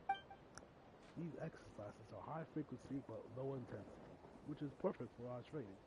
I helped Aoife bring a whole stack of medical supplies from his clinic to the stadium yesterday. Didn't even break a sweat. Easy peasy. Didn't even break a sweat, you say? Yeah. Aoife was sure sweating a lot, though. Not that I blame him. Doctors don't need to be that physically strong. Not even vets. Especially not compared to the toughest coach in all Natlan. Tough, they say. Stuff like this isn't intermediate level. And that's why they call you tough. I respect it, though. I doubt I can think of anything that you can't do. Paimon agrees! In fact, after staying in Natlan for so long, even we've begun to feel like there's nothing we can't do. So you think it's something about this place? Yeah, exactly! Now Paimon often finds herself thinking, compared to those super tough battles we fought and won, this is nothing at all! I'm glad you feel that way. It's not often that people can focus on the silver lining after everything that's happened. Being optimistic also tends to make people grow happier the longer they live. Keep up that attitude, and you'll go from strength to strength. The wind is rising. I think I hear something on the air. I'll head out on patrol. Have a nice chat, and just let me know if you need anything.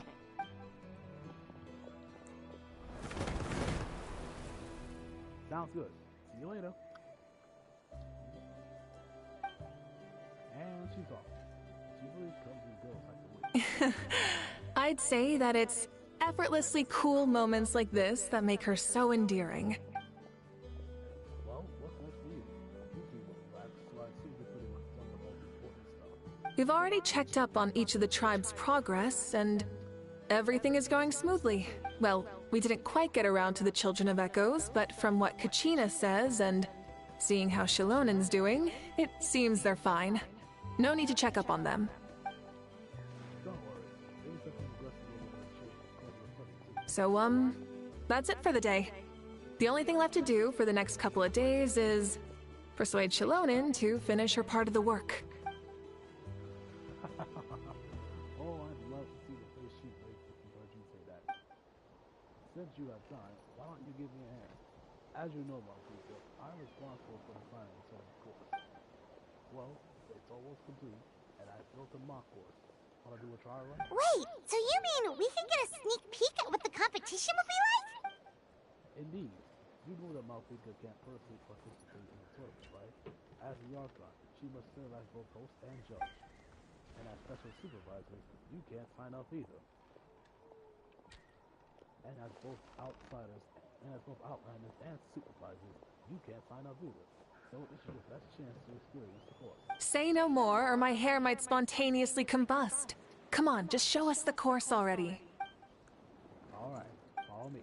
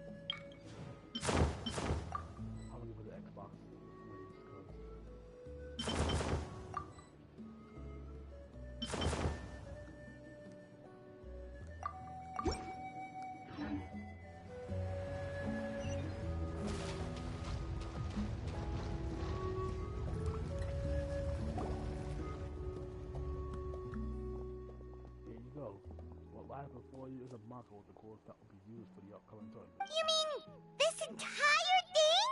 If it's for the pilgrimage, it's gotta be grand. That's right. I've designed this one to make use of the stadium's maximum capacity, and I've given thought to every space, every placement, and every dimension. See this kindling? Contestants will have to chase it throughout the competition, entering all kinds of terrain, and they'll prove themselves by using their abilities to overcome anything and everything that stands in their way. That's the focus of this course. Yep, this round counts as a knockout round. There'll be other events as well, and the 8 contestants with the highest total scores will move on to the final individual battles. Oh, you're keeping those? Yeah, everyone loves a good duel. It really gets the adrenaline pumping and allows people to go all out with their skills. A warrior should always feel fortunate to meet their match on the battlefield, even if it only happens once in their life. No one can resist such a good fight. That's the most Natland thing Paimon's ever heard! This tournament, too. It's just so... you! Oh? Why do you say that? Well, the competition's all about chasing the kindling, and you're all chasing something too, right? Ooh, that's a good metaphor. That'll come in handy when I'm explaining my ideation process later. Well, I'm glad you found this helpful. The benefits of having Paimon and Traveler as friends and teachers. Alright, well, judging by your faces, well, you like you're raring to go, Malvika, so why don't you try it first? No problem. I'll go get ready. Whoa, Malika looks so excited. She must really be looking forward to this. Do you think that she seems a little bit different after the war and all? Like, you know, maybe in her sense of playfulness? She seems less serious than before. More willing to just loosen up and have fun. Nope, you're not hallucinating. I agree. Whoa, you heard too? So, Paimon's right. Yeah, the side of her that she hid during the war has now come out. Makes sense though. Everyone wants to unwind a bit after accomplishing important goals. She's earned it. Oh, so that's why you called us over. It's all part of your grand plan, huh? Not exactly. I did expect Malvika to take this one though, so I also planned some other events for you. Ha! Spare the flattery. It'll be awkward if you kept up complaining that you're tired. Wait, Coach, what about Paimon? Does she not even get to be a substitute?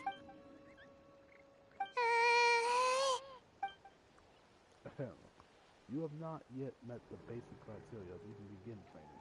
Practice a few more years and come back, then we'll see. Aw, come on! I'm ready. All right.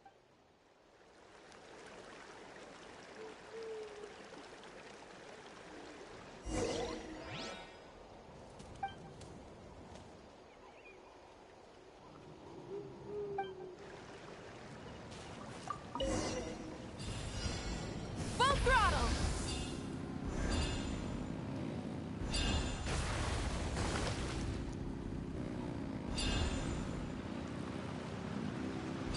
Live commentary, huh? Very nice.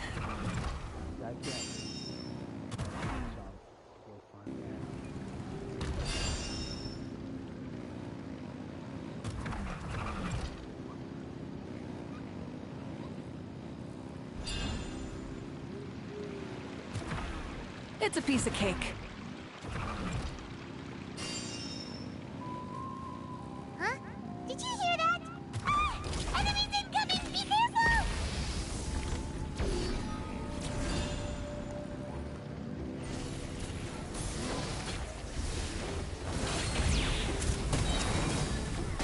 Wrath from the sky!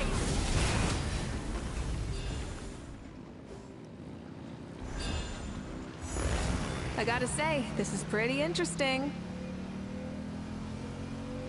Come on! You said you wanted to challenge people, so let them rise to the challenge!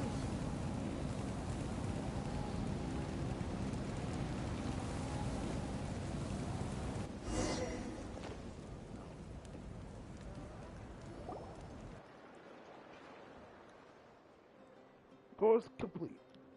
Good job, contestant! Here, have some water! Now that You're too kind. Thank you, my dear audience. And thank you, Coach. Well, what do you think? First things first, let me just say, as the enemy at the end, we're definitely not part of the plan. The device never did anything before. Maybe it can't detect anyone under a certain height. In which case, she would have been fine too. Oh, good point.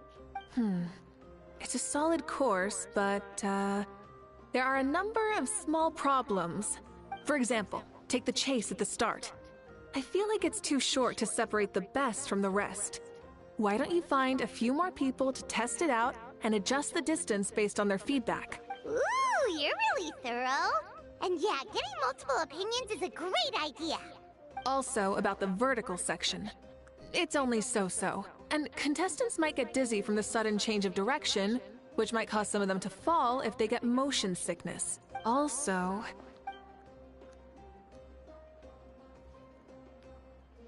Got it all down. Couldn't have spotted any of these issues without actually running the course. Thanks for your help, Alvika. I'll keep making improvements based on these suggestions. What time is it?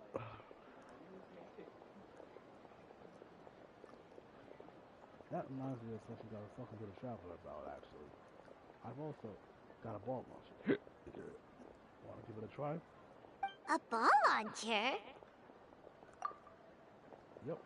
Ball sports are also a proud ancient tradition here in that land. I decided to use one for an event. It's been a long time since I saw gear like this. This game can be played by 2, 3, or 4 people, and it's a fun one.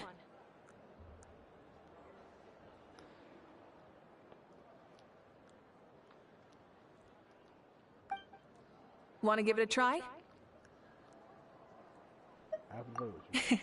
Thank you for agreeing to be my opponent. In that case, get into position, and I'll start the clock. Whoever has the highest score when the clock runs out wins. If you're ready, come on, begin. Traveler! You can beat her!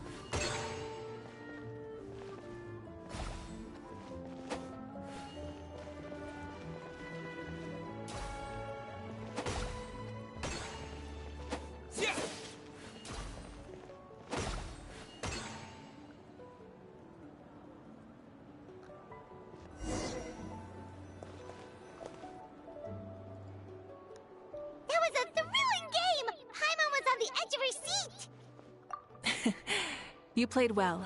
We can play a few more rounds when we have the time. Flash it off, then I'll straight on my end for now. Thanks for all the help. No, we should be thanking you. Both the mock course and the ball launcher were fantastic. I didn't know you were so good at making things like this. Ah, you flatter me.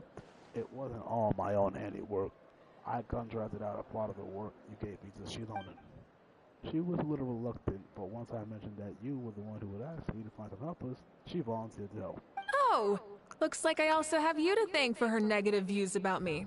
How much would you say you contributed? 30%? Absolutely not. I say 10% at most. Please do not blame your problems on me. Your attendance was a pleasant surprise, traveler, Paimon. I didn't think you'd have time to try the ball launcher for at least a few more days. Thanks for going. Ha! You know what they say, embrace the unexpected. Thank you. Well, I'm just glad that you have fun. In that case, let's call it a day. I need to get going now. Those improvements won't make themselves, so see you later. Bye, see you soon!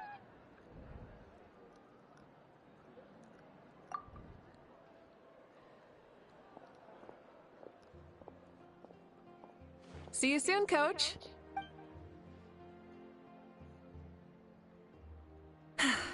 It's not every day I get to call Yansan that.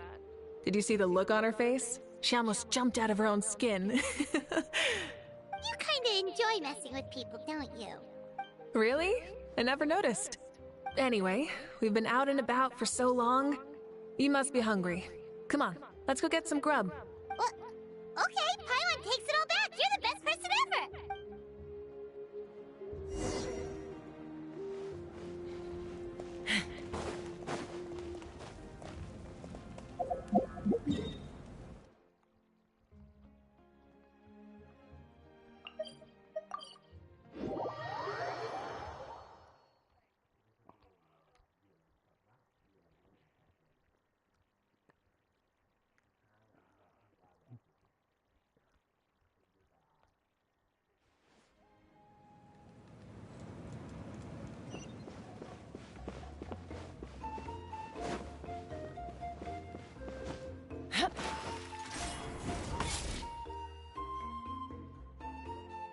Hey there, boss. I'm here with some guests.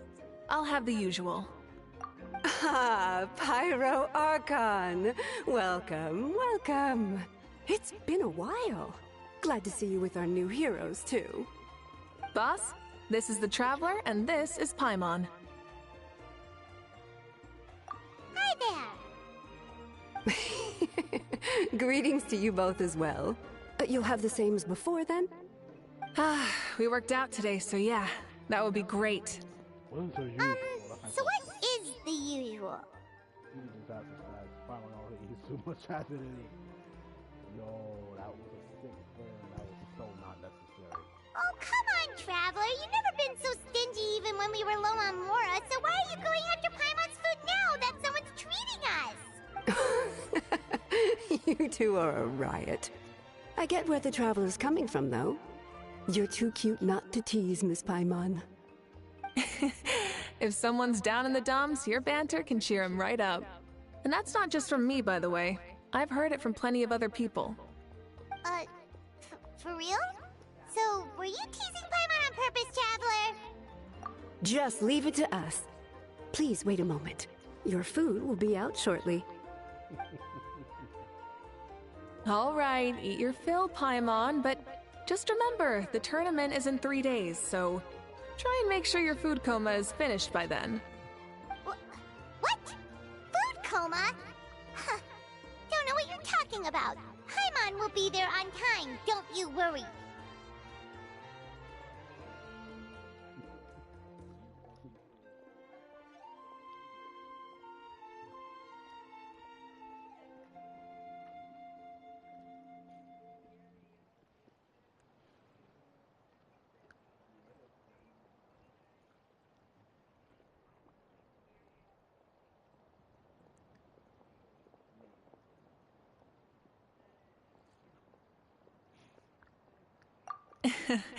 Don't worry, in the event that you do oversleep a bit, I have my ways of waking you up. Really? You do? Speaking of your ways, Moika, you still haven't told us about how you plan to find Xbalanque. Oh, that? It's actually quite simple. Xbalanque is a native of Natlan. The records speak of him as a wise, brave, and upright man, and refer to him as the first son. People like that tend to be like me, passionate about competition. The more they disdain dishonest ways of winning, the more they'll celebrate a fair victory. You could call that a trait shared by all the heroes of Natlan. They're full of energy and passion, and despise victories born of deceit. Conversely, they're constantly drawn to things that are full of hope and excitement. You mean Xbalanque might want to take part in this upcoming pilgrimage? It's not a matter of might. He will. It's precisely because such an important figure will be participating that we must prepare the best tournament possible. Checking in on the various tribes was also to ensure that we'll be prepared to give him a warm welcome. So, all we need to do is to look for him in the stadium on that day. As the first Pyro Archon, he should have no problem running away with the whole competition. But isn't it a bit unfair for the Pyro Archon themselves to participate in such a tournament? After all, everyone else is just an ordinary human. When Xbalanque ascended to Archonhood, he did so as a human. I see no problem in allowing him to participate in this event as a human from ancient times. Also, my ineligibility for this event is not due to being Archon, but due to my obligation to serve as host and judge. Huh. That's kind of like your life as Archon. You haven't lost your human side, you're just too busy to indulge it. Oh, another good summary. I'll be sure to write it down and include it in my autobiography. You're working on an autobiography? No, I was joking. Even Xbalanque didn't write one, so why would I? Still, if on the off chance I ever did write one, you two definitely be in it. Then, can Paimon have a super long title? Sure, as long as you want.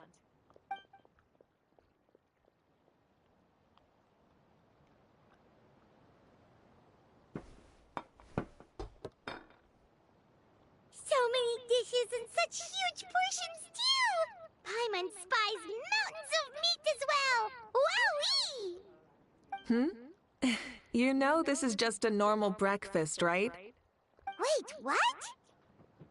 Our Archons always had a healthy appetite. Please enjoy the food while it's still hot. Food never tastes as good once it gets cold.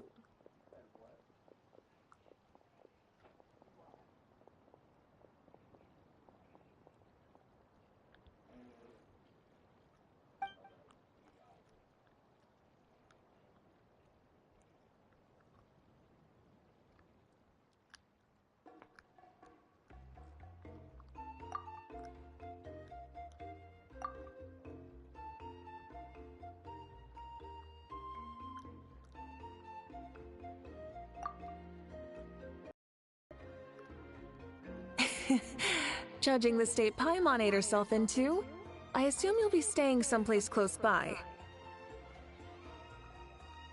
Is that okay?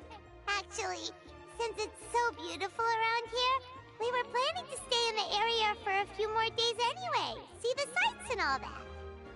Of course you can. I'll go arrange some accommodations for you then.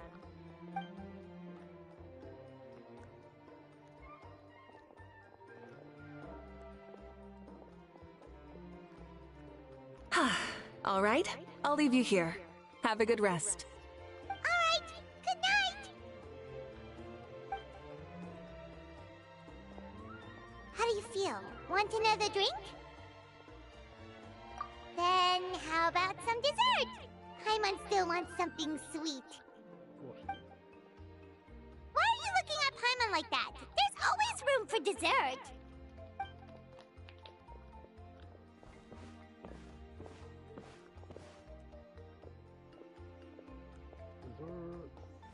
Lord Xbalanque is coming back, huh? Well, I didn't see that coming. Wait, what's that look on your face?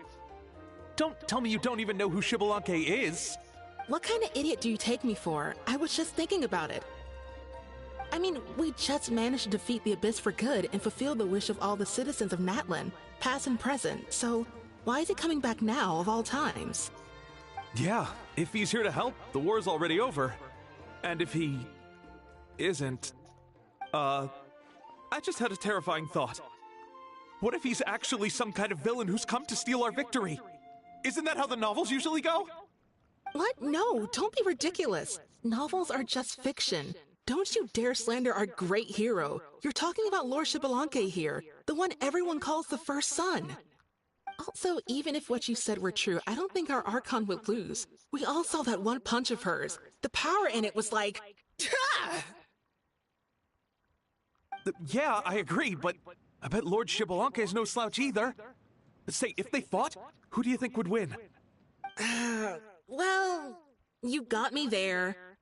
Well, as someone living in this age, I've got to vote for our Archon, right? Live in the now, seize the day, and all that. And now that you mention it, a fight between those two is bound to be a terrific one. Huh, what I wouldn't give to watch. All right, enough with that nonsense. It's already super late. If we keep hyping ourselves up, neither of us are going to get any sleep tonight. The way they're talking about the Archons dueling each other almost makes it sound like a beetle battle.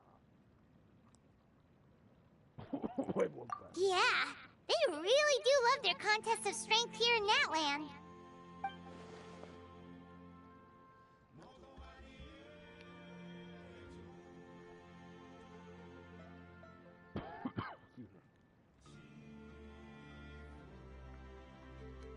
I'm looking forward to considering myself. I will match this one, and who's going to go out on top? Will legendary Xbalanque bring participants? Who's the whole thing? Will company go preside over the 50th ceremony too? More big products, more interesting we get.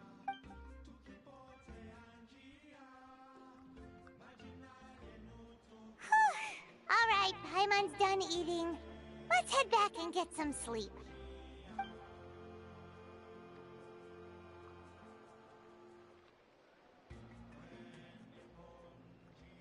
Time sure flies, huh? The tournament's taking place tomorrow morning, so let's get some sleep while we can.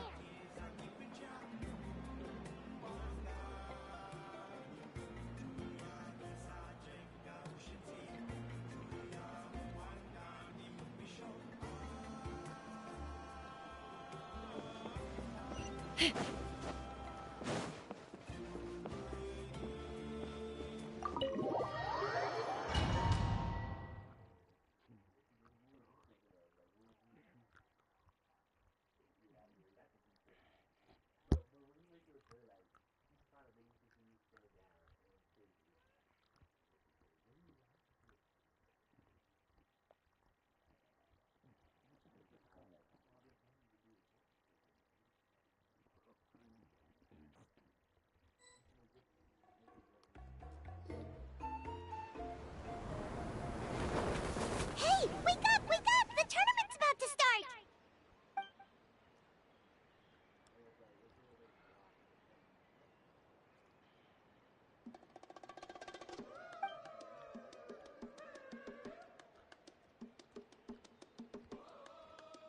Oh no, we've overslept! Only a little bit, but... Okay, wash up and pack your things. We gotta go, go, go! Ah! Paimon can't believe it, but we can totally called it! How could we have been so careless?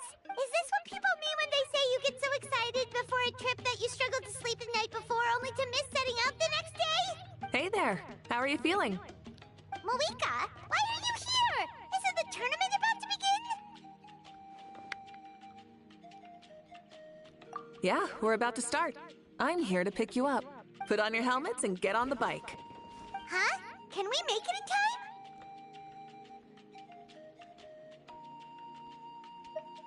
We'll take a shortcut. Sit down and sit tight.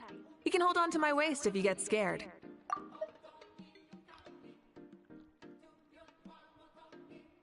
I love this.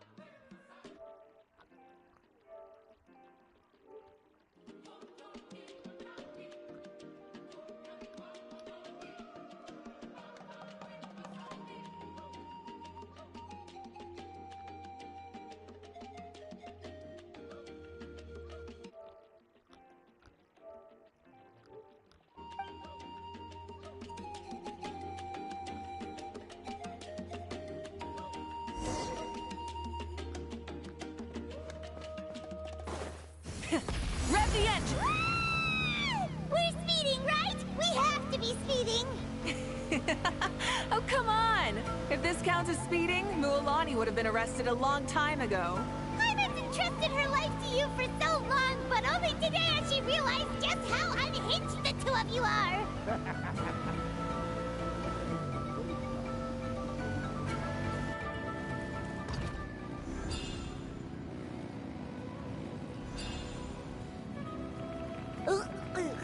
So much air and pie on stomach. Oh, knowing Barbados, he'd probably crack up if he heard that. Huh? Barbados? Right, I almost forgot that you're friends with him. And the other Archons too. Introduce me when we get the chance, would you? Never hurts to make some new friends. Sure! Our friends are yours too! Don't open your mouth so wide. The venue is just up ahead. Sit tight.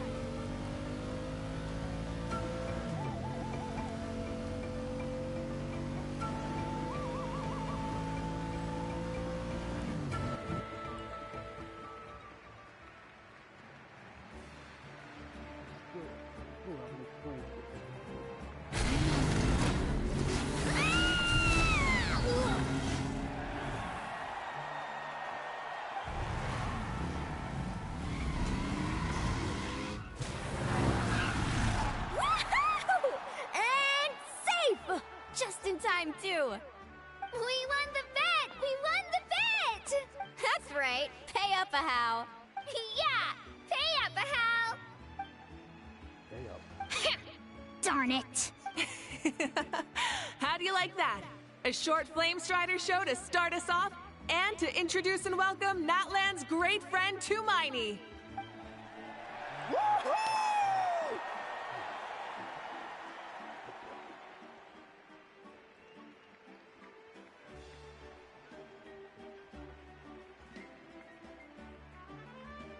Sure pulled off that stunt pretty neatly. How can you call that a stunt? Wait, what do you mean, pulled it off? That wasn't supposed to be part of the show? Everyone, welcome back to the pilgrimage of the return of the Sacred Flame. Once more, I will say a few words before we begin. Bored? Heard it all before? Not to worry. We're doing things differently from now on. The Abyss no longer threatens us day and night as it once did. My comrades, my friends, thank you for your hard work and sacrifice. We have achieved a lasting victory. A new day has dawned on Natlan. Yeah! All right! From now on, the pilgrimage will no longer serve as the prelude to a war waged to defend our land. However, many aspects of it will remain the same. It remains a trial to determine the strongest among us, as well as a stage upon which to showcase your individual growth. Today marks the beginning of yet another legendary saga, one written in the triumphs of the victors. So without further ado, let the tournament begin! Yeah!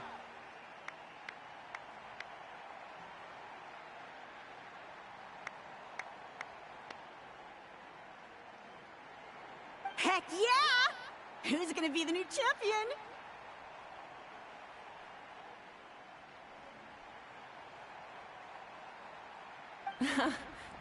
Now then, you two. You'll be the mobile supervisors, moving with the contestants as they progress, and making sure that everything is proceeding fairly and in good order. Leave it to us! We're the best adventurer and travel guide duo you'll ever meet! Oh, and one more thing. I believe I've mentioned this already, but if you find any leads on Lord Shibalanke, please pass them on to me.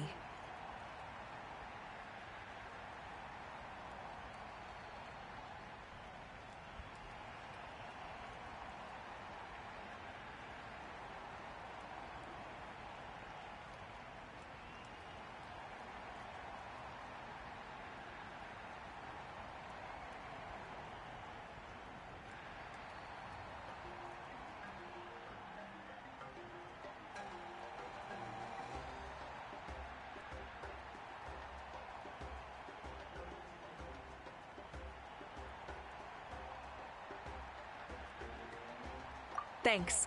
I'm counting on you.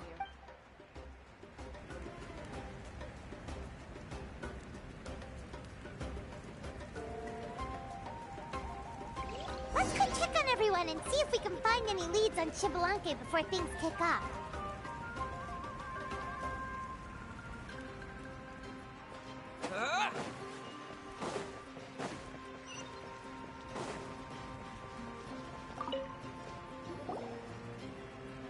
Oh!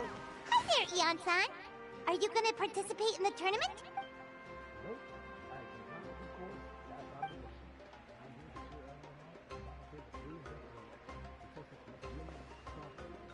That's fair. Can we ask you something then? You know about Lord Chibalanque's resurrection, right? Have you seen anyone with that kind of aura over here?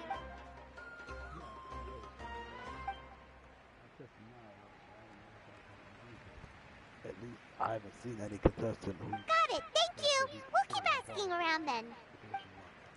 You're welcome. Wait, one moment. Huh? You will have to go. Stand alongside them in the stadium, so you've got to be prepared. You've got to go and prepare. Yes. Again. Good.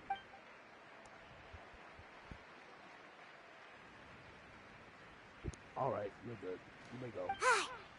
Thank you, Coach! Paimon feels like even her blood is boiling!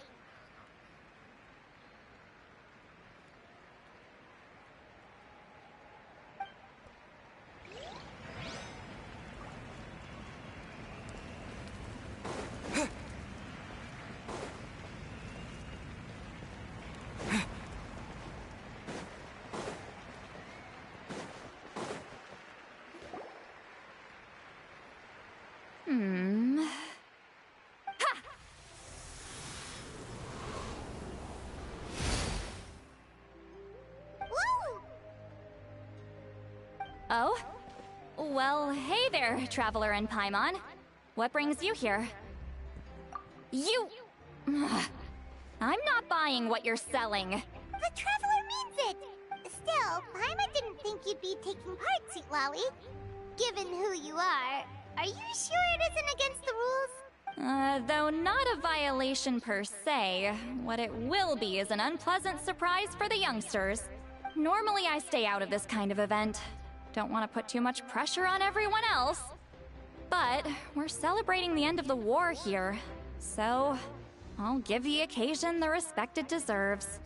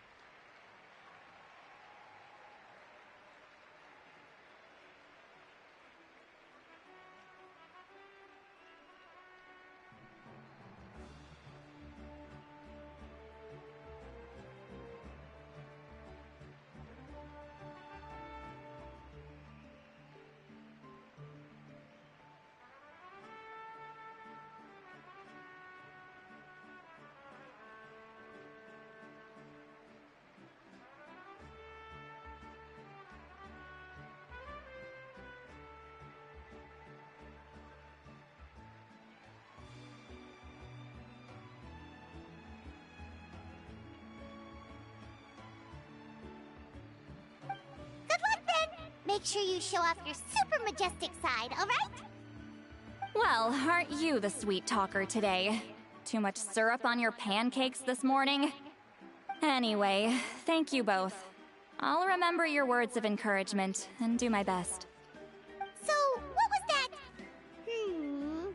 Ha! Thing all about?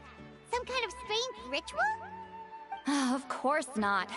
I was using my power to search for Lord Xbalanque. To be more precise, I was trying to look for him in the world of souls.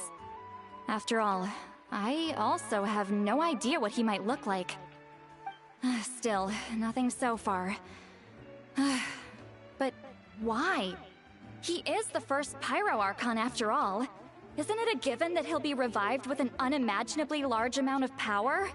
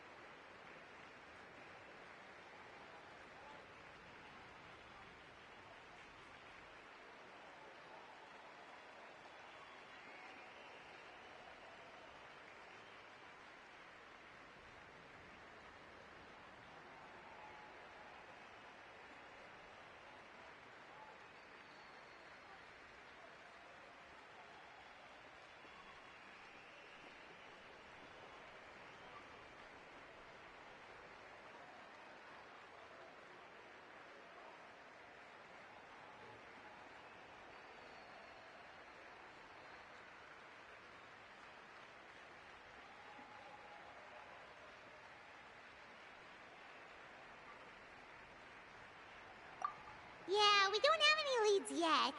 We'll check for leads somewhere else. Good luck, Granny, and take care! Be on your way now.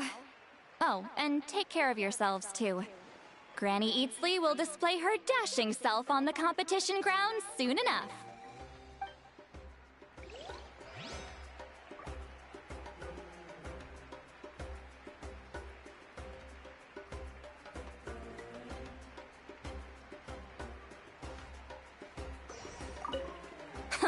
This'll be a walk in the park.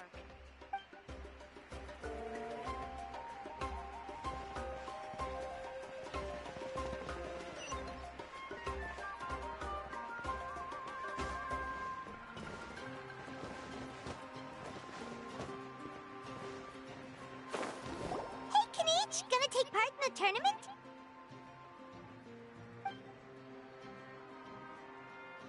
Best of luck! You can do it! Where's the how, though?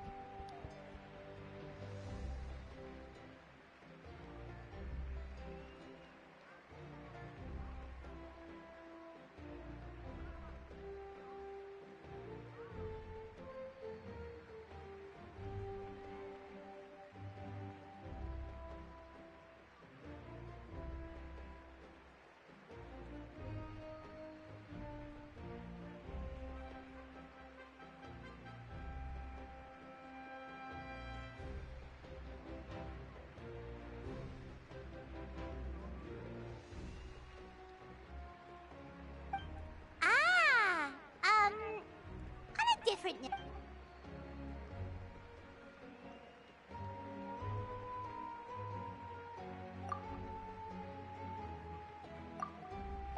You're reliable as always, Kanich. Alright, back, guys. We should go check with the others now, so we'll see you later. Good luck, and make sure you don't get injured.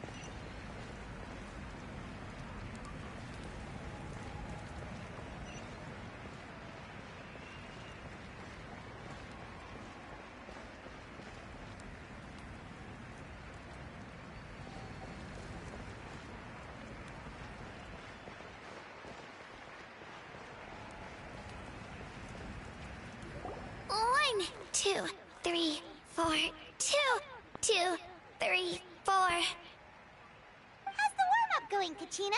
Feeling good? Oh, hey you two. Yeah, I'm feeling great.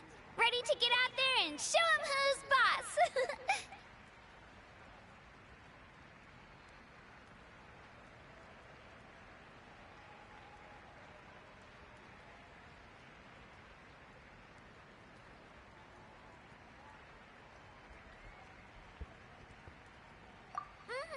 I'll give it my all. I mean, I don't know if I'll be able to win again, but as long as I learn something from the experience, that's enough of a win for me. Yeah, having the right mindset is everything. Yep. Oh, by the way, have you seen anyone who seems like Lord Shibalanke? Lord Shibalanke? I don't think so. A powerful figure like him is sure to attract attention wherever he goes. Like Moalani and Kanich, only even more so. I haven't seen anyone like that, though, so he probably hasn't passed this way. Alright. Thanks, Kachina. We'll go take a look around. Focus on taking care of yourself as well as winning. I will. Seems like we still haven't found any useful clues. Maybe we should just go back and check in with Moika.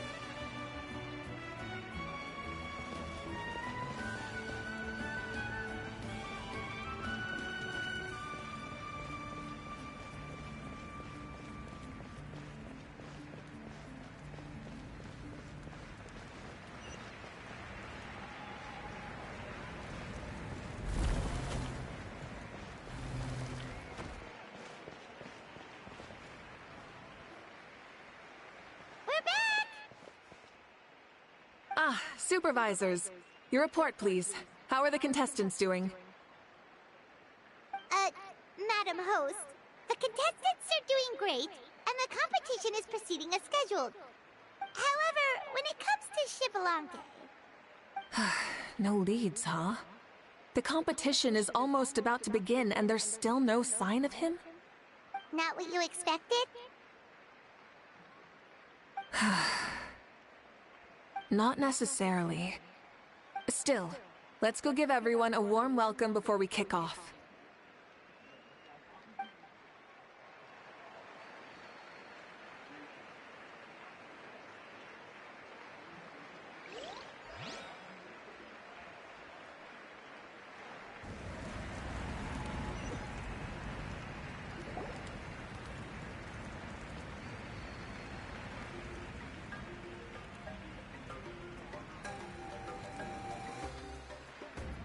I believe we're all warmed up. Now, take your positions. This iteration of the pilgrimage is the perfect chance for us to bid farewell to the past. Now go forth and soar. Faster, higher, stronger. Become a better version of yourself. Remember what brought you here and keep pushing forward. This tournament begins now! All right. Ready or not, here I come! There's Mualani, a natural sports star. She's not gonna stop scoring anytime soon. I've got this. This round's in the bag.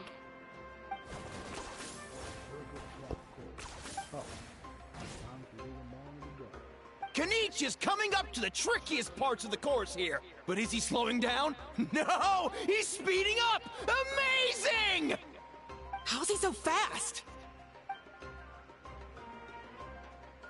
The gap between our competitors has increased significantly. Could this mean? Oh! Contestant Kachina has suddenly appeared from the side. This part's rough, but I won't give up! So annoying. The competition has entered its final phase. Who will emerge victorious? We're about to find out!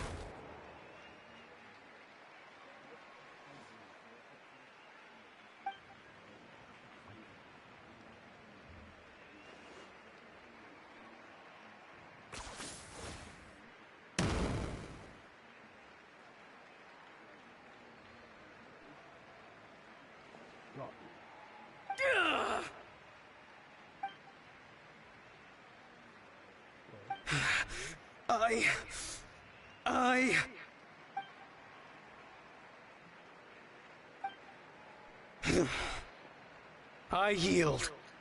Our champion has emerged, and his name is Kenichi! Kenichi! Kenichi! That's amazing! Woohoo! Yeah, that's our Kenichi. I knew he'd win. What? So not only is this little punk hard to kill, but he's good at fighting too? He's just a skill. You beat me fair and square, Kenichi. People always talk about how tough you are. Now I can say for sure, they're not exaggerating. It's funny. I was thinking to myself earlier that I might have a shot at winning this. Unless I have to face Kenichi in the final. Come on, dude. What are you talking about? Losing to Kenichi isn't really a loss at all. You've more than proven yourself, too. You could beat me up 30 times over.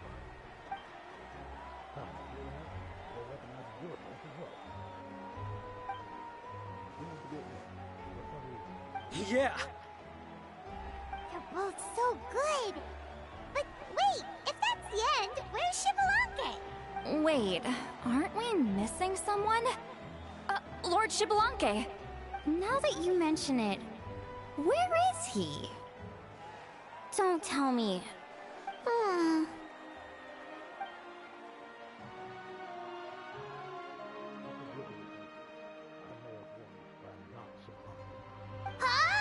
Are you saying that you beat Shibalanke then? Just kill me now! Abyss torture! What a joke!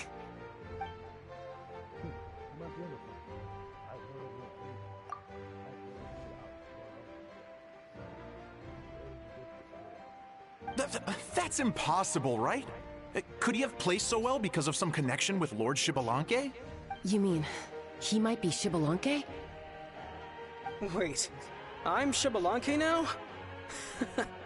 That's news to me. I've got it! Lord Xbalanque didn't want to steal anyone's thunder, so he must have lost the tournament on purpose. Wait, that doesn't make any sense. This is the most holy pilgrimage of the return of the sacred flame. How could anyone throw a match? Whoa, did Paimon say something wrong? Now everyone's talking about Xbalanque. Still, that guy was almost too good, wasn't he? We've never heard of him before, but he was still going toe-to-toe with Kenichi. Could he really be?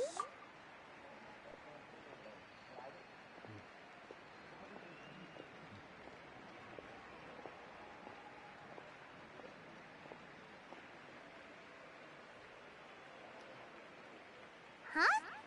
What are you looking at, Moika? I felt that something was off since the tournament began. Reflecting back on it, it wasn't because I could sense Xbalanque's power, but rather that I could not.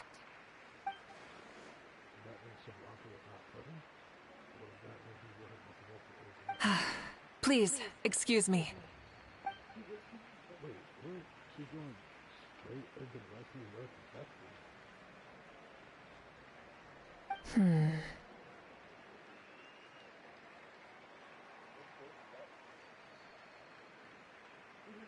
There you are. No unimaginably strong soul aura, nor any whiff of extraordinary power. But I know, beyond any doubt, that you are Xbalanque himself. Huh? Who's that? I've never seen him before. Isn't that Mausao? Like, Tato's grandson? When did he sign up for the tournament? Did he even fight anyone out on the field? What are you talking about? He's been standing there this whole time. I totally thought he was just there to cheer the others on. Wait, so that's Xbalanque? But he's just a kid. Ha! Ha! Well, this kid doesn't look like he can take a single punch from the almighty Dragon Lord! Kahola how! Just give me 1 second and I'll... Huh? That's Lord Xbalanque? But, I mean, he was right next to me for most of the tournament. And he didn't seem very... well, Xbalanque to me. You recognized me? Perceptive. No less than expected of this era's Pyro Archon. Forgive me for asking, but how did you do in the latest tournament? I didn't even make it to the final 32. No! This is a joke, right? It has to be. It's clearly staged. Out of my way! I've got to see Lord Xbalanque for myself! As expected, your return has caused quite the commotion.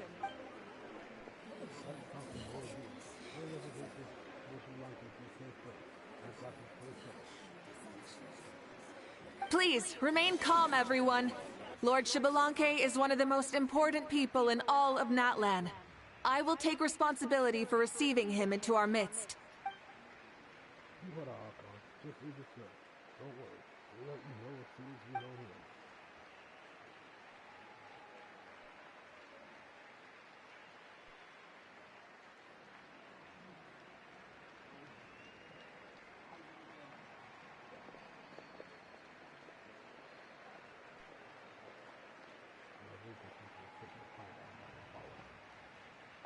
She's calling us! Quick, let's go! Hey, wait up!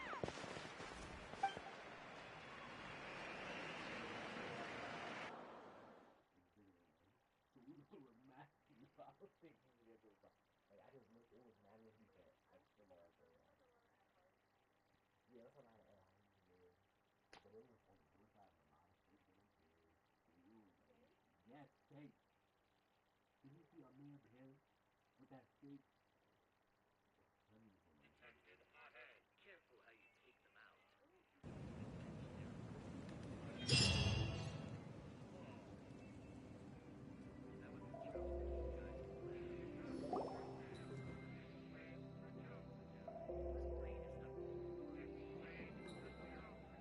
Okay, this should be far enough.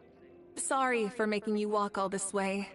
I am Natlan's current leader and Pyro Archon Mawika. This should be far enough. Sorry to make you walk all this way.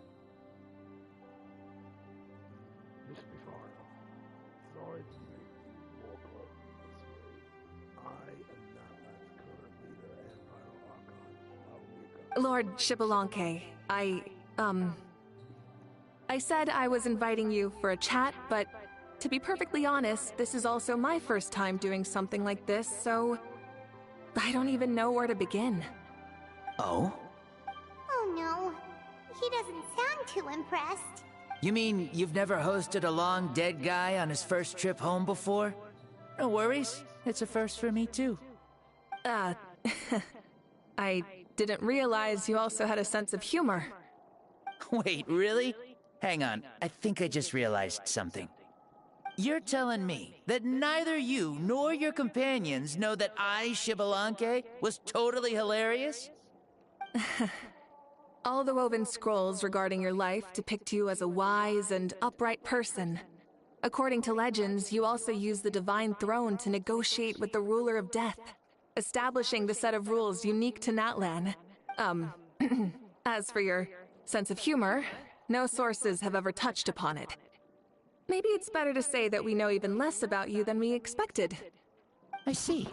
In that case, allow me to reintroduce myself. I am the first Pyro Archon, Shibalanke. You may call me dear beloved son, or just Lanke for short. Wow, talk about being overly familiar. And these two are? Allow me to introduce the Traveler and Paimon. They're important friends of Natlan and our companions. Great heroes who helped us defeat the Abyss for good. Ah, I see. I was about to say, why did a child follow us all the way here? Though you could say the same for me. And judging by your expression, that's exactly what you're saying. And there's where you'd be wrong. This body belongs to a child of present-day Natlan. I'm only possessing it temporarily. I see. Your physical body couldn't be revived, so you had to borrow someone else's. But what about the original owner? Is he, okay? No need to worry. My existence has not affected this child in any way. This body's original occupant is currently experiencing a fantastic dream. I have my own plans, and as for my reasoning, you'll find out soon enough. Alas, this borrowed body is a bit lacking when it comes to exercise, and hasn't really trained any aspect. I tried my best at the tournament, but could only get so far given my physical limitations. Oh, that explains why you couldn't make a deep run! You're not used to this body, are you? I wish that was the only problem. I'm simply unable to do a lot of larger movements. Oh, and my usual climbing and jumping motions aren't exactly suited for him either. Also, you've got to be twice as careful in a borrowed body. If I pushed him too hard and got him hurt, I'd be no better than a criminal. I could never do anything like that. Indeed. Still, the great shaman Lali learned about your impending resurrection from the Wayup, but we still don't know why you've returned. Oh, is it time to get serious then? All right, serious mode activated. Ahem. In any case, you've already touched on the topic. I did indeed strike a deal with the Ruler of Death. She once asked me why I prayed for her power as a mere mortal, and why I yearned to save a nation in peril. I convinced her with the promise of perpetual existence and the everlasting flame of life. So, she shared her strength with me, and allowed Natlan to operate under brand new rules. I told her that the plan would be a grand, long-term one in which victory would not come for some time. Certainly not within a mortal lifespan. Still, I knew that someone else would bring it home. She assented to my request, and became an observer of our tale. Seeing her interest, I also asked that I, as the one who laid the foundation, be granted an opportunity to see the new world with my own eyes, if we actually did manage to triumph in the far future. Ah, so your return is a special favor granted by the ruler of death. More like a bet I made with her. Even gods have things that pique their interest. I bet correctly on the outcome of this war, so this trip is my reward. How do you feel about the Natlan of today? Does it meet your expectations? Oh, I like it a lot. Could you tell me more, by the way? I'd love to know how you managed to win the war. As you know, ours was an exceedingly grand, long-term plan. I'll skip over the most ancient parts and start with what I know. The battle from 500 years ago. The disaster struck suddenly, and Natlan was engulfed in darkness. Our land and faith were both shattered, and everyone believed that our nation's end was nigh. But even when thrust into battle against the Abyss, fate, and the passage of time, our heroes did not give up hope of victory. We each shouldered our heavy duty using the power that you left behind. All the Pyro Archons in the last 500 years have devoted their lives to banishing the Abyss, rebuilding our tribes and faith, and uniting the people as one. As for me, I decided to head 500 years into the future, that is, the present, so I might finally bring together our people's resolve, which has stood firm for thousands of years, and fight for our final victory. Of course, I had prepared for the worst. Awakened to naught but monsters, corpses, and ruins where our nation once stood.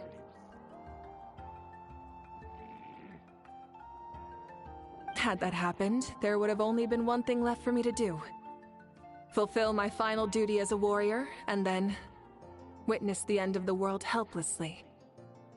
Still, the outcome proved that our faith was not misplaced. This victory, and the miracle that it created, is the greatest reward for all who gave everything to protect our realm. Yeah, had anything gone wrong, whether in the past or in the now? I have always believed you to be shrewd. Surely, such a quality was needed to bargain with the ruler of death, and win so much for us in the process. Natlan was only able to overcome this crisis with your help. All these millennia later, and the people of Natlan have finally achieved victory over fate.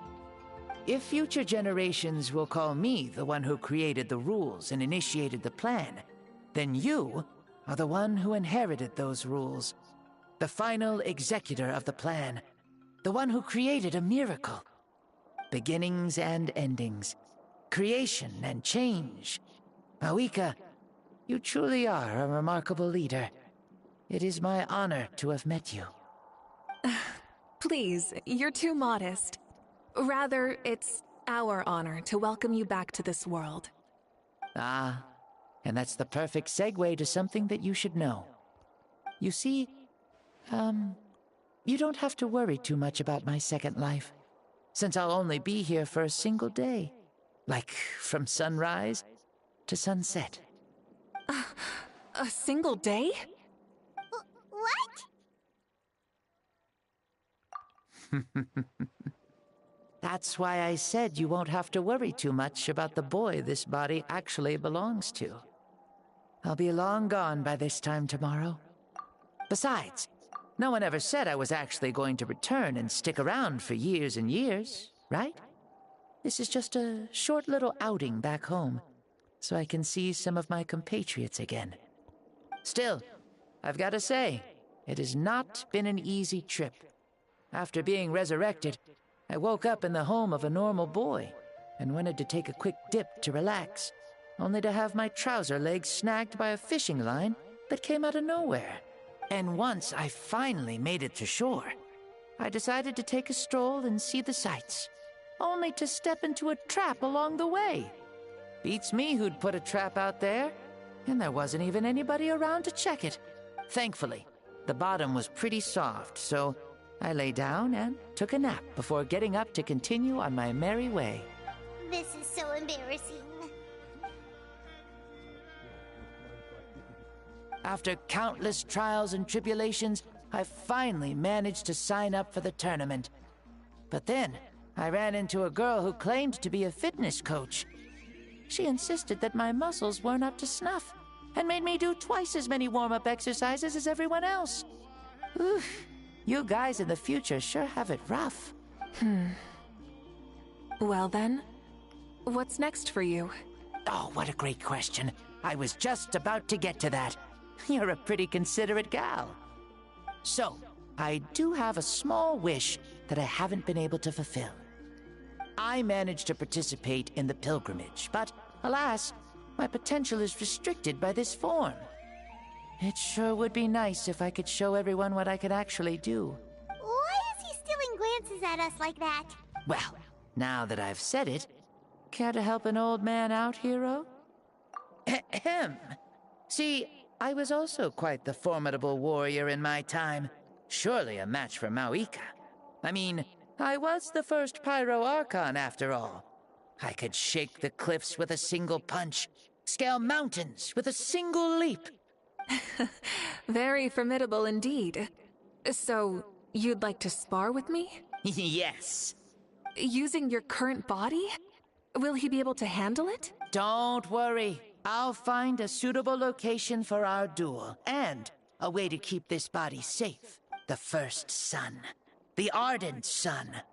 This star is a flame, burning with a passion that will consume all. From the moment I first saw you, I knew you to be a true warrior, just like me.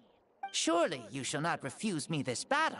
O inheritor of my ancient name, the burning sun, Kiongozi Mauika. I accept. Brilliant. In that case, let us free ourselves from mortal shape. Let the ancient souls guide you to the true arena of duels.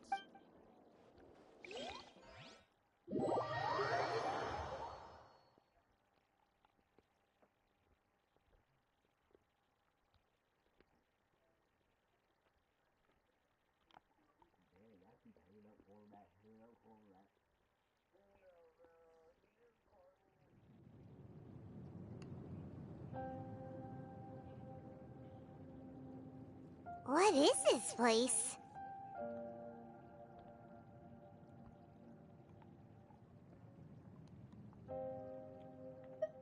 Is this a temple of the spirit? This is the land of the sun, created by my soul. Only the sun and those blessed by it can survive here. Me, you, and you. The sun, the other sun, Blessed One 1, and Blessed One 2. We've been blessed by the sun? The sun will remember the most virtuous stars. You are hope itself. The most radiant, most important friends we could have. We have invited you here, so you may witness the clash of suns. Huh, I see. We've manifested in an almost fully spiritual, consciousness-like form, removing the limits of our flesh. That's right. As I said, I knew you to be a born warrior the moment I laid eyes on you. But there are two forms of human strength, that of the body and of the spirit. The great Xbalanque, impressed upon a child's body, found less than a third of his original strength available to him. In that form, I'd lost my strength of body. But here, we meet as our true spiritual selves. In this place, even a child may shake heaven and earth due to the great soul within. What makes a true hero? Someone strong of body, or strong of mind, or must one be strong in both to surpass human limits? Which of these are you, Mawika? Well said, Xbalanque. Let us prove our mastery of both strengths through this battle.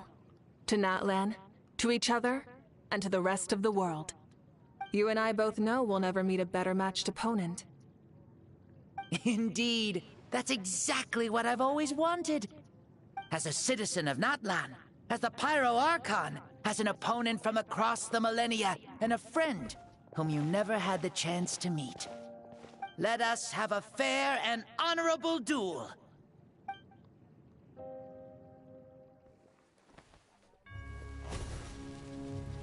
Our fight will end when the flame is extinguished.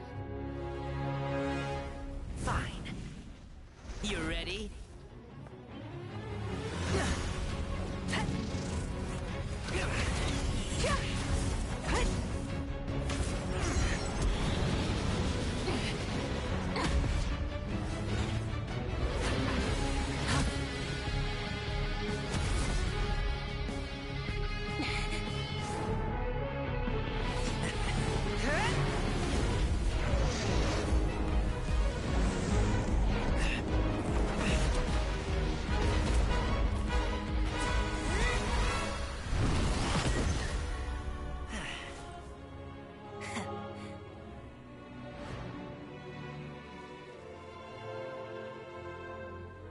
No. In war, there's no time for that.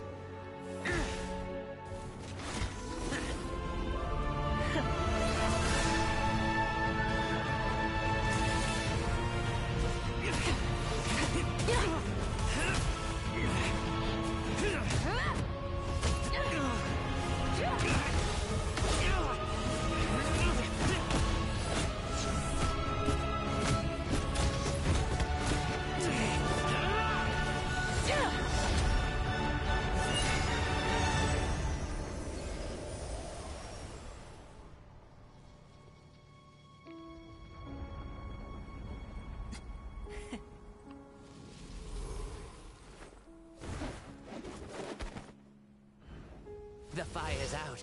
Let's stop here.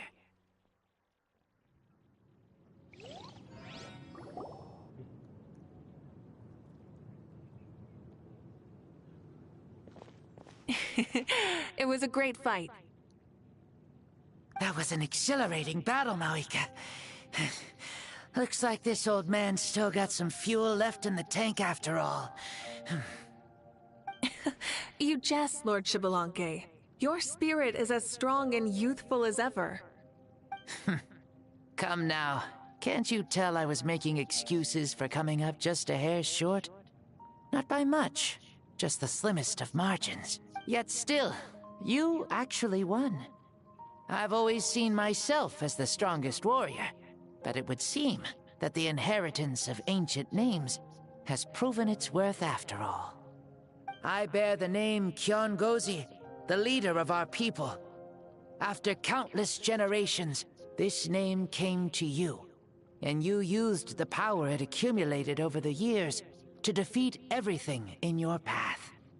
This battle has been most meaningful. Beyond the facts of victory and defeat, I've also learned a lot about you. Take, for example, your strength. It is at once ruthless and gentle, both tenacious and sharp. You neither overwhelm your opponent with sheer power, nor defy them with only your strength of will. You possess a great understanding of your own might, and will convert all of it into fuel, so you may climb to even greater heights. It is thanks to heroes like you that this war was won. I'd have never been able to return to the mortal realm otherwise. Your victory granted me this chance at a second life. Even if it is just for one day, the sun has risen again to drive away the darkness. Even the darkness of death that once enveloped me has been dispersed by your flames. Mawika, you are the newborn sun, greater and more radiant. Allow me to give you a present to celebrate your victory. Ooh, there's a prize too? I'm from you, it must be super awesome. My journey is complete, and I have no more need for my remaining time. Mawika, I would like to give you all my remaining life force, which I obtained from the ruler of death. Use it to awaken those you wish to see the most. Surely there must be at least one person that you'd like to meet. What? So it's a blank check to bring anyone back for a time? Though Natlan possesses incredibly unique ley lines, it is still extremely difficult to meet the dead outside of the Night Kingdom.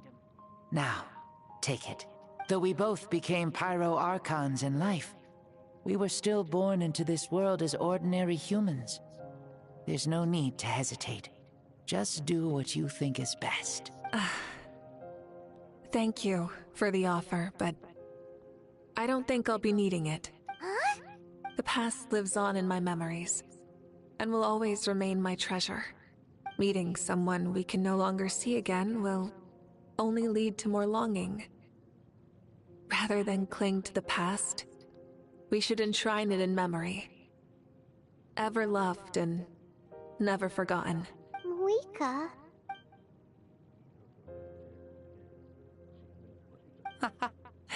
They were right. That's exactly the sort of person you are. They? Your parents, sister, comrades, and friends. Those who walked with you, and those who left you behind. Those who crossed blades with you, and those who prayed for your safe return. Each and every one. Mawika, has one granted the special privilege to return, I can sense them calling for you, and watching over you from within the distant winds. Dear Mawika, our esteemed Archon, leader of our people, how have you been doing? We all miss you so. There are so many things we want to say to you, but if we really were to say them, they'd just be those simple, heartfelt words. The war is over, Mawika. All our efforts had meaning, and all our struggles bore fruit. This is the fairest and most precious thing in the entire world. May you be happy in this era of peace. May you eat well, sleep well, always be full of energy, and never forget that we will always love you. These are all words spoken by the people from the past. Their voices are echoing through this Temple of Souls.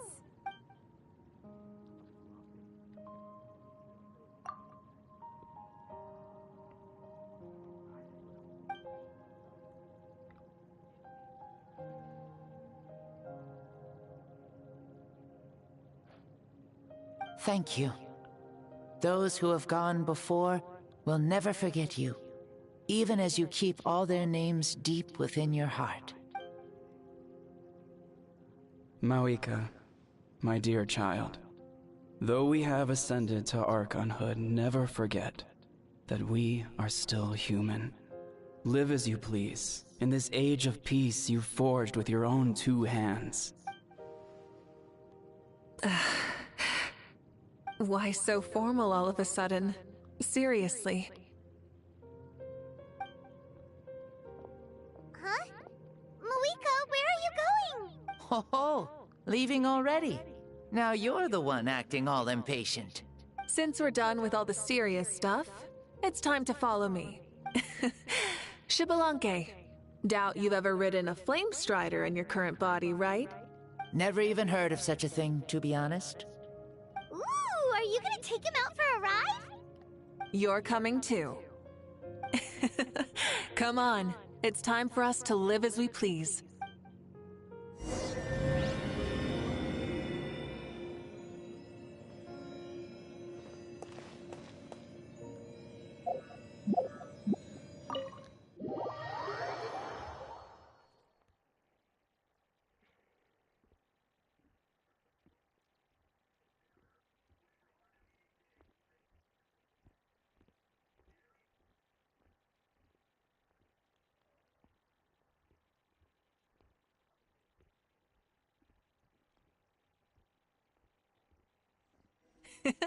Helmets on, sit tight, and don't fall! Is this a board you can use to ride on the water? And you can stick it to the back of vehicles too? Genius! This is Moika's Flame Strider. Oh, we call that board a surfboard. You learn something new all the time. Playing with this stuff is part of everyday life, then? Yeah, we're living good! Ah, I wonder if I would have ever become Pyro Archon if we had had these gadgets around back then. I might have had a bit too much fun with them. What? That would be terrible! Agreed. Good thing they were only invented after I died, huh? Looks like I really am better after all, for becoming Pyro Archon even with all this temptation around. Point Moika! The hands of our friends, the Children of Echoes, are as skilled as ever. They were already famed in your era, right? This spike was built by their most talented artisan in this age. Speaking of which, we just passed them by. Sweet!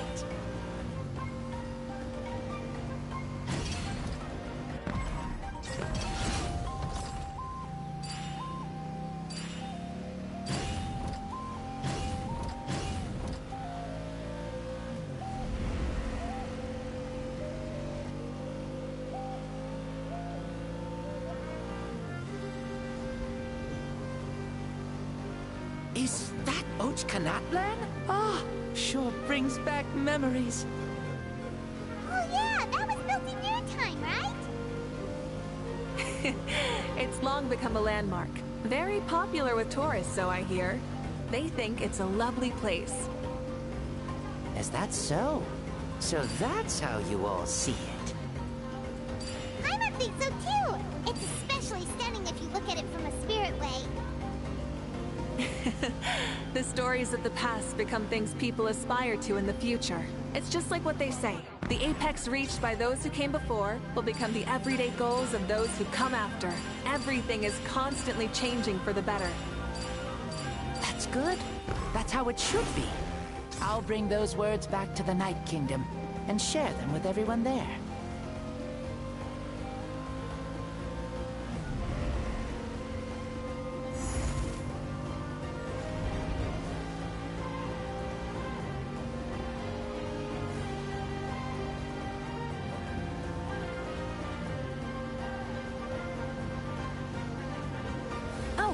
You can see the people of the springs from here.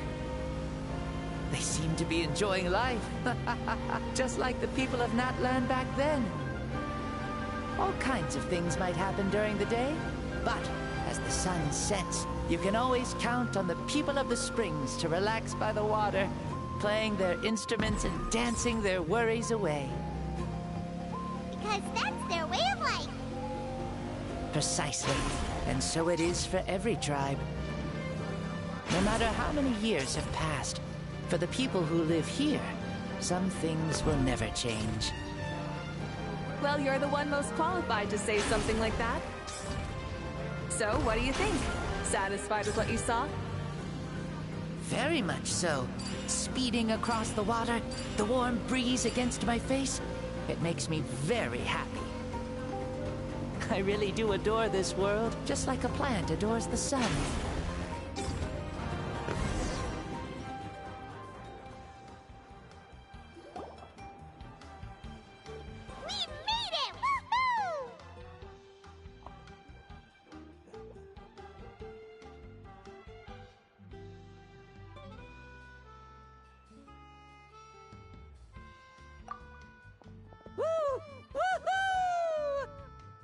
Thank you, Moika. This has been a wonderful trip. Lovely things are meant to be shared after all. It's the least we could do for our friend. I'll admit, I didn't expect people several thousand years in the future to see me as a friend. Not that I'm complaining. This old man's had a great day today. Thank you, dear friends. I can still remember how nervous you looked when you saw me for the first time, Moika. I'll cherish that memory. Oh, is it almost time? Yes, it is. Thank you for coming back to see us. This meeting means a lot to me as well. Mm-hmm. Well, time to go. Don't forget to lead a happy life. Aw, already? Paimon's gonna miss you. See you later, Shibalonke.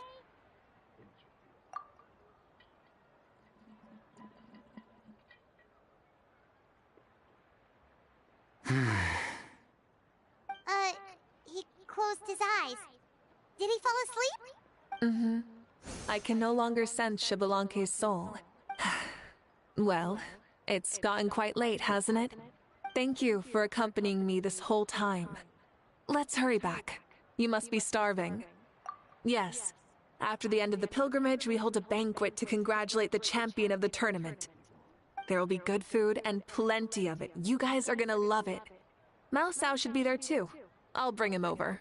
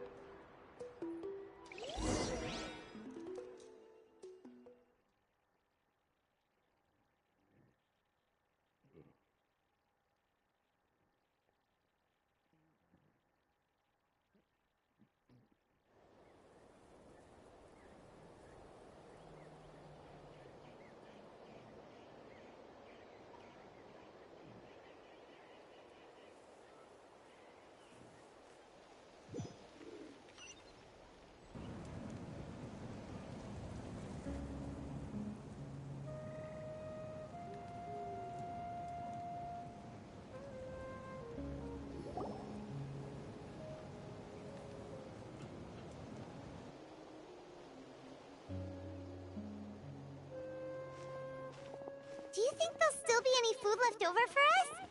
It's kinda late and all. I'm sure the feast has already started, but don't worry. I'm sure Yansan will save some for us. She's very reliable. Leaving the tournament planning to her was a smart move. So she probably figured that we'd be gone a long time. Yeah, I told her as much too. Seems like they've prepared the thing. What thing? See that row of braziers over there? Oh, so that's what they are! They haven't been lit, so Paimon totally thought they were something else. Here, watch this.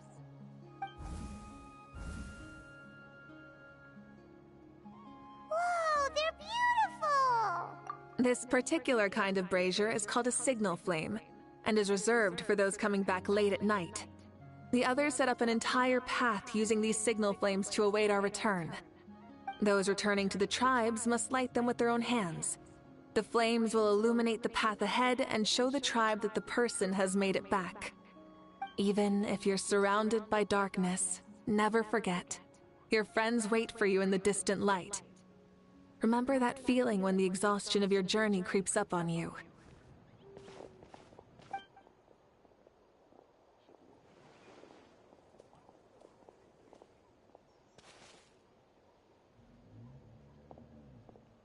Archon! Traveler! Paimon! You were really gone a long time. We've already started grilling the meat. We had a long talk with Lord Shibalonke. It was pretty time-consuming. More than well. Shibalonke... he's a very good man. He far surpassed even my expectations.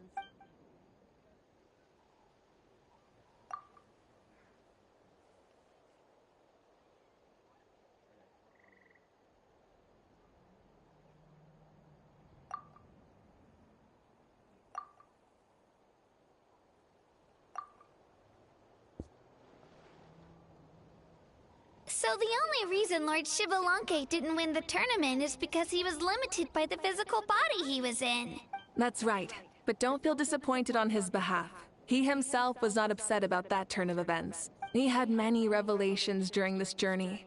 And as he said, strength of mind is as important as the strength of the body. He realized that after failing to make it to the final 32. No matter how many times Paimon hears it, it's still so funny to think that Shibalonke didn't even make it that far. Strong in both body and mind. Huh. I'd say our champion Kanich fits the bill. Don't you think? Indeed. Everyone, let's raise our cups. Let's celebrate our champion! Kanich, you've proven yourself a true warrior and athlete. Congratulations on your triumph in the pilgrimage. A toast to our champion! Cheers!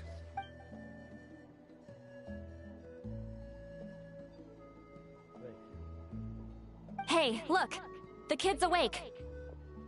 Huh? Where am I?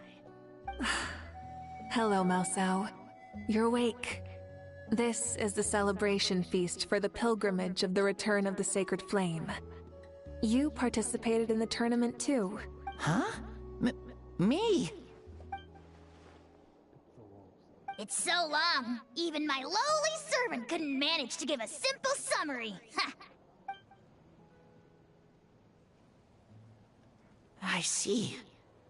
I remember Lord Shibalanke, our Archon, Mauika, and the pilgrimage. I feel like I dreamed a very long dream. I was super strong in that dream, too. I could jump up onto the roof with one leap, and I could climb, fly, and glide. It wasn't a dream.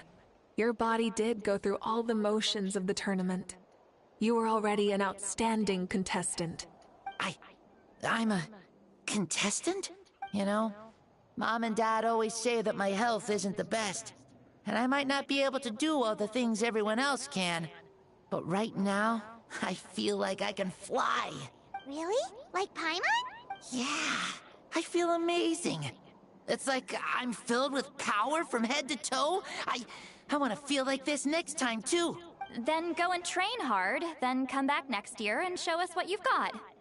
Yeah, as long as you put in the work, you'll do great. I know it. That's how it is for all of us. Yes. You'll turn out to be a truly beautiful vegetable. I'm sure of it. Yeah, I will. Oh, but the pilgrimage was only half of the dream. I think, after that, I somehow got into a fight. Really? Against who? I think it was our Archon. That wasn't a dream either. I did have a duel with Shibalanke. Huh? I was hoping to save this until later, but since we're already on this topic, I've got another piece of good news to share. Namely, that we crowned another champion today.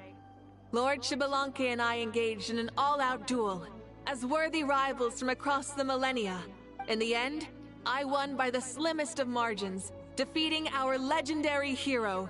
Wow!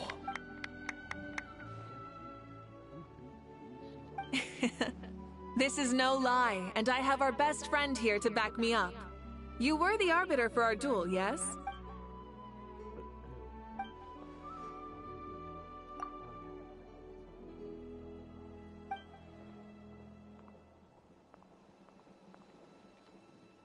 Yeah! Amazing! What an achievement! Come on, everyone, let's have another toast. For our Archon this time.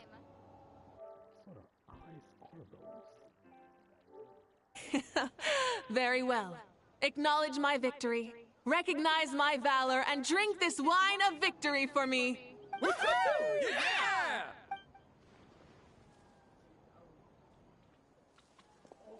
Yeah!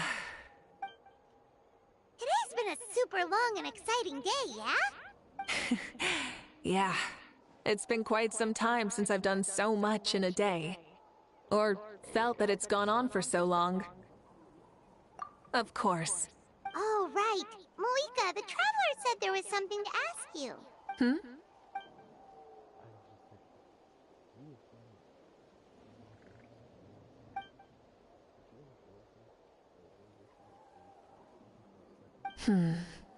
No.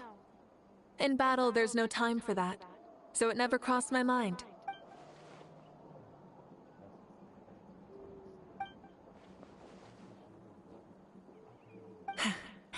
The night is still young. Cheers.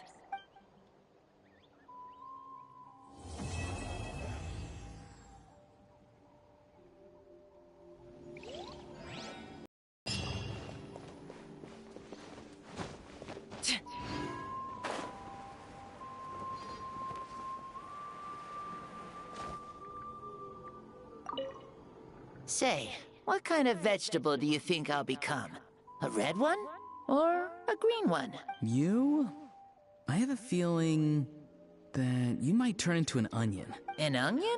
Someone who looks ordinary, but who can make anyone who attacks you break down and weep. Really? That sounds super strong. Onions are super powerful. One of my friends happened to be cutting onions when I came over to his house. He began to cry, and the Saurians also began to cry, and eventually, nearly every living creature in the room was crying. I was also in the room, but I shielded my eyes with my cloak just in time. Kukuku and Aoife couldn't see my face, so they thought I cried too. I'd like to become an onion man and make people cry too. Sure, no problem.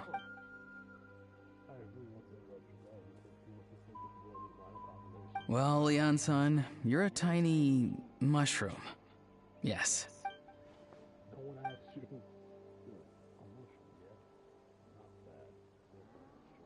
Then you must be full of life too, right, miss? Yes, she is.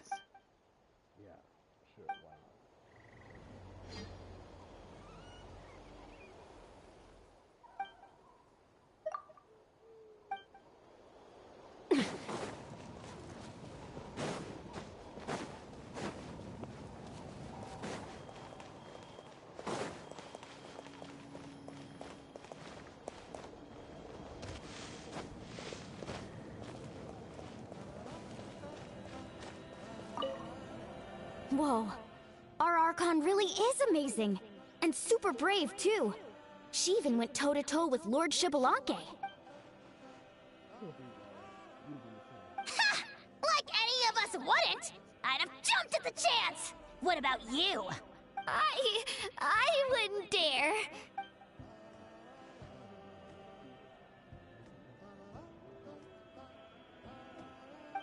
I swear, you're all just brimming with energy over here. This is Lord Shibalanke we're talking about. Our greatest ancestor? Are you really that into sparring with your elders? Granny Seat Lolly! Let's spar sometime, too. No. We're absolutely not doing that.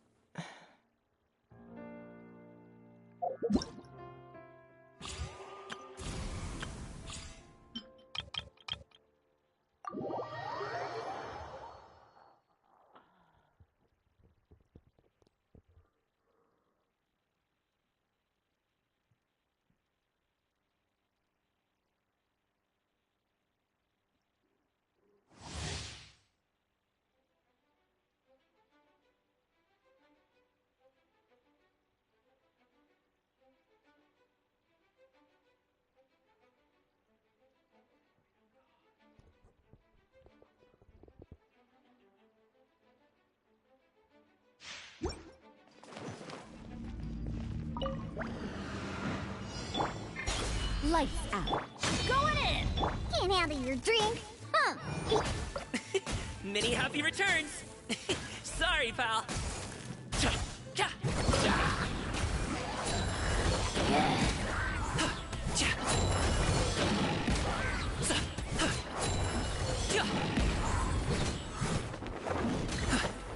Shiver! Yeah! Sayona special! Teamwork is dreamwork! Up to it, Matai!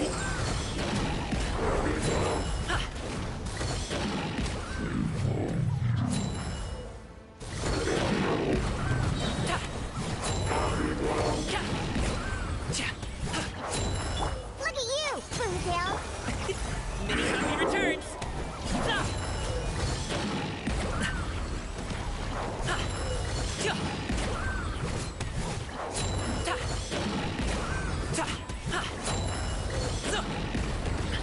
Stop it now!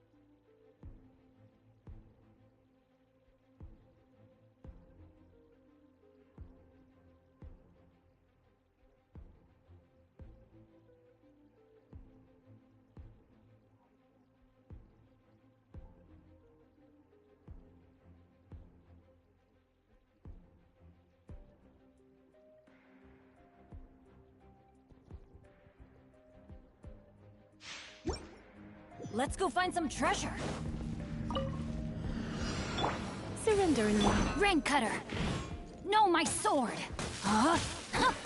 You're toast! Everybody stand back! You've come a little closer. Heep, heep, heep, ha. Heep. Heep. Let's spark it. Let me weave you a verse. Off we go! Teamwork is trick! Race you! Eat this! You're in for a little shock.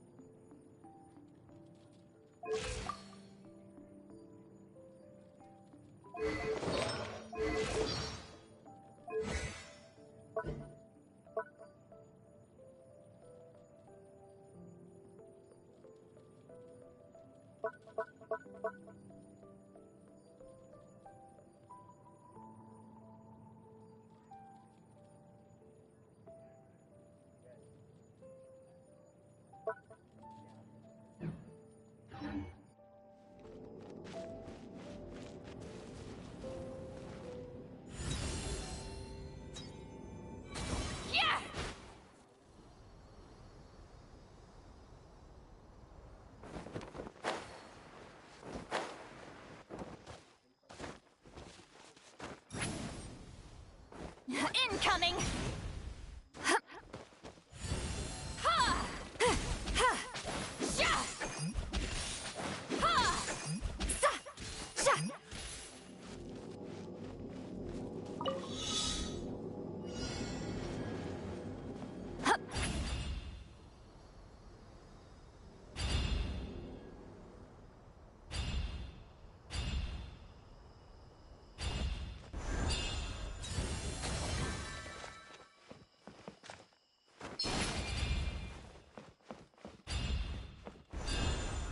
Take me up!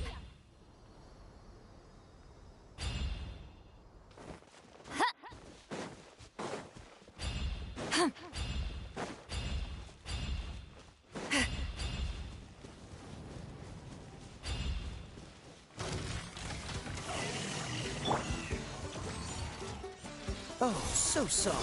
Ninjutsu! Suffer the wrath of Eastleigh! Hop to it, Manzai! Alley-oop!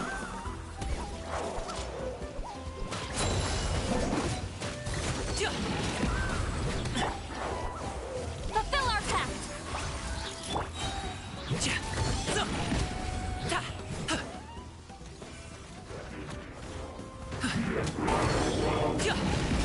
Mighty mythical feast!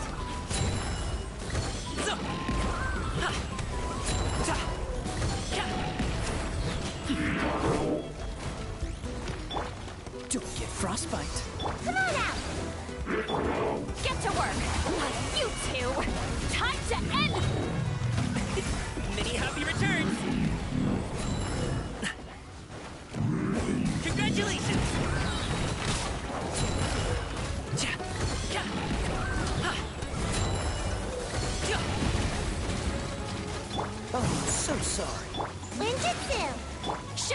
mercy! Keep lolling! He's Papa! Mighty mythical beast! Za! Za! Ta! Ta! Cha! Cha!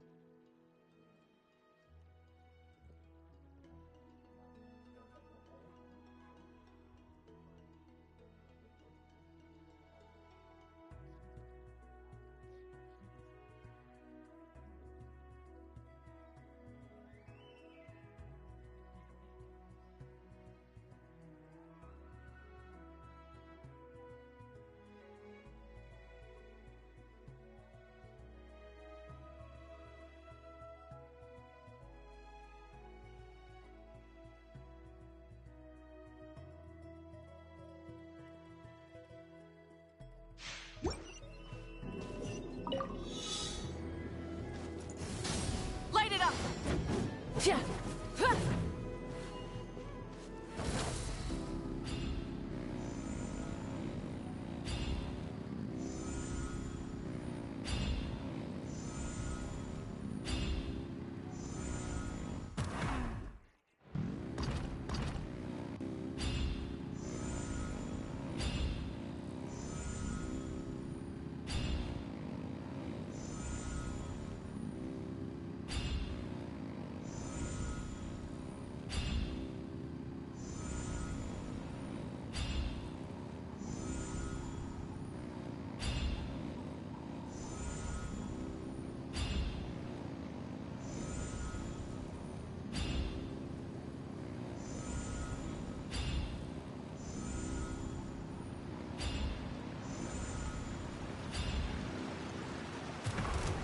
Let's hope you put up a good fight.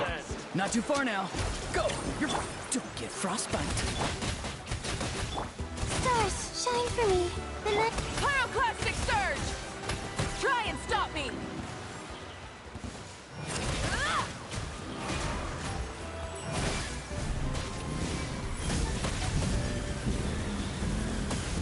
Yeah.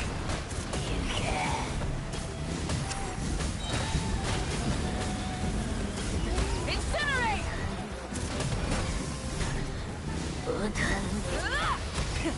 Cold, mine to command. No. Oh, so sorry. Farewell. Time to say hello. Light of the blazing sun!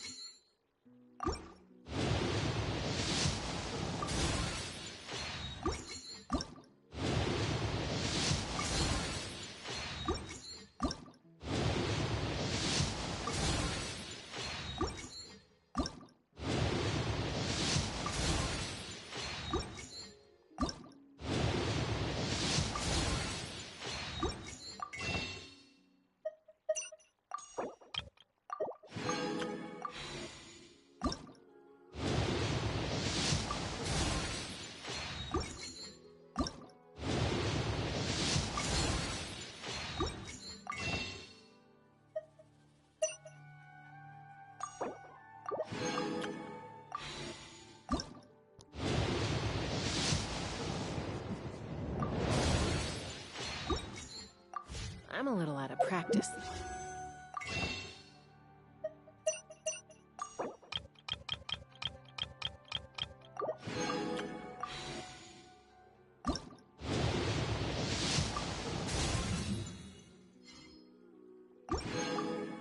Days. Any conflicts around?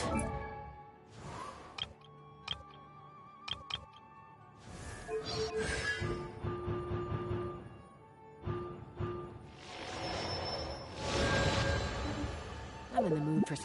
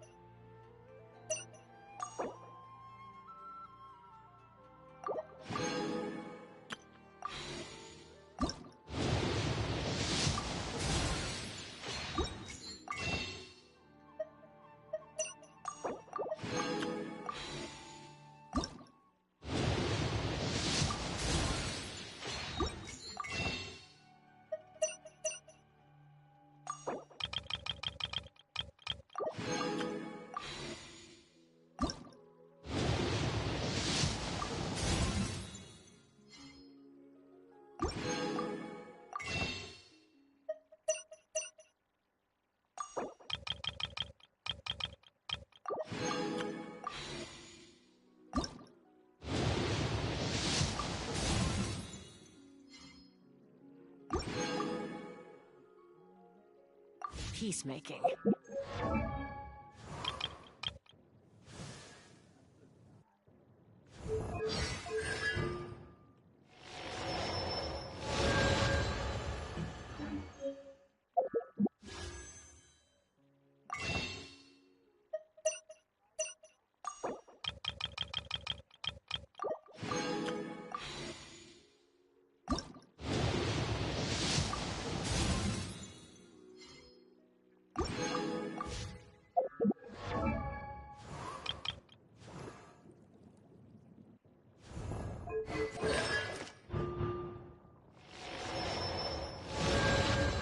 I'd have lost myself long ago if I allowed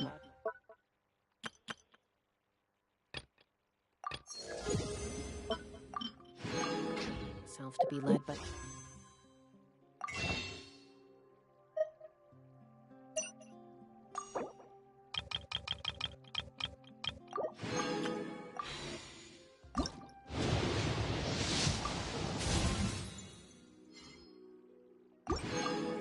Whispers of the Abyss.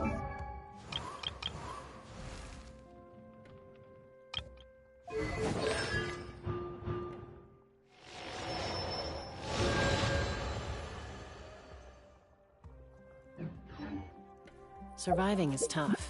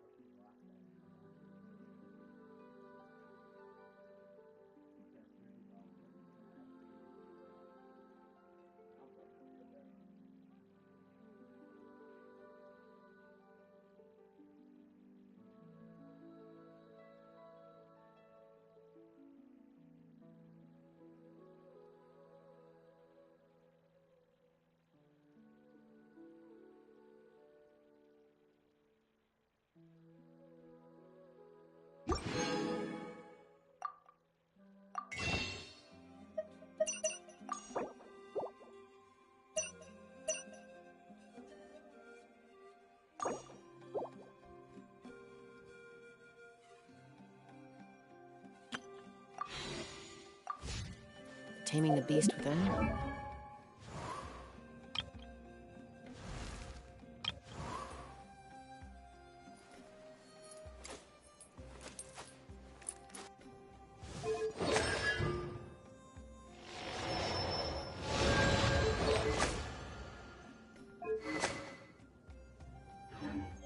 is tougher.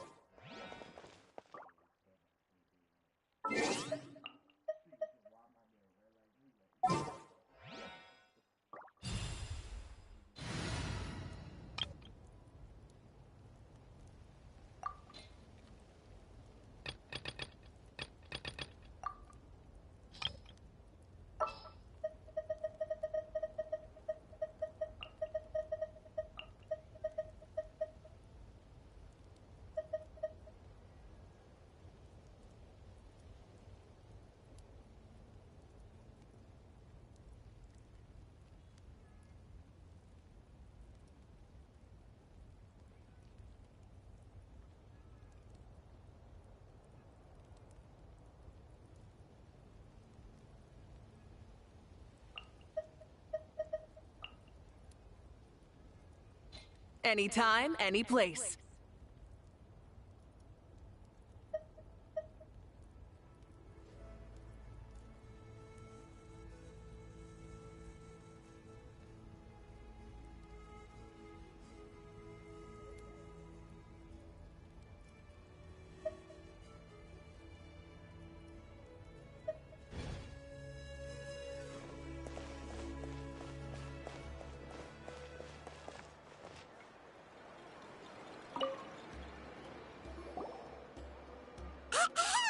What are you guys doing here? Following orders. If you have a problem, take it up with our employer.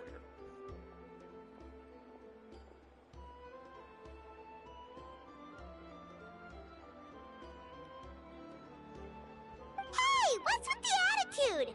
Can the Pt2 even work for a private employer? This is Grudok. I hired him to be my bodyguard in Natlin. As you can see, he's not the sociable type. I'm sorry for any offense. My original plan was to hire someone from the local tribes, but a priest recommended Grudok and his squad. I was told they were capable fighters and had the time to spare, so they fit the bill. It seems like the Fatui's reputation in Natlin is quite positive. So that's what happened. Then you must be from Fontaine? Precisely! Montluçon, at your service. I work in the publication business. And you two... Wait. You must be the Traveler and his fairy companion. Oh, you know us? A golden-haired traveler with a floating companion. There's no mistake. Your exploits in Fontaine have all the makings of a best-selling series. I'd be a failure of a book merchant if I couldn't recognize you. Wow, we're really famous at this point, Traveler. It's truly my lucky day. I know this is sudden, but I was actually looking for you two. You see, I have a favor to ask. So, you chased us all the way to Natlan? That's a little creepy. You'll be generously rewarded, I promise you. Well, at least he got straight to the point. Should we hear what he has to say? All right, we'll hear your request. You know the great shaman Sitlali, right? I need her help with something. Yeah, the chances of her helping a random stranger just because we asked? Yeah, Sitlali really doesn't like dealing with strangers. I heard about that from other members of her tribe. But they told me if one person could convince her, it would be the golden-haired traveler. If you manage it, I'll even double your pay. Oh yeah, we should definitely get to the bottom of that first. It's kind of a long story, and there's tribal history involved, so you should hear it from an expert. Alie, if you could. Of course. I don't often have an eager audience for this kind of thing. Nice to meet you. The name's Alie. I'm a researcher from the Fontaine Research Institute. Unlike most researchers, I have a keen interest in ancient ruins. That's why I was invited to join Monsieur Montluçon's team. have you heard of the legend of the great shaman Huitzilin? Yes, according to local records, she was a color mystic who lived over 200 years ago, and the most adept in her tribe at using that particular technique. Out of all of her exploits, her most celebrated is the Battle of Seven Colors. According to legend, the battle was triggered by an abyss invasion, one of the most brutal in Natlan's history, even from a greater historical perspective. Amazingly, Natlan was able to turn the tide despite being at an extreme disadvantage. The key to victory was none other than a color Huitzilin created on the battlefield. The color was extraordinary, illusory in appearance while also seeming to possess physical form. Legend has it that Huitzilin used the color to construct a magnificent maze on the battlefield and trap all the enemies inside.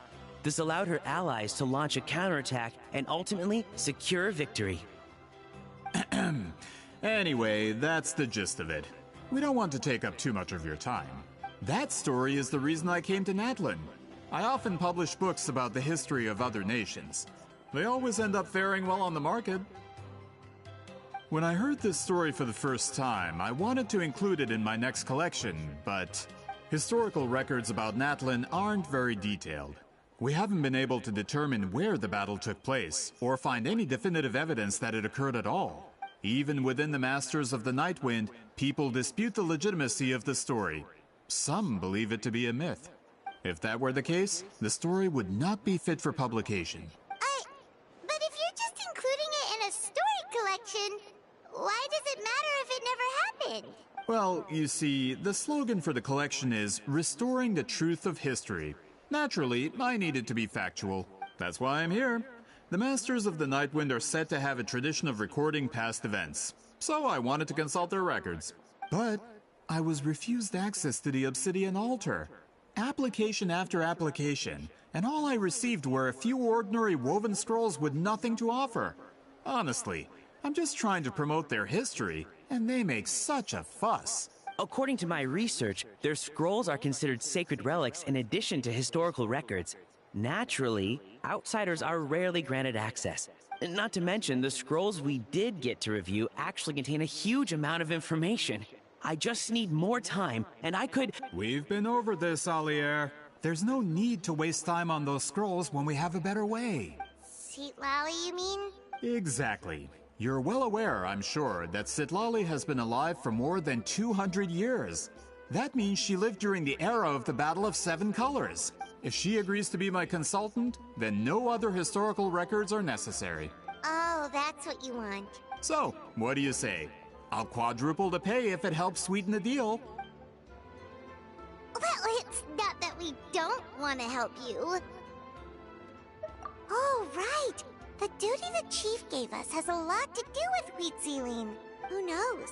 The Battle of Seven Colors might lead us in the right direction. All right, we'll help you convince Citlali. Just let us do the talking, okay? Of course.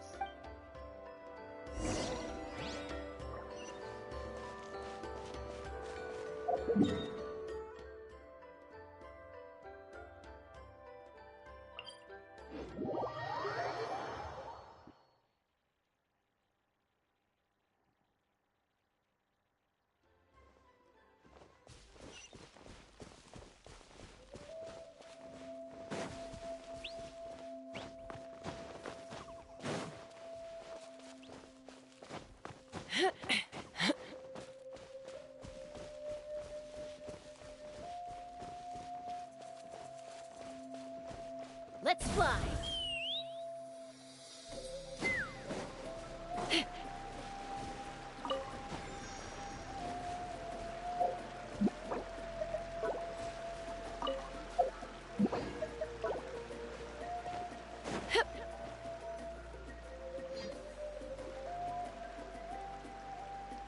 So, this is where the great shaman lives? A bit far from civilization, isn't it? I hope the person who pointed us in this direction wasn't mistaken. For someone like Citlali, it actually makes a lot of sense. Is this graffiti her work too? I wonder if it's a cultural practice. If I could just copy it down, We're here for a reason, Alier. As agreed, you two can do the talking, and we'll wait for you here. Okay, we'll go knock on the door. Hopefully she's not hungover.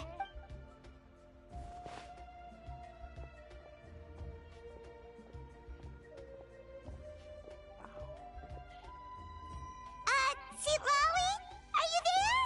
We need your help with something! Oh, no response. Maybe she's not home. Oh, Granny Itsui? Are you home? Hey, kid! If you're here to challenge me, book an appointment first. Traveler!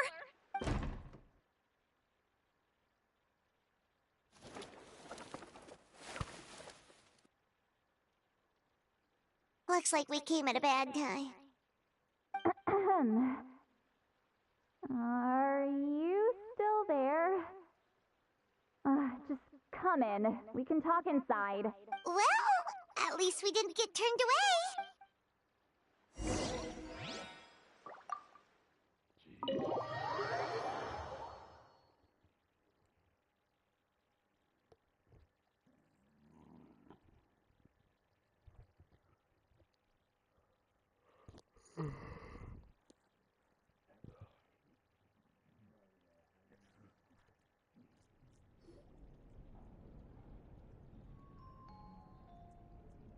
Huh. So this is where Sitlawi lives. I, didn't have time to fully clean up the place. Complain if you want. Menial housework means nothing to a great shaman like myself. Besides, in light novels, people who keep everything neat and tidy are always too boring to be the protagonists. Also, I'm not a hermit. I'm just above superficial rules of societal etiquette.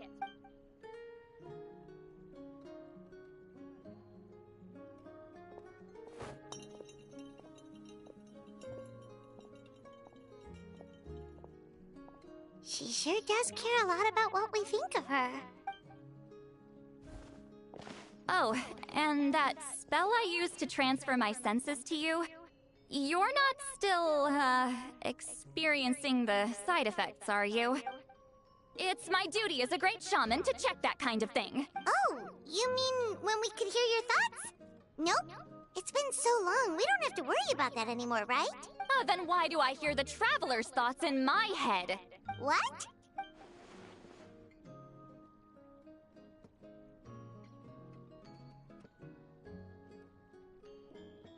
I can still hear you, you know.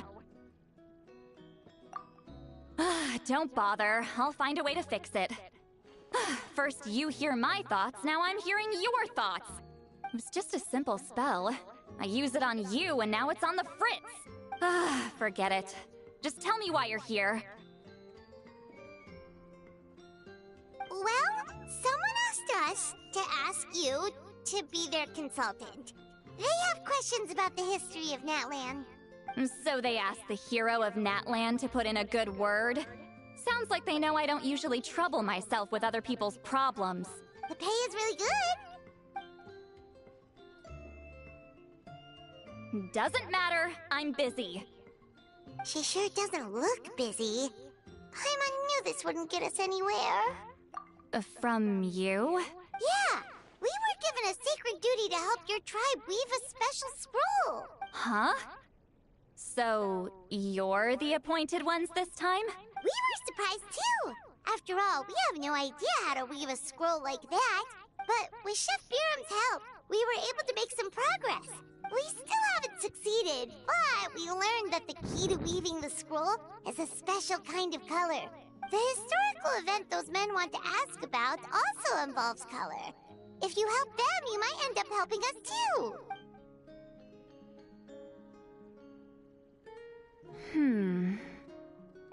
She's giving us that face again. Did Paimon not explain things clearly? I can't decide whether this twist is completely out of the blue or if it was foreshadowed all along. Does that mean you won't help us? I need to think about it. Then there's still hope. Hey! What's the holdup? Just give us an answer already. You agreed to let us do the talking!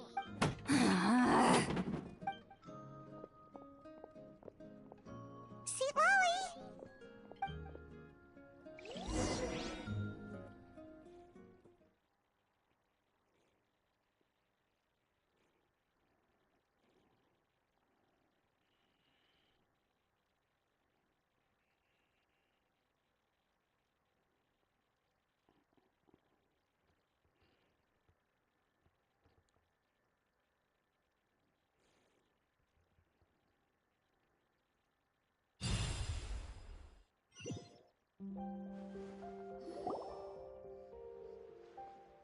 Stand down, Grudok! As your employer, if I tell you to wait, then you wait. Understood. You're the great shaman who's been alive for centuries? But you're so... Apologies for the disturbance. Grudok is a recent hire, so difficult to restrain sometimes. You're lucky you didn't force Sweet Lolly's hand. Well, since you're here, how about a discussion?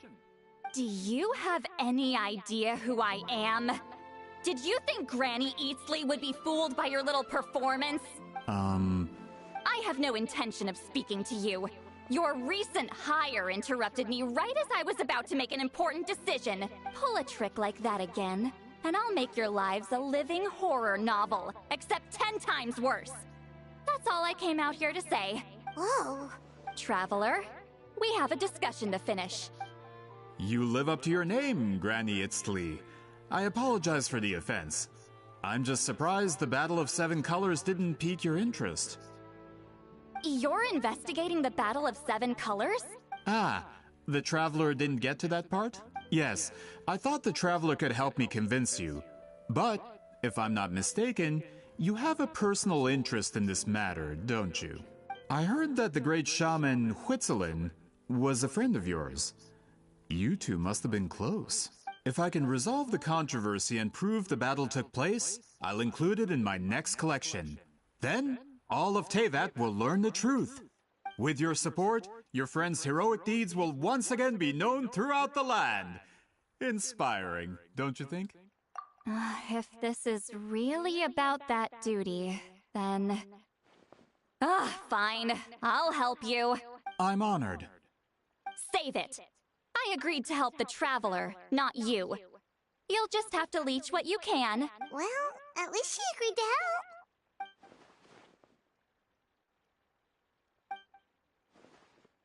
help. Who are you calling heartless? Not a problem. I always plan to work with the Traveler. So, did you directly experience any events of the battle? Do you have any idea where it took place? Can you think of any relics we could use to prove it? Talk at me, why don't you? Fine. No, no, and no. I did live during the same era as her, but that doesn't mean we experienced the same events. I've lived a long time, but I'm not a walking encyclopedia. You decide the angle of your investigation, and I'll provide answers if I'm familiar with the subject. All right. Even if you didn't witness the battle yourself, you still lived through that era. Your insights are very valuable. Alier, you had an idea about where to start, yes? Oh, well, my plan was to consult the members of the tribe in charge of recording history. Then, let's start there. Traveler, what do you say to officially working together? After all, it appears I can only get Miss Sitlali's help through you.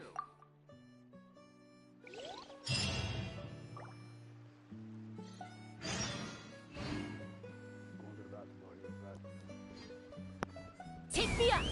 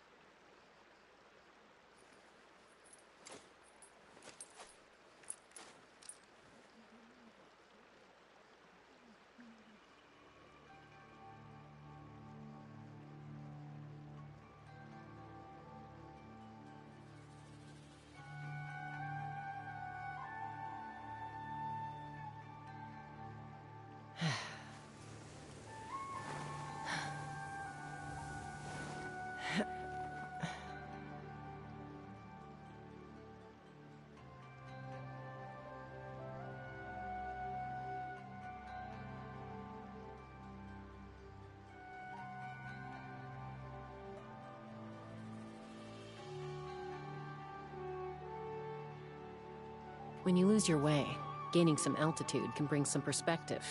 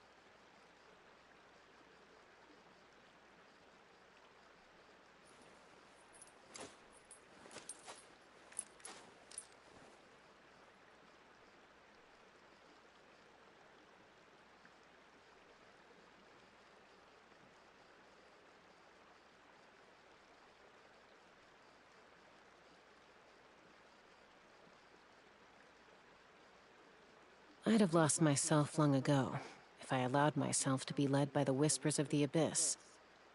Surviving is tough, but taming the beast within is tougher.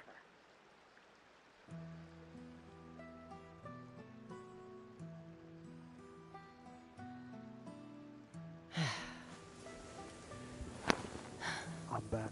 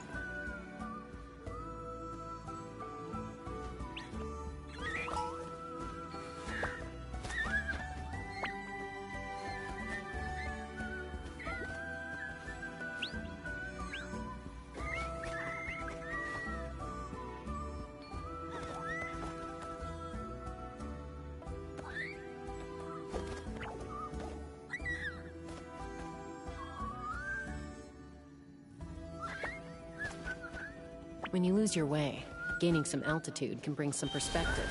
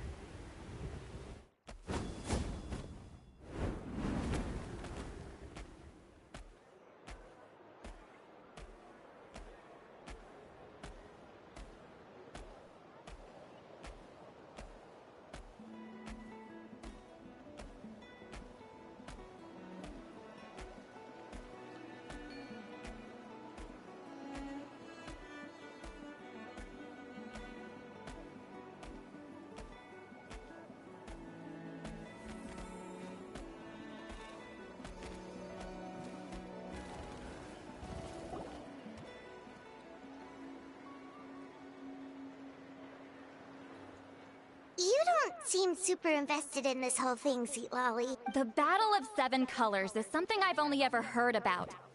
I know as much as anyone else in my tribe. But how? Weren't you alive when it happened? I wasn't there when it took place, and she never told me about it. That's how. But Molusan said the two of you were close friends. The battle was legendary. Why wouldn't Huitziling tell you about it? Close friends? More like arch rivals. Something Montlusan would know if he actually did his research. Did you see the graffiti outside my house?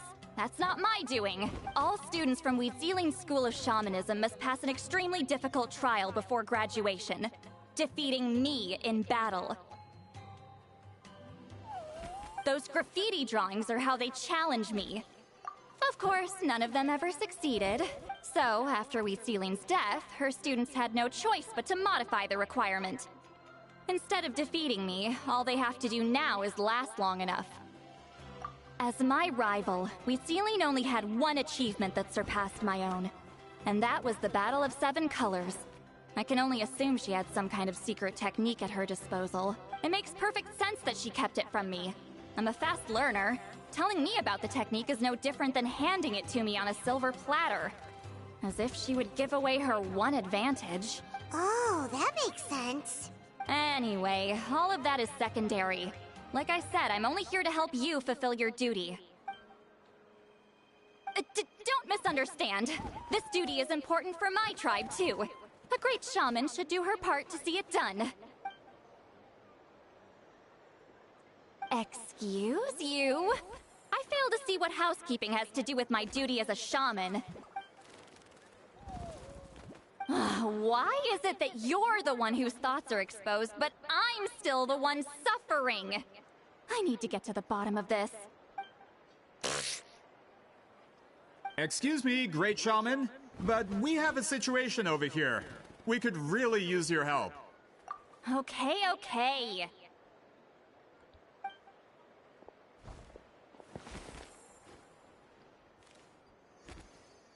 Of course the Battle of 7 Colors happened. The woven scroll proves it. Wheat Ceiling used a mysterious color to construct a maze and trap the enemies inside. That's just your interpretation. There's more than one way to understand that scroll. Besides, constructing a maze out of color is ridiculous. Wheat Ceiling was one of the most powerful shamans of her time. She definitely could have pulled it off. That's the biggest problem. She had students. Why not pass it down? A technique that powerful? And no shaman since has ever used it? Her students are keeping it a secret, of course. If you knew a technique like that, you'd be a fool to show it to just anyone. Oh, I didn't mean to cause an argument. I just wanted to ask, is there anything we can use to prove the battle took place? Of course it took place. Why would you need to prove it? You'll have to excuse him. Some people in our tribe insist on clinging to outdated views of history. I'd give up now if I were you.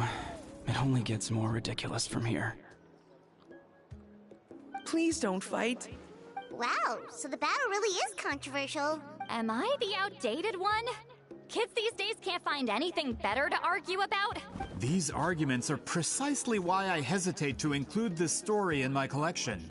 Neither side was able to offer anything useful. What should we do? Wheat Ceiling was a passionate teacher. We were opposites in that sense. The technique she used in the battle must have been her masterpiece. There's every reason to pass it on. Still, if the technique is powerful enough to single-handedly stop an invasion, it also makes sense that her disciples would keep it a secret. We should check with the students from her school.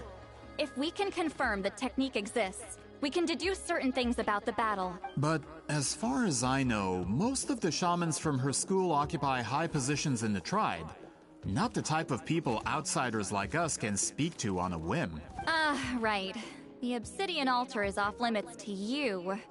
But, if I go...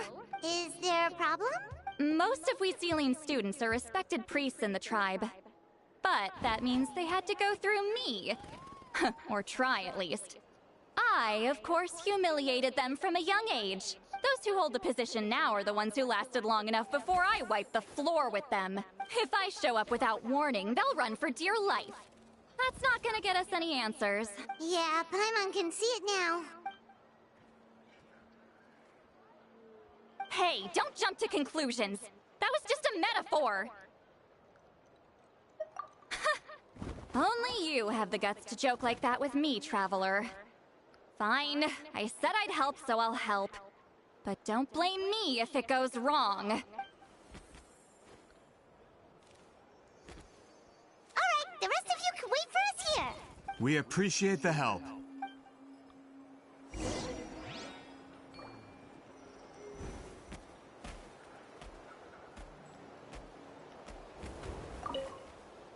Got a problem?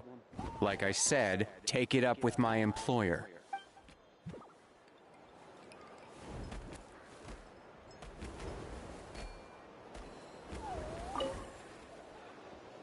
Natlan's history is full of intriguing mysteries. It's too bad I can't talk to those priests myself.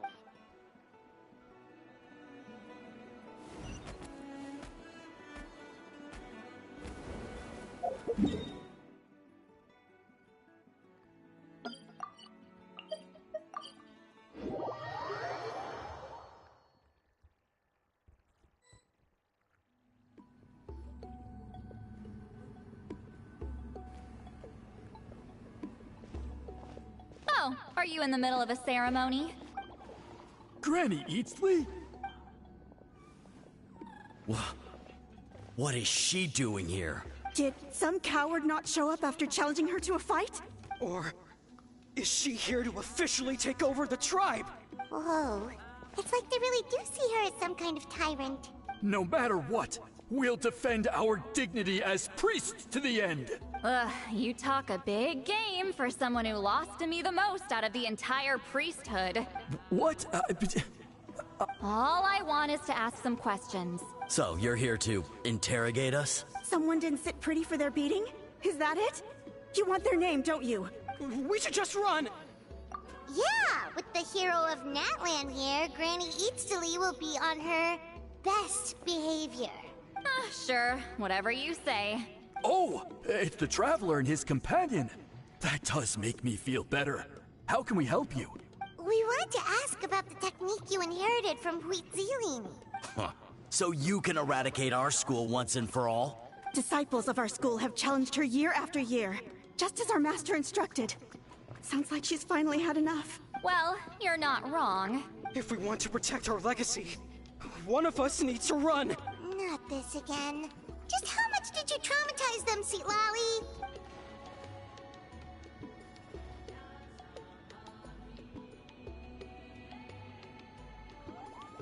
Hey! You can't just say whatever you want just because it's in your head. I'm Granny Eatsley. A mere mention of my name and kids burst into tears. Love and respect? No one has the guts for that. What? You know what? Forget about your duty. We really need to fix this mind-reading situation. Sorry to disappoint, but if you're here to question whether we're qualified to inherit our master's legacy, we're not going down without a fight. We're not getting anywhere. What should we do, Traveler? Huh? Oh, it's you. Elder Tlapo! Oh, we must have disturbed your meditation. Our deepest apologies. Please forgive us.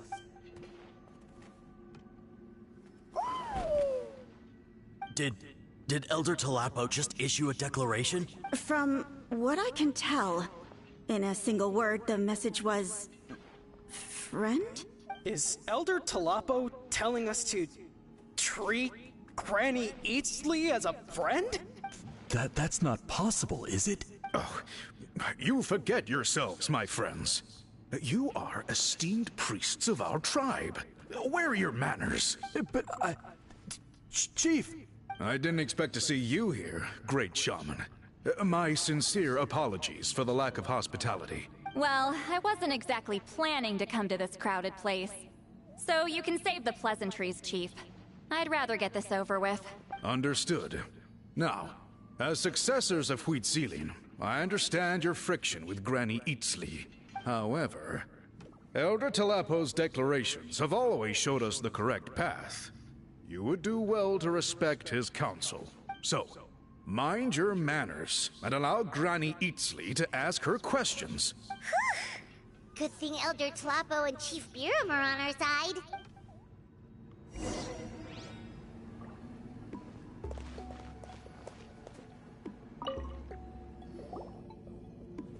Hi there, Elder Tlapo! Hey, he seems pretty happy to see us. He's the one who put you in charge of the scroll, right? Yeah, Elder Tlapo appointed us to the task. Elder Tlapo, huh? He's still claw to me.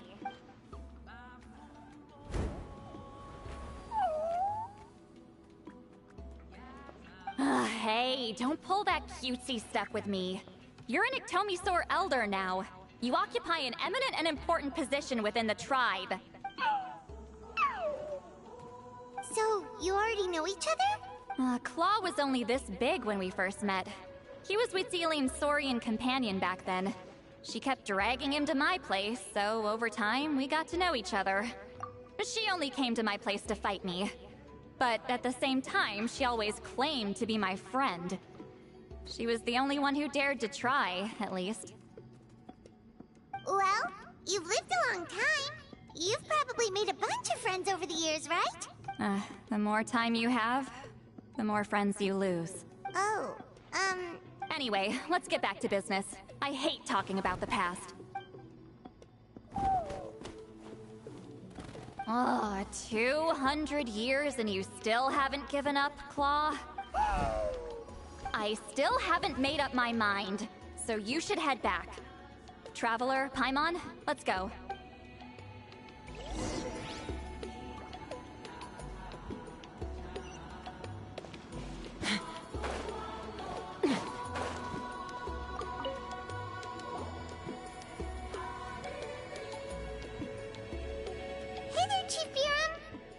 Oh, wait. We haven't reached out since the last time we failed the task, huh?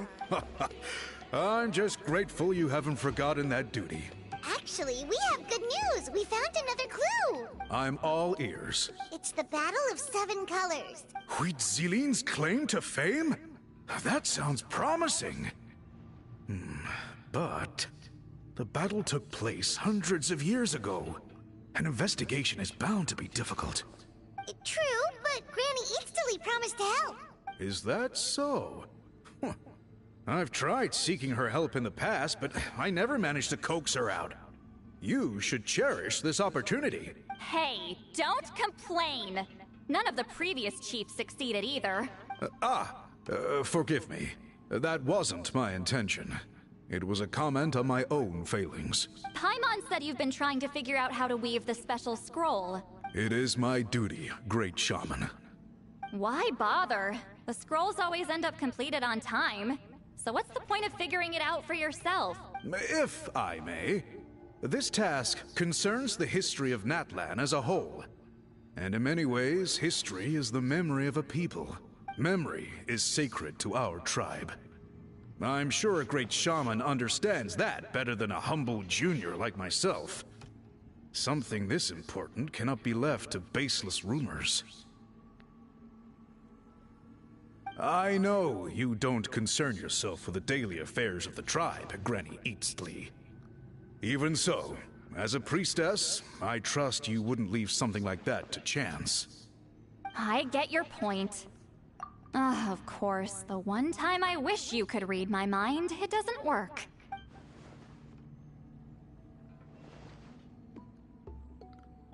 No, that's not it!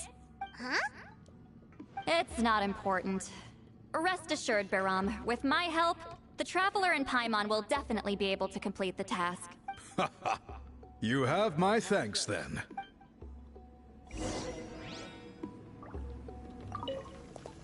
If you run into any more problems...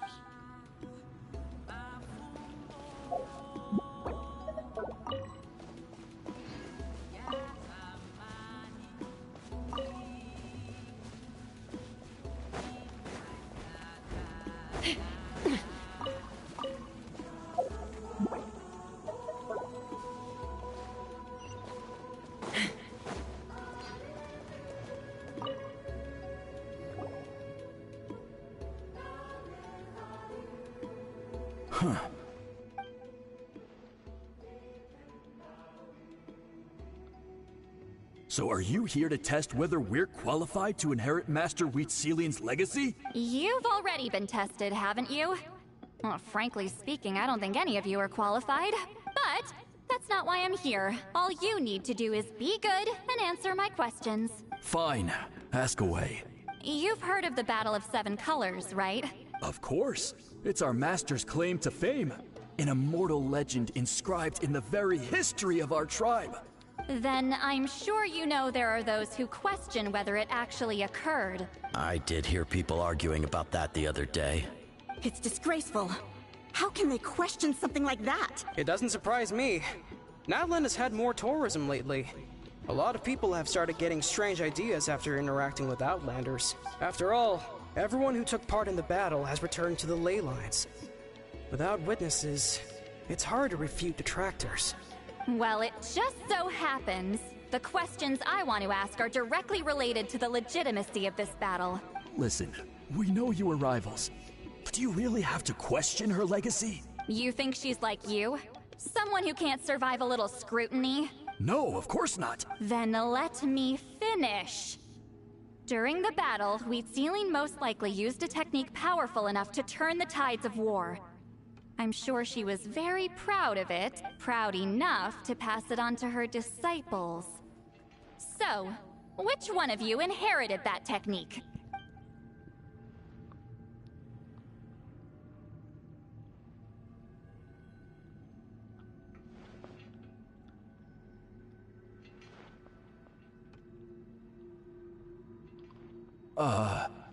I don't think any of us have heard of it. Listen, I'm not trying to take it for myself, so be honest. With or without it, I can wipe the floor with any of you. Yeah, no objections there. But I'm telling the truth. None of us have ever heard of that technique. What's wrong with her? Why would she let it go extinct? Master's body of work is massive. No one student could hope to learn all her techniques. Mastering just a few already takes a lot of effort. Master had no choice but to recruit many students, split up what she knew into different portions, and pass it down through various individuals. So even though we see ourselves as representatives of Wheatsealing's school of shamanism, what we know isn't the sum of her legacy. Actually, I know of a shaman family that inherited some of Master's techniques. The family fell on hard times and lost the right to the priesthood.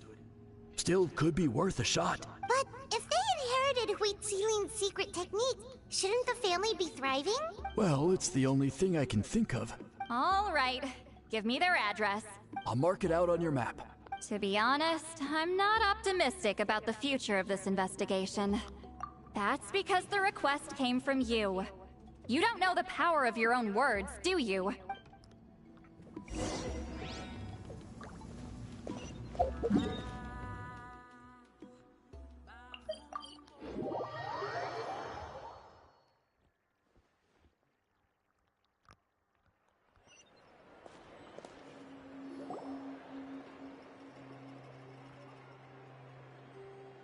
Proving the legitimacy of this battle seems more hopeless by the second. Nothing we can do about that. Well, even if our investigation ultimately proves the legend to be false, that's still a worthwhile result.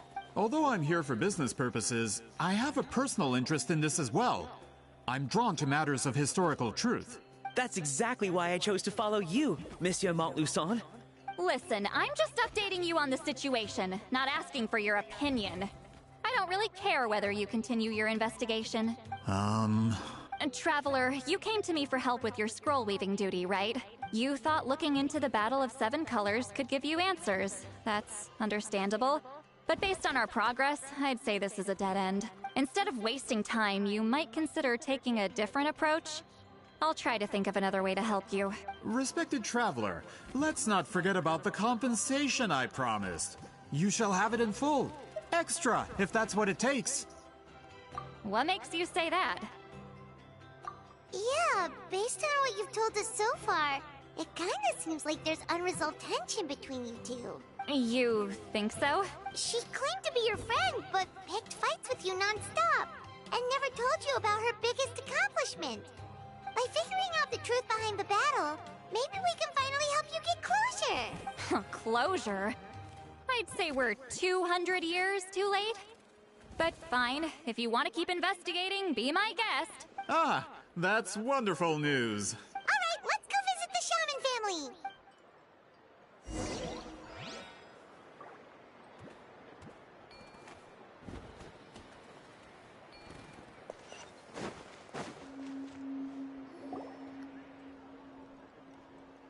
Hello, are you Aishaman?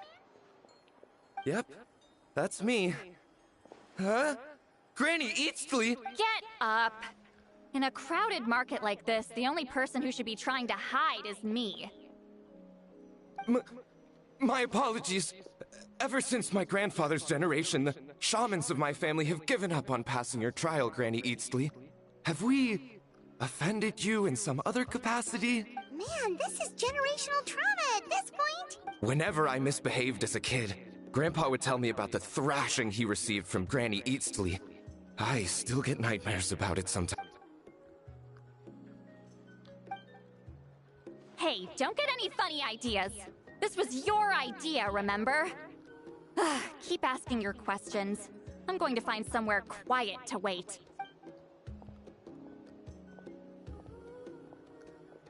Okay, so your family studied under Pt2, right? Yes, although that pretty much ended with my grandfather's generation, unfortunately. The techniques my family learned from Pt2 didn't have much practical use in terms of tribal affairs, so during my grandfather's time, we quit the priesthood. Turns out, shaman techniques aren't that useful outside the priesthood either. So over time, we abandoned them altogether.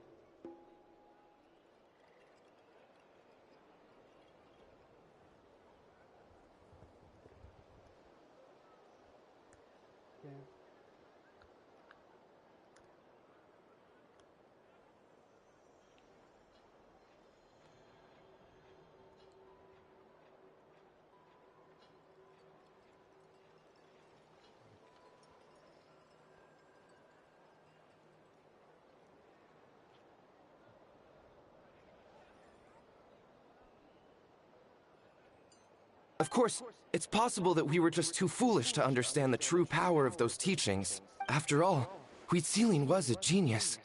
None of her students have been able to fully reproduce her talent. Do you know which techniques were passed on to your family? I'm not sure.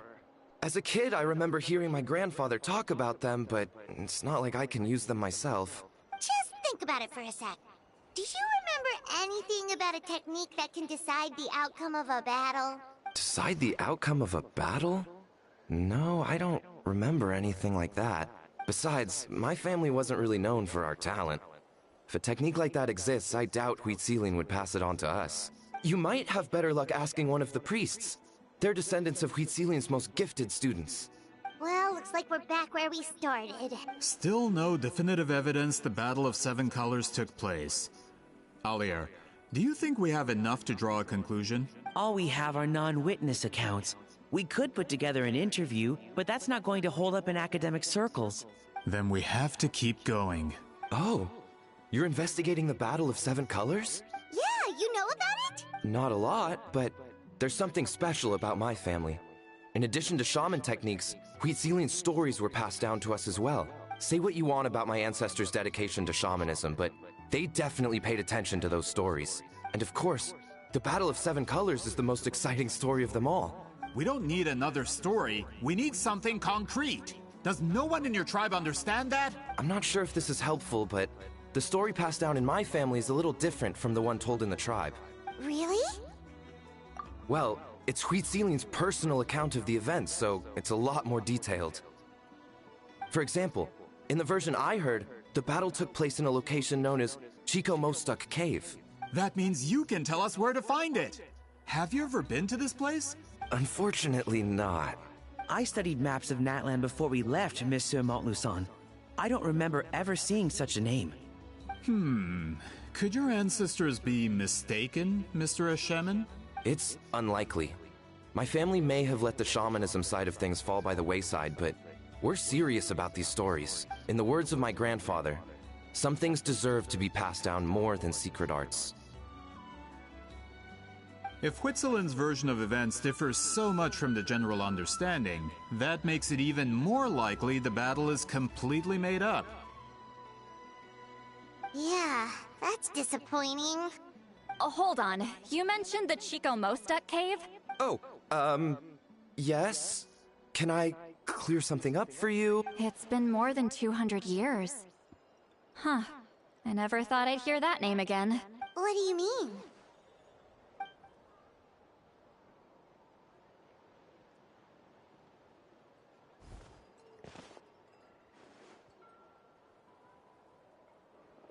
That location is now known as the Valley of Fog. The Chico Mostek Cave is what it was called 200 years ago. Precisely when Wheat Ceiling was alive. That means, Monsieur Montluçon, we can confirm the original site of the battle. Once we get there, the evidence we need should be at our fingertips. Just when we thought all hope was lost. I never doubted you, great shaman. Allow me to present you with a gift as thanks. Save it.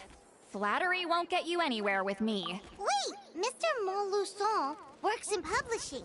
You're a huge fan of light novels, right, Citlali? Maybe he could get you some that are out of print. Really? Out of print, huh? Sure. Do you have any in mind? Well, if we're talking collectibles, then the first edition of Shogun Almighty Reborn as Raiden with Unlimited Power is a must. It's the first major hit of the isekai genre. Several editions have gone to print, but copies of the first edition are exceedingly rare and valuable. I see. There's also its sister work, Pretty Please Kitsune Guji. It was Yai Publishing House's attempt at gauging the new market trends. It's opened the door to a new genre after readers grew tired of isekais. The sales speak for themselves. Actually, Yai Publishing House released a limited edition not too long ago, but it's almost impossible to get. Anyway, I'll take those two. Sorry, I'm not sure I caught all that. What were the titles again? Reborn as Kitsune Guji? These two titles are among the most successful and well-known works in the entire industry. You're telling me, as someone who works in publishing, you've never heard of them? I'm a merchant from Fontaine, after all. Regarding this particular genre from Inazuma, I'm afraid I lack your level of expertise. Amateur.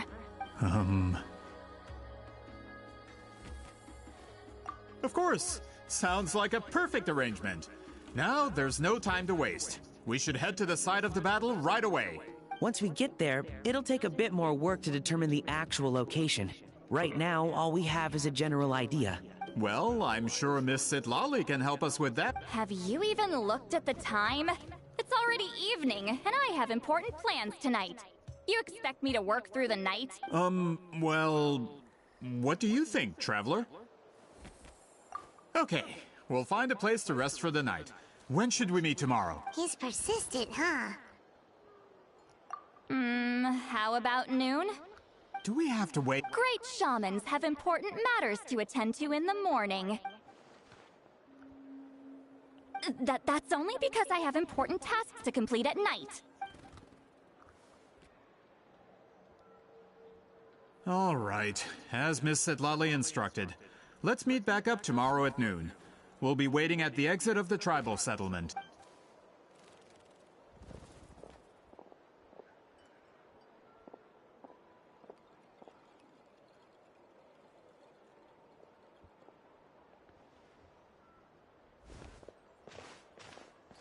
Sorry, I just wanted to ask, is Granny Eatsley satisfied with my answer? Yeah, of course! You really helped us out. Oh, good. I'm glad I didn't offend her somehow. You're really that scared of her? To be honest, Granny Eatsley almost never interacts with ordinary tribespeople like us. Everything we know about her comes from rumors. She's a powerful shaman who's lived for over 200 years. As a great hero, you're probably the only one who isn't intimidated by her.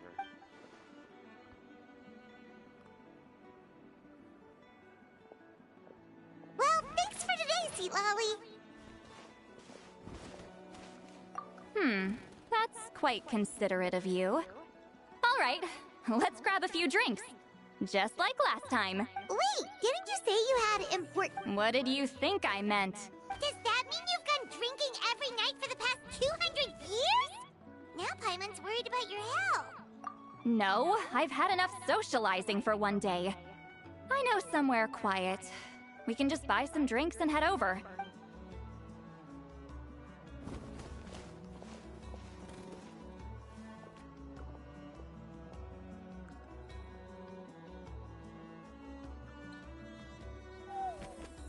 which will also give us a chance to solve the mind reading issue. Considering the necessary spell work, I'd rather do it in private.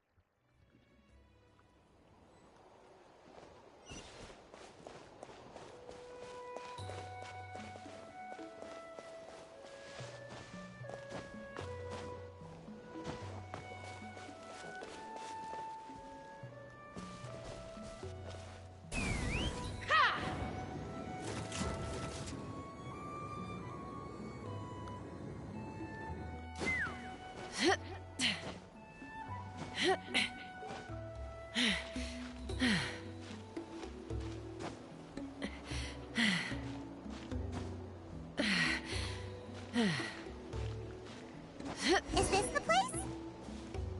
No, further up. Further up?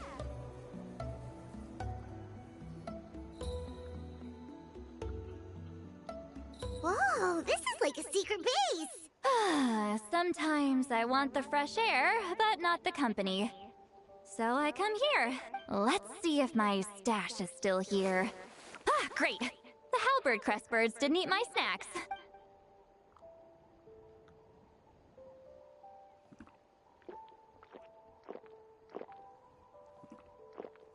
Now for the mind reading issue. Give me your hand. It might take a little longer, actually.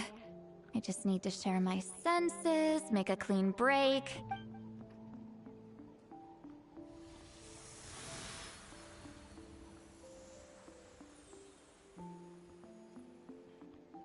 And that should do it, right?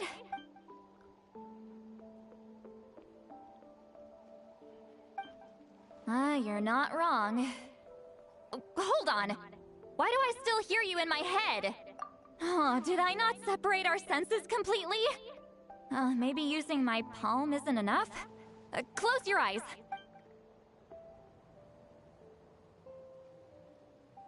Oh, please work, please work. A great shaman should be able to handle this. Okay, what about now? Huh? And now? Huh. Whenever I try to remove the effect, it just flips direction and gets worse. That was just to help with the spell. Ah, shoot. I still hear you.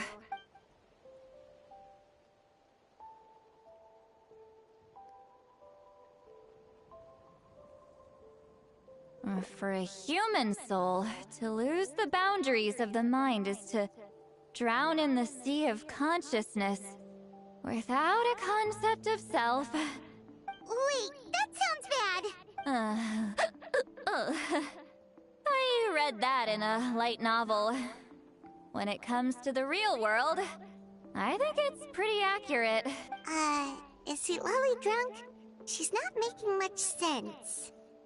Anyway, we'll just have to leave it for now.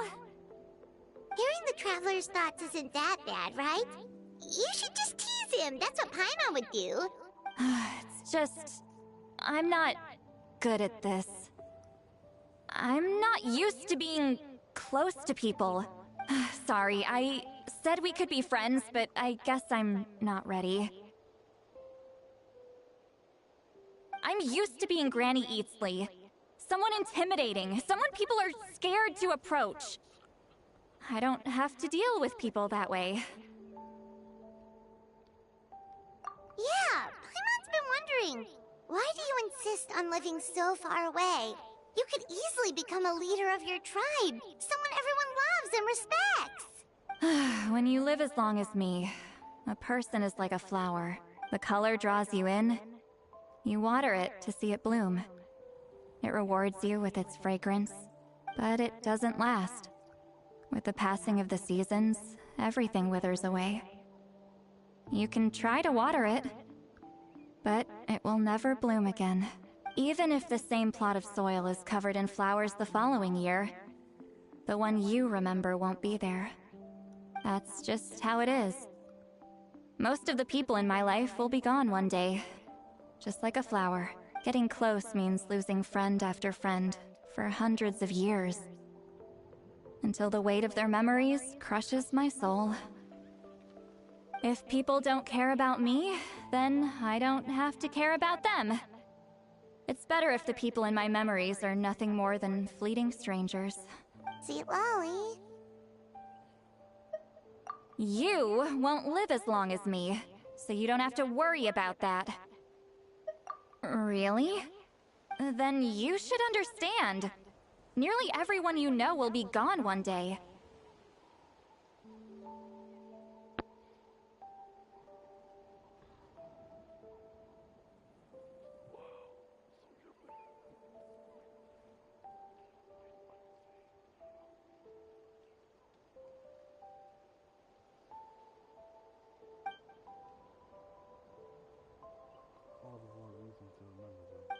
Traveler?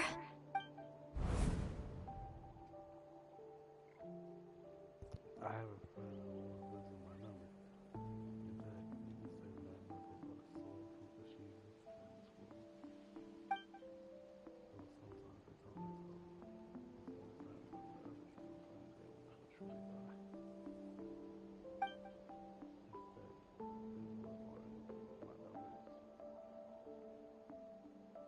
never truly die. Instead, they will live on in my memories. When friends create memories together, there is always someone that's lonesome. Is something wrong? Stupid mind-reading side effect won't go away. It's not like I want to hear you complain about me all the time. Okay, she's definitely drunk. See, Lolly, maybe take it easy? At this rate, you might sleep past noon tomorrow. I'm not drunk. I remember everything the traveler said. Just gotta think of a response. I'll think of something. Uh-oh, not this again. Is she asleep? I'm fine. Can get home by myself. Is she talking in her sleep or talking to us? She seems kind of out of it. Bye. Gonna walk back alone. Need some time to think. All right.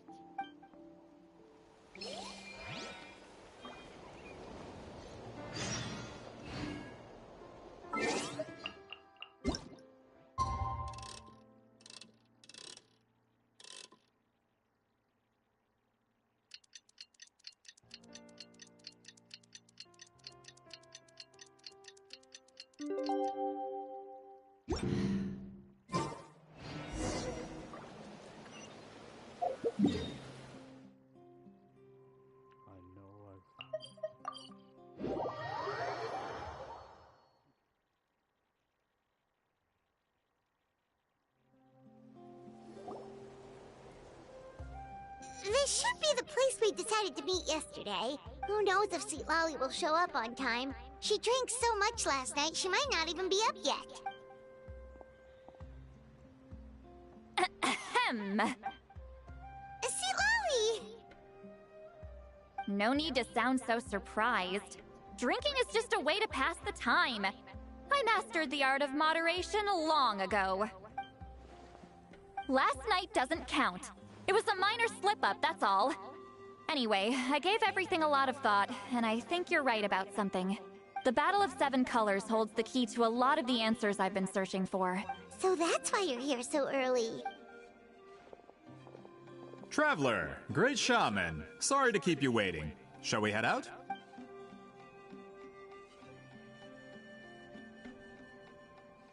Just follow me. I'll confirm the location myself. Of course.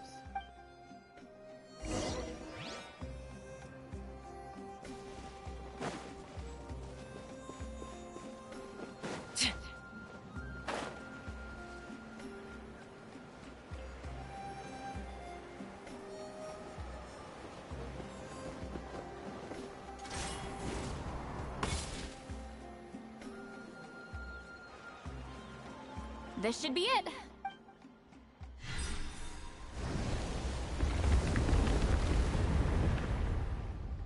So the battlefield is inside this place. That could explain a lot of our academic questions. Don't lose focus. Once we get to the actual site of the battle, all the evidence needed for publication will be at our fingertips. Everyone ready?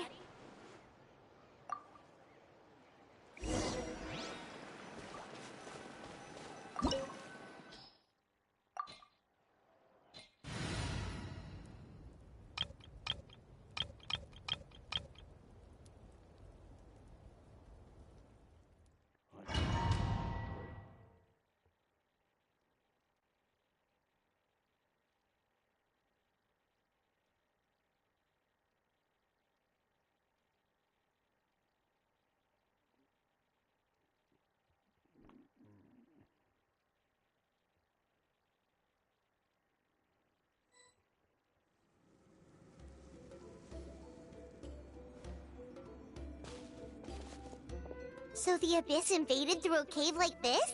When the Abyss first began to corrode the ley lines, they took every opening they could get. All the items here should be useful for our research. You're not to touch a single one without my nod of approval. I don't support invasive excavation techniques either. Ah, of course. I'll defer to the experts on this matter.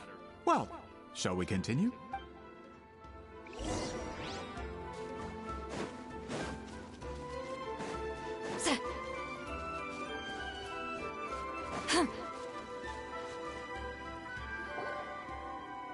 There are weapons here from every tribe in Natlan.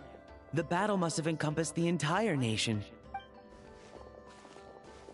Sounds like we're getting closer to what the legend describes.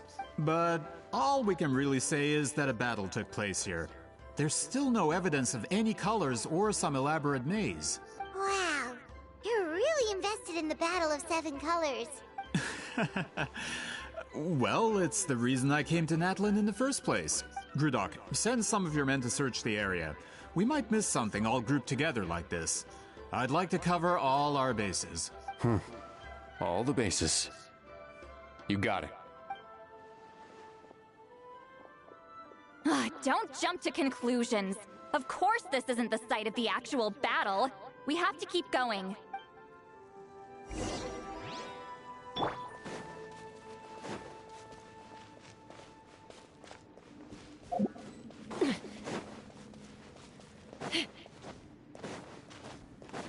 This wall is in our way! I might have an idea.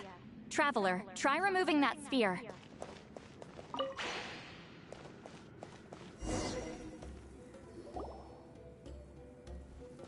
Whoa, we passed straight through! What was that? Some kind of color magic? It's very close to the technique Wheatsealing might have used.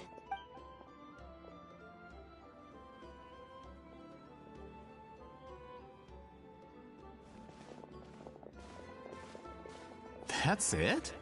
Doesn't quite compare to the scale described in the legend. Still, what a terrific archaeological find. Enough chit-chat. We should keep going. The deeper we go, the more we'll find.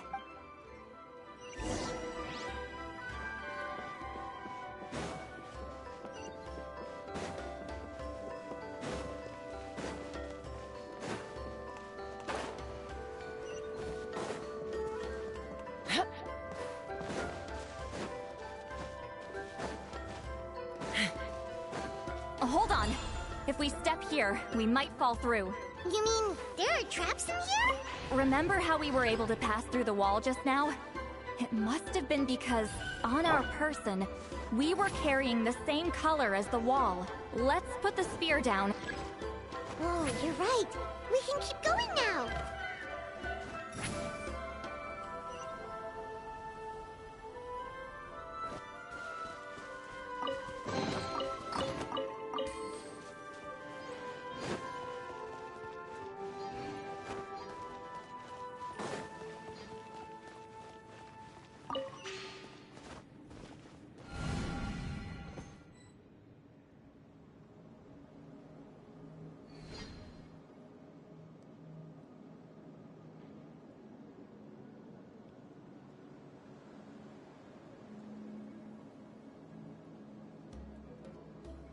Wait, what was that? What is this place? Look! A maze made of colors. It's real. I can't believe it. Hold on. The quality of this space. This isn't reality. It's a realm of memory. Huh? No. This is a space constructed using memories as a medium. The principle is similar, but the two are not the same. Correct? Wheatsealing? What? No. It's just a trace of her consciousness left behind after creating this space. Friends, this is my question to you. What is our strongest weapon against the Abyss? In my opinion, it's memory. After all, is it not after losing the capacity for memory, love, and compassion that our enemies fell to the Abyss? That is why, with our memories, we possess a power the Abyss cannot hope to match. I have discovered the perfect medium for us to wield that weapon. You know it as color. The more cherished the memory, the more vivid its color. As memories disappear, their color fades first. That is why color is the best vehicle to wield the power of memory. Guided by vibrant colors, your capacity for memory is what will allow you to navigate this maze. Without that capacity, enemies will fail to cross the barrier in front of them and be trapped here for eternity. So, be brave, my friends, and march forward! Any ideas, Sweet Lolly? Sounds like she left a tutorial. Not surprising. She always did have to handhold her talentless students. Follow me.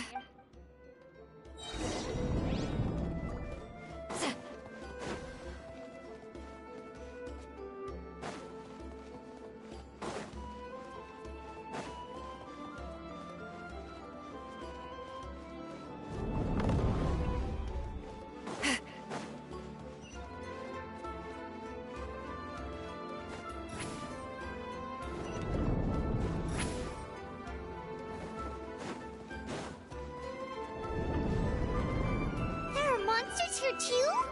Abyss creatures. Likely trapped here for some time.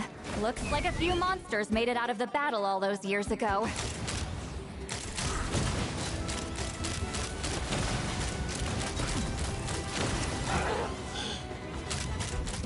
Bullseye!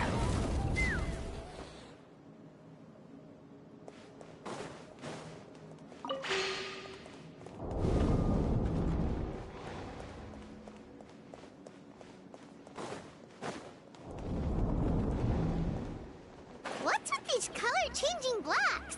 You and Sweet Lolly fell through all of a sudden. You scared Paimon half to death! Must be one of the mechanics of the maze. I'm guessing the purpose is to help allies navigate this place. Oh no! More monsters? Ah, shoot. They're blocking the way forward. Let's get rid of them. Bullseye! Locked on!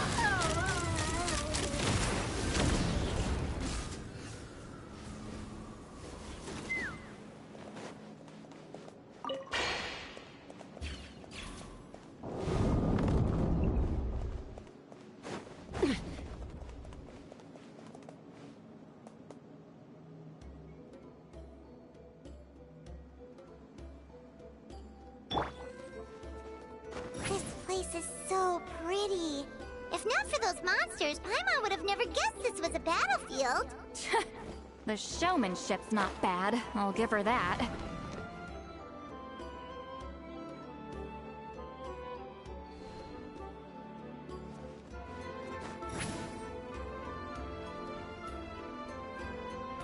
Watch out! Rise like smoke! Incoming!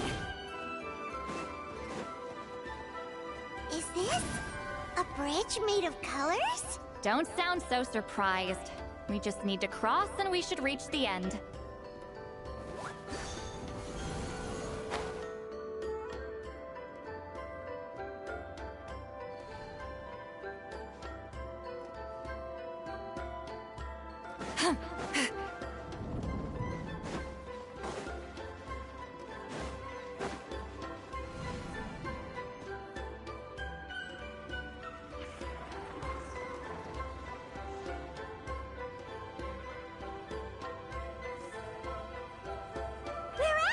Looks like we made it through the maze! Hold on. This is... Whoa, so pretty! The thing inside the sphere looks exactly like the maze! It's like a miniature blueprint made from a special dye. That color. The dye was modified using a secret technique to harness the power of memories and create mazes like the one we just witnessed. Without that power, it's just a normal dye. But the color it produces is still quite rare. I would say this is the most direct evidence that the Battle of Seven Colors actually took place. The expert has spoken! Perhaps I could take a closer look? It's an important piece of physical evidence, after all. No, you may not.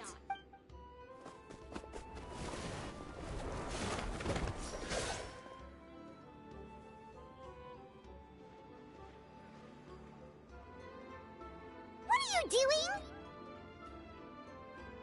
You noticed my signal. Not bad, Traveler. We make a good team. Huh. So, you've been watching me. A self-proclaimed book merchant who's never heard of Shogun Almighty reborn as Raiden with unlimited power? Please, that work was a commercial success across Teyvat. I knew you were fishy, but I didn't expect you to pull something like this. Monsieur Montluçon, we just need a few pictures for our research, not the artifact itself. What if it gets damaged or destroyed? Shut it! I couldn't care less about preserving this piece of trash. I would destroy it right now if I could. But then there would be no evidence to prove the battle took place! What if that was my goal all along? What? Pretending to be a book merchant? Pretending to promote the history of Natlan and its heroes was the only way to get information out of the people in this tribe! But make no mistake, I'm no lowly merchant. I am the future owner of the largest printing company in all of Teyvat! But the dye in that sphere ruined all my plans before they could even get off the ground! We've received a report that your advertisement in the paper makes false claims. Fontaine Law demands it be taken down immediately. False claims? The dye I advertised is an unprecedented innovation. It produces colors of unmatched radiance. Unfortunately, its qualities are neither unprecedented nor unmatched. According to the lady who made the report, she saw a woven scroll in Natlan made with a similar dye. Even more miraculous, that substance dates back hundreds of years. How? Creating this dye is the culmination of my entire life's work! You're telling me I'm hundreds of years too late? Calm down, sir. Sorry, it's just... I know this product will be a hit. The economic boost to Fontaine will be huge! We just need to advertise it as written. Fontaine's publishing industry is one of the best in the world. All we need to do is publish something in the paper, and all of Teyvat will think it was our invention first. We don't need to worry about more reports. Fontaine is far more advanced than Natlan. No one will believe such an innovative product could come from a place like that. That goes against all of Fontaine's advertisement regulations. We can't do that. What if I give you a portion of the profits? All you have to do is let the advertisement stay. You're trying to bribe me? Careful. I'm dangerously close to reporting this to Monsieur Novelette. I knew if I was just allowed to market my product, it would be a hit. A bestseller, even. I would be a giant in the printing industry. But now, no one will see it as anything more than a poor imitation marketed centuries too late. No matter how good the product actually is, not a single one will sell. I will never accept that someone from this backwoods, ignorant nation could come up with that dye. Not 200 years before me! Even when the truth is right in front of you? Ha! Truth is in the eye of the beholder. I'm already in the printing industry. I can go into publishing, no problem.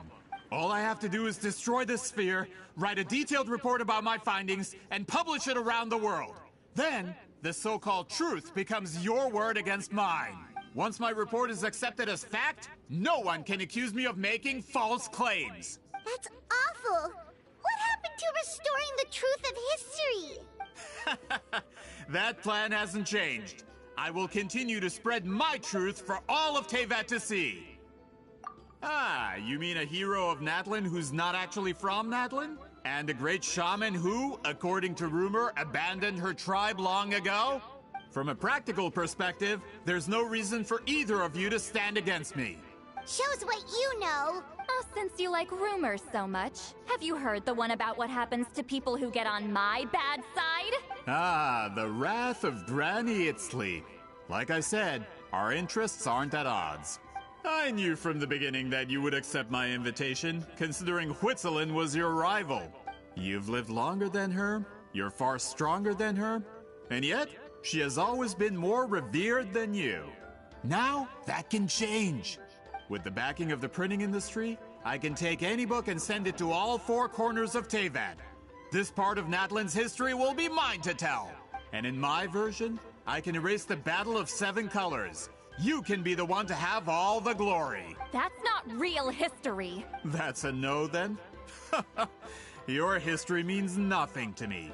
But it's not allowed to stand in the way of my Mora. Done running your mouth? Good. Before handing you over to the tribe, I think I'll have my way with you first. If this comes to a fight, per my contract, you're gonna have to go through me. That's right. I didn't pay all that Mora for nothing. Wait, aren't you subordinates of the captain?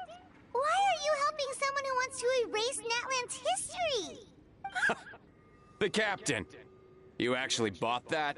United in the pursuit of Mora, we travel the land to collect debts. Our loyalty is to Regrader, his interests, and his wealth.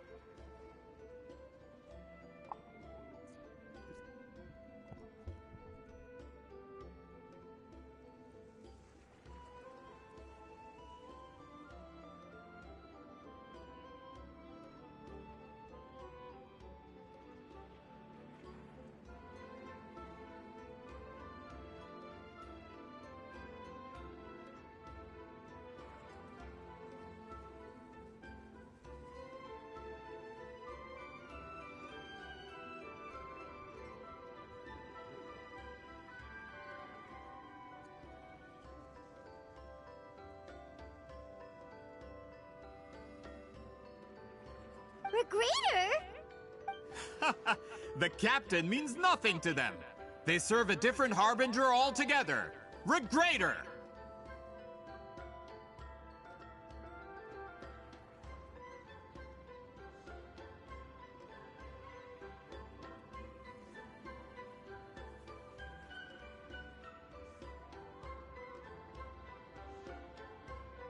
This man has the potential to become a giant in the printing industry and disrupt Fontaine's economic system. This aligns with Regrader's interests. It's all been a lie from the very beginning! I don't care who you serve. When it comes to punishment, I don't discriminate. Pay your dues. Suffer the wrath of Eastling! Fire in the hole! I'm going in! Go! You're free now! Not too far now.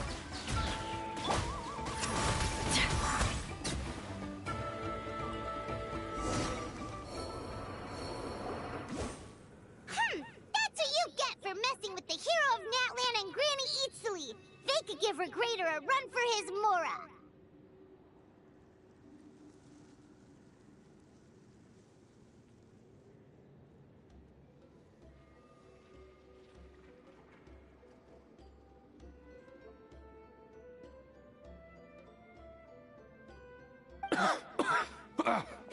When did this person get so strong? Looks like the men following the captain failed to update us on the latest intelligence.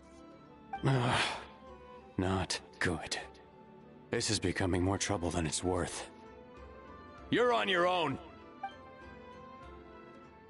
Hey, what about our contract? Your boss signed it himself! Our boss never signs a contract without loopholes. Even a veteran businessman like yourself fell into his trap. That's what makes him the best! Go home and read the fine print. All I did was trigger the exculpatory clause.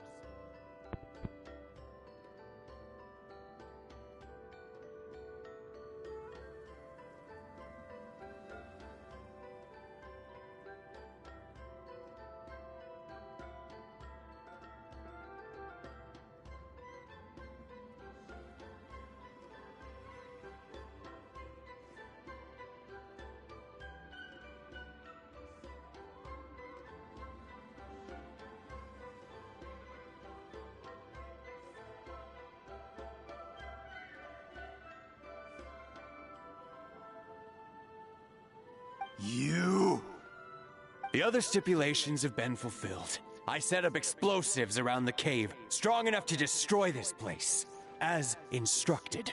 Oh, and for security purposes, all explosives have been rigged to blow at a specific time. Shouldn't be too long now.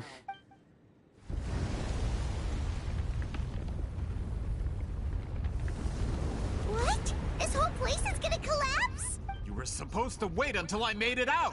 Are you trying to kill me? That depends on how fast you can run. I'm off.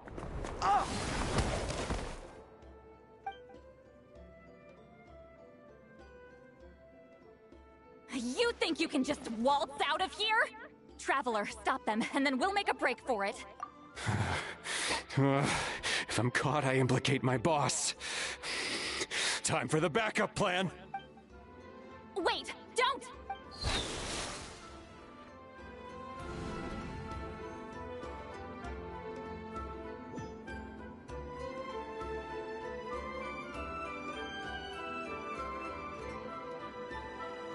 Where are we? Back in the maze? Our surroundings look different, though. What did that Pt2 guy do? Good point. She'll know how to get out of here. Let's hurry. If we don't make it out before the cave collapses, we might never be able to leave. Let's see. Seat Lolly! Looks like it's not gonna be that easy. What should we do?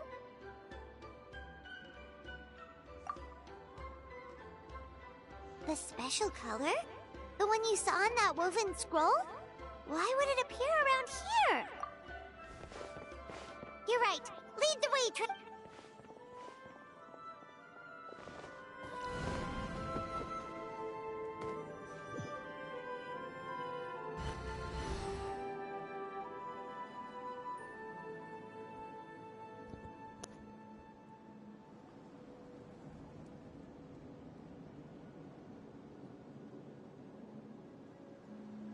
He triggered it just like that?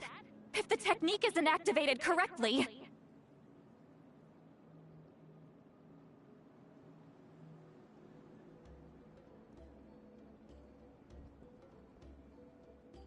Instead of a realm of memory, the subjects in question will be trapped in a temporary space like this. If you cannot escape in time, it's mutually assured destruction. But I can't fault someone for using it as a last resort. I knew it! Someone of your skill wouldn't leave behind memory fragments just to parrot instructions. You must have the capacity for conscious thought. I appreciate the compliment. It's been a long time, my friend. This is no time for a reunion. The cave outside is about to collapse. I know time flows differently in this place, but that still doesn't leave us much time. Can you help me get out? You misunderstand, Seat Lolly.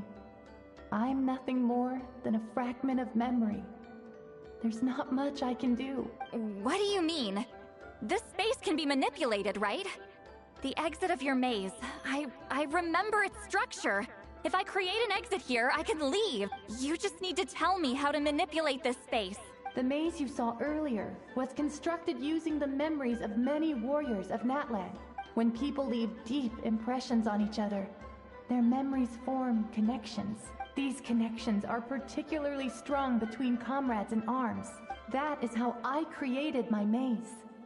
The connections between the memories were my needle and thread, and the special color was my fabric. But if that color is crudely combined with an isolated memory, one without connections, you get a place like this. This space is a combination of my color and your memories. There is no way to alter or construct anything within it, because there are no connections at your disposal. Over 200 years, and not a single lasting connection. This is my punishment, huh? Well, at the very least, you have a connection to me.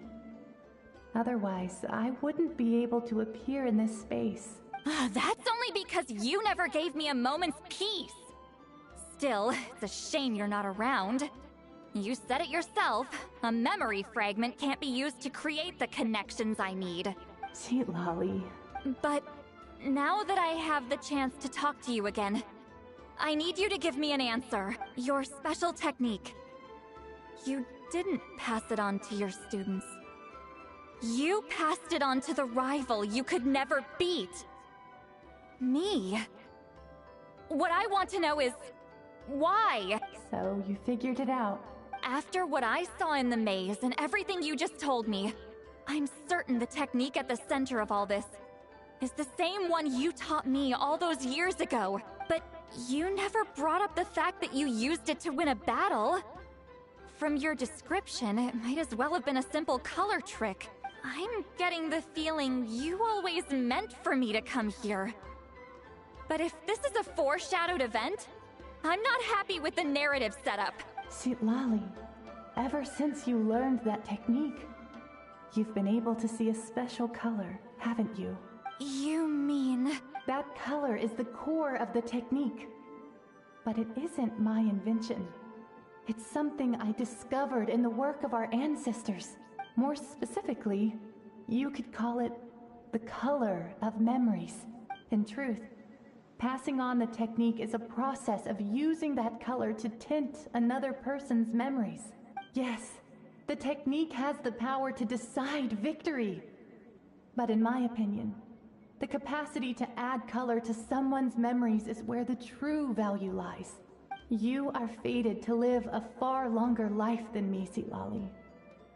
I couldn't bear the thought of all those years existing as a blank canvas in your memory, so I wanted to leave a little color behind. Your color, you mean? One day, you too will want to leave behind your color in someone else's memory.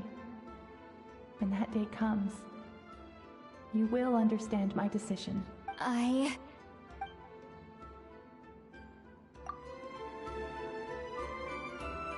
have to get out of here. That's the only way to rescue them.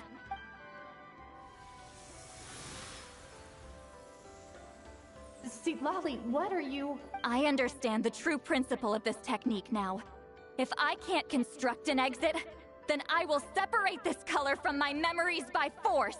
But you could lose a portion of your memories that way. I know, but my memory is just a blank canvas I've neglected for 200 years. My friends are worth the risk. Traveler? When you entered the realm of memory I constructed, I used your memories to learn about your recent experiences. I have a feeling you're the one who will be saved this time. After 200 years, someone has appeared by your side. The kind of person I could have never anticipated. The Night Kingdom harbors Natlan's memories, and the Traveler's connection to that realm is incredibly strong, surpassing even the shamans who worship the Lord of the Night.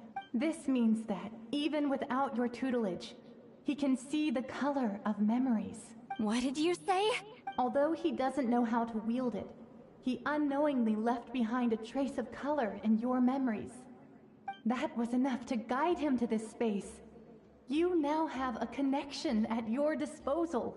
Well, Citlali, it looks like part of this was foreshadowed, but the rest is a surprise. Traveler? Traveler! That's Citlali's voice! She's just up ahead! This is goodbye, my friend. Your memories over the past 200 years are much more than a blank canvas. Cherish them. Wheat Celine. Citlali! Paimon! Traveler! Hold my hand.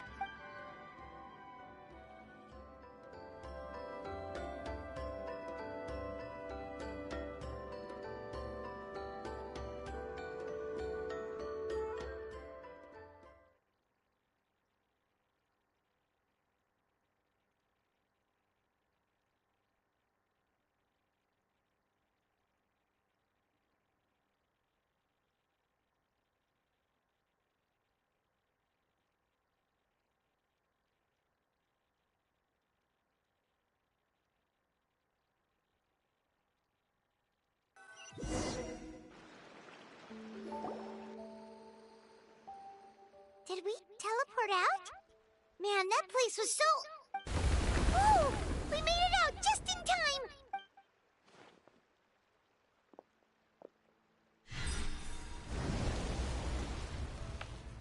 wonder what happened to the Fatui guy and the others. He was most likely trapped inside that space, just like us. The external structures supporting that space would have collapsed with the ruin. Unless he managed to escape, he would have been crushed. He still preferred that to being caught, huh? They were standing a bit further away, right? They probably weren't pulled into the space. Maybe they already made a run for it. Hello? It's one of Maluson's employees! Quick, restrain him! Oh, I can explain. I had no idea Malu-san was such a terrible person. I couldn't stop him from running, so I stayed behind and tried to find people to help rescue you. I'm so glad you managed to get out of there. Either way, the guards will take you back to the tribe. You'll be their problem. I understand. Anyway, I'm not here to harp on you. I just need to know one thing. Which way did he run? He went that way, but I'm not sure if you can catch up. That way? Unless he suddenly grows a pair of wings, I think we're okay. Traveler, Paimon, come with me.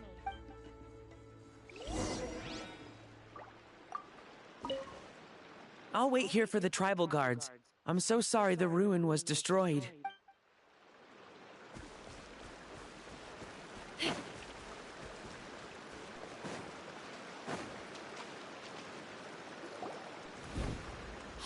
it's Elder Tlapo and a group of Ictomisaurs! They caught Maluson!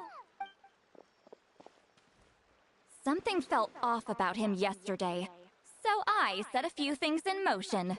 Looks like it's time for that foreshadowing to pay off. My bank balance! No! No! What's wrong with him? That's one of the tricks Claw uses to scare people. He makes people hallucinate the thing that scares them most. It's particularly effective on weak-minded people like him. Serves him right! I know, it was a lot to ask, making you come all the way out here during the day. Was that a declaration? Elder Tlapo didn't appoint us to a whole other task, did he? Forget about him for now. The Ictomisaurs will make sure Montluçon doesn't escape before the guards arrive. In the meantime, we have unfinished business, remember? Right, the special scroll! But the die is buried underneath a bunch of rubble now! Don't worry, Witzeline's technique hasn't been lost at all. Come with me, I'll explain everything at my house. Oh, and Traveler? Everything you said about memory, I finally figured out my answer. I knew you'd want to tag along. Let's go.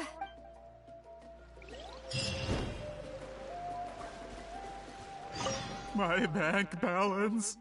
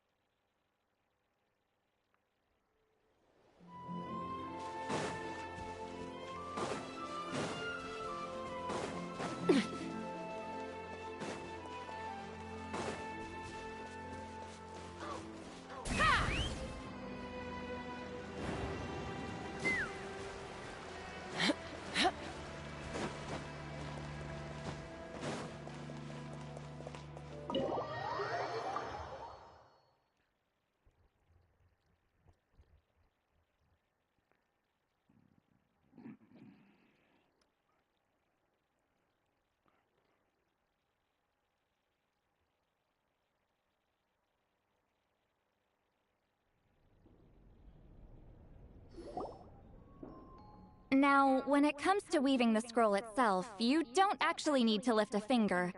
But if we're going to pass on Witzeline's technique, your participation is critical. What are you saying, Sweet Lolly? Follow me.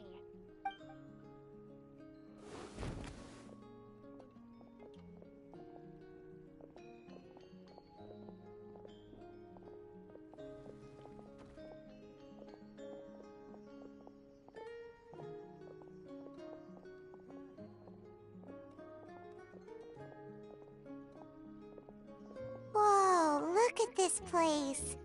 Do you weave scrolls too? Scrolls. Scrolls? I thought you were going to show me your masterpiece. That I am, old friend. The technique I'm about to show you directly relates to woven scrolls. Fine. What is it? Something that can turn the tide of war or prevent a great disaster? You probably want to challenge me, right? I know you don't have the strength for a real fight, so I'll let you beat me with words. Old friend, my life is nearing its end. I'm afraid I don't have time for another match. Hey. Don't worry. I trust in the belief of our tribe that death is not the end, but the beginning of a new existence in the Night Kingdom, where everything is made of memories. So, do you know why our ancestors insisted on using colorful, woven scrolls to record our history? Because history is the memory of a people. We give our scrolls an orange hue, so the dead can still feel the warmth of the setting sun. We decorate them with kernels of grain fruit, so the dead can still enjoy the abundance of our harvests. I know that, but something this important? Why entrust it to me and not one of your students? As your friend, I admit, I'm being a bit selfish. I don't have long, Sipali.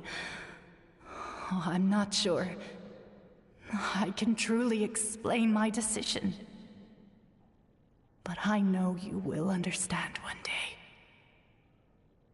For now, will you accept my final request? Just this once. I understand now, Wheatsealing. Just like you said I would. Claw, help me move this outside. I'm going to color it. Traveler, Paimon, come with me.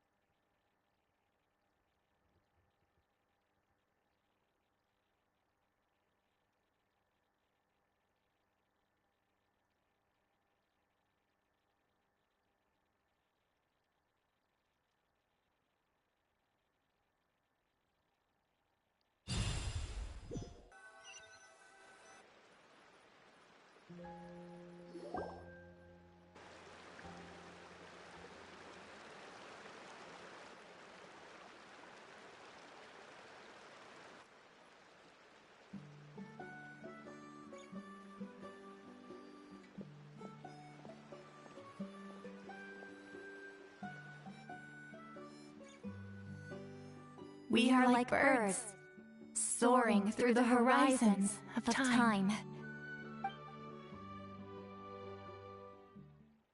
I linger between brushes of memory, seeking the color of my final journey.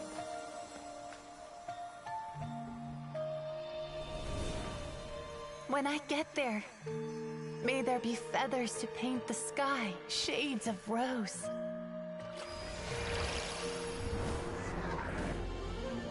And fields of green to beckon adventurous souls.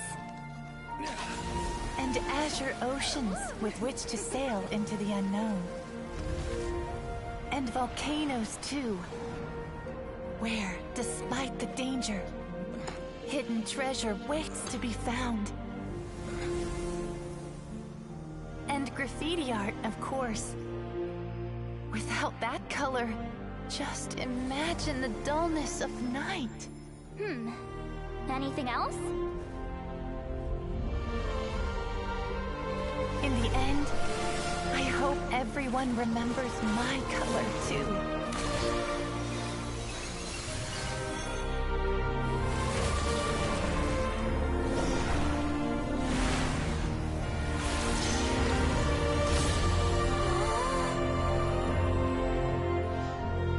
In the end, I hope everyone remembers your color too.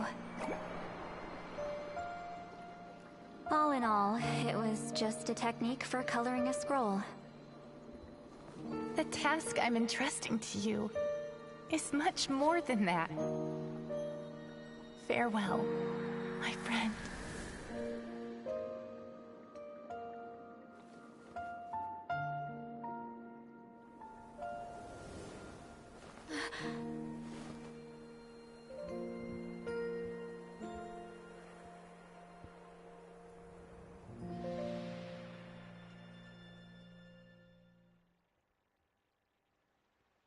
I knew you would understand. This is the special scroll. How did you know how to weave it, Seat Lolly? Hold on. You've lived for more than 200 years. You know how to weave the special scroll. That must mean you're the one behind the gifts from the spirits. Oh, well, it's not like I wanted to interact with the appointed. So whenever I delivered the scroll, I used illusions to confuse them. The fact that it turned into some kind of divine intervention is because no one was skilled enough to see through my tricks. You've carried the duty alone for all these years? Even if you don't like interacting with people, why not teach someone else how to do it? Traveler, you can see the special color, right? The essence of that color is memory. That means completing the special scroll is a process of searching for color within your memories. Passing the technique on to someone means sharing your memories with them. You need to leave traces of your color in their memory, and they must do the same. Even though I only confirmed that today, I've had suspicions for a long time, and, well, ever since Sweet Celine died, I haven't wanted to form that kind of connection with people. Oh, yeah. It was her final wish, so I kind of resigned myself to taking on the burden forever. After all, I have all the time in the world. But Claw never stopped appointing new candidates to weave the scroll, despite knowing exactly how I felt about the situation.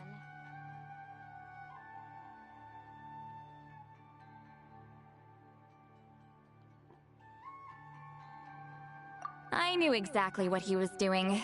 And yeah, if I ever did share my memories with someone, I guess that person would be a friend. But it never got to that point. This time, though, you win, Claw. Take this.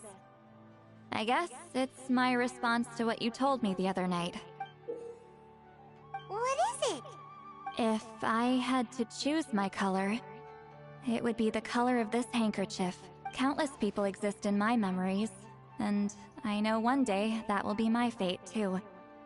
A memory living on in someone else's head. Since you have a long lifespan, you're the perfect candidate to bear this memory and carry my color in your mind. Just keep it safe. And you better not forget my color when I'm gone. Whoa. It's a little early to talk about death, don't you think? It's only been a few seconds since we made the friendship official. Isn't that what friends are for? Okay, this is a serious commitment. Well, Seat Lolly, if the Traveler's going to leave their color in your mind too, it'll probably be gold, right? Actually, their mark is already there. Remember the mind-reading effect I couldn't fix? Well, I finally got to the bottom of it. Sharing senses allows communication to occur between the consciousness of different people. Naturally, memories are also involved in that process. Although I didn't know it at the time, we both have the ability to see the color of memory, which means that when I shared my senses with you, a connection was created between our memories. And that connection is what caused my original spell to go haywire. So, you can hear the Traveler's thoughts because you left traces of color in each other's memories? And that's why the Traveler could hear your thoughts too! Because it works both ways, right? Quick thinking. But only those trained in the mystic arts can maintain that level of connection. That's why I can still hear the Traveler's thoughts, but not the other way around. There's no need to worry, though. Now that I've figured out how it works, I'll get rid of it in no time. Oh. I lied. Hearing each other's thoughts actually depends on the strength of the connection between our memories. So, after everything we just went through, I bet you can hear me again. I knew it. Since the connection between our memories is already there, the only way to get rid of the effect is for one of us to forget about the other. Just messing with you. I'm a legendary shaman of my tribe. Now that I know the cause, of course I can figure out how to fix it. It'll probably take some time, though. So bear with me for now. Besides, I'm an open book. It's not like you're gonna hear anything embarrassing. Oh, unless I've had a few drinks.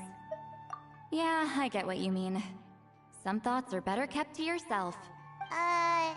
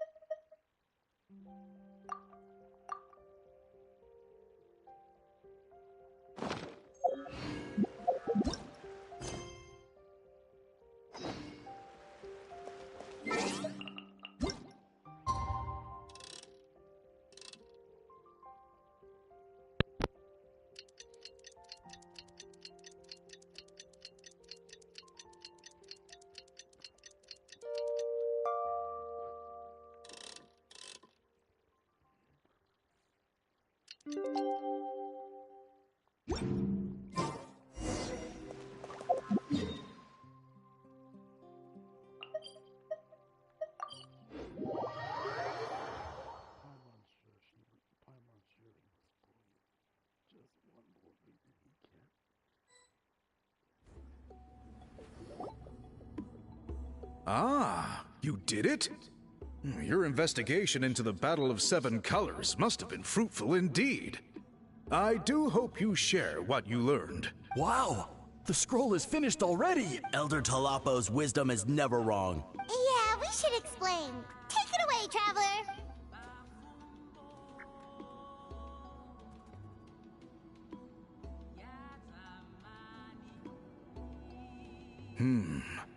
I see.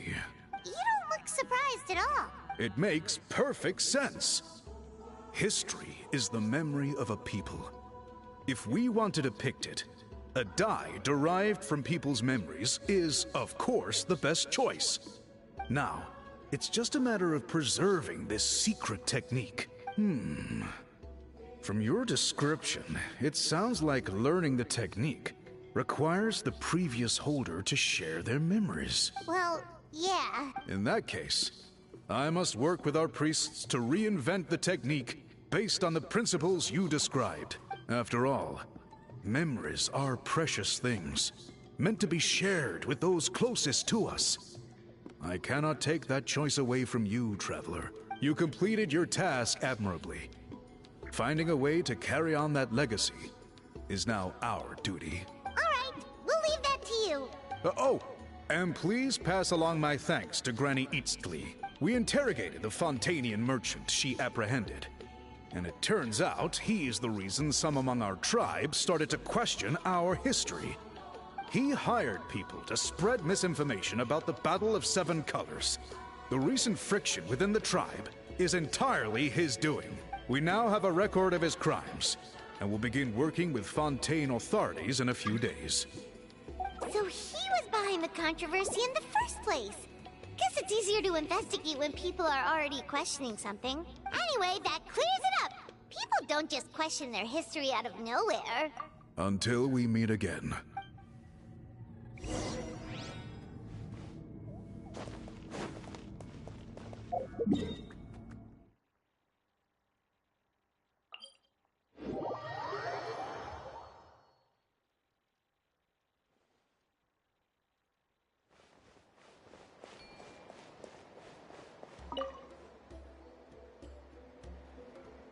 You told him everything, right? Yep, we left out the part about your contribution, but it kinda seemed like Chief Biram saw through us. You could have just said it was a gift from the spirits. I guess he is different from the previous chiefs. But if he figures out it was me all these years, I'm in for a world of trouble. There you are! I've been looking everywhere for you. Oh, it's the other Fontanian researcher. He wasn't taken away with his boss? Please, call me Allier. After questioning, the tribe absolved me of any serious wrongdoing. So, here I am. I'll be heading back to Fontaine soon. No employer means no funding, after all. But I wanted to finish my investigation first. I'd like to ask some questions about Huitziline. I want people outside of Natland to hear her story. But my understanding still has some holes. Questions? Huh! Why should I let an Outlander tell our stories? Don't misunderstand. I have no intention of twisting your history or using it to make a profit. It's just honest curiosity. I assure you, I believe amazing stories deserve to be shared with the world. Culture thrives through dialogue and exchange.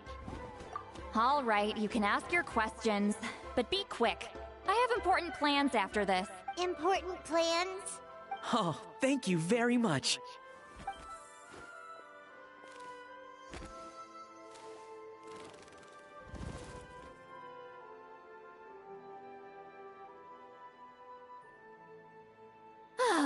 Another day, another drained social battery. Hold on. You owe me a pair of books. Oh, that! When it comes to light novels, your memory is like a steel trap, huh? You're telling me. Yeah, it's not gonna be easy. You might need to go to Yai Publishing House in person, but I don't need them right away. Just don't forget, okay? Of course! We'll get them sent to you as soon as we can! Sent to me? Nuh-uh. I don't want a stranger knocking on my door when I'm hungover. Here, just take this. And this is? The key to my house. Don't bother knocking next time. You'll disturb my sleep.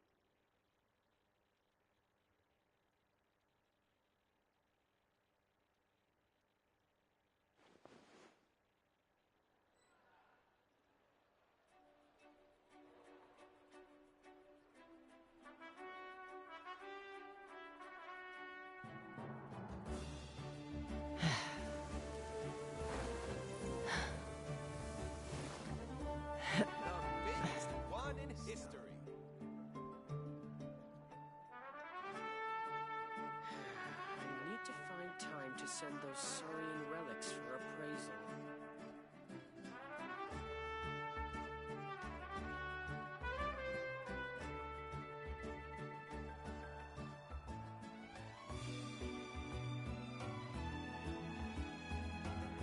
The biggest one in history.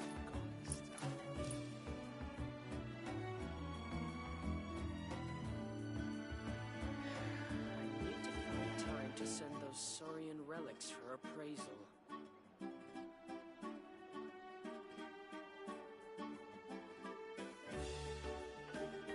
I'd have lost myself long ago if I allowed myself to be led by the whispers of the abyss.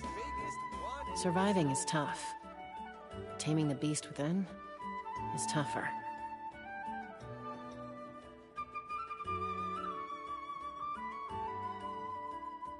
I need to find time to send those saurian relics for appraisal.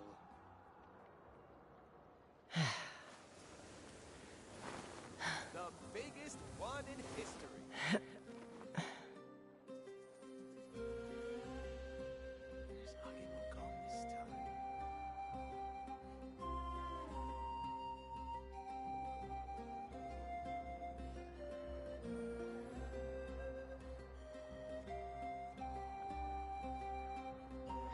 I need to find time to send those saurian relics. I'm a little out of practice these days. Any conflicts around? I'm in the mood for some peacemaking.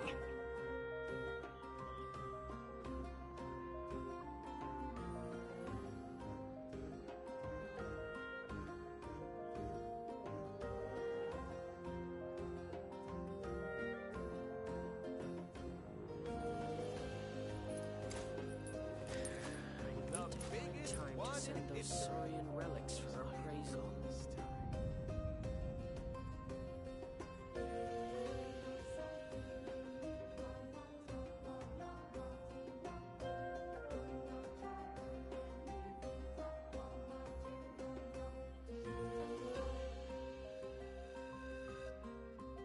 I'd have lost myself long ago if I allowed myself to be led by the whispers of the abyss. Surviving is tough. Taming the beast within is tougher.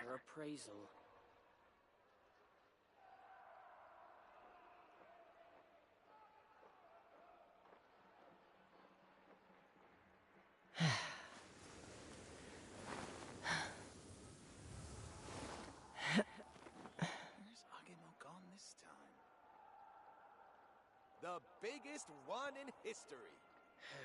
I need to find time to send those Saurian relics for appraisal.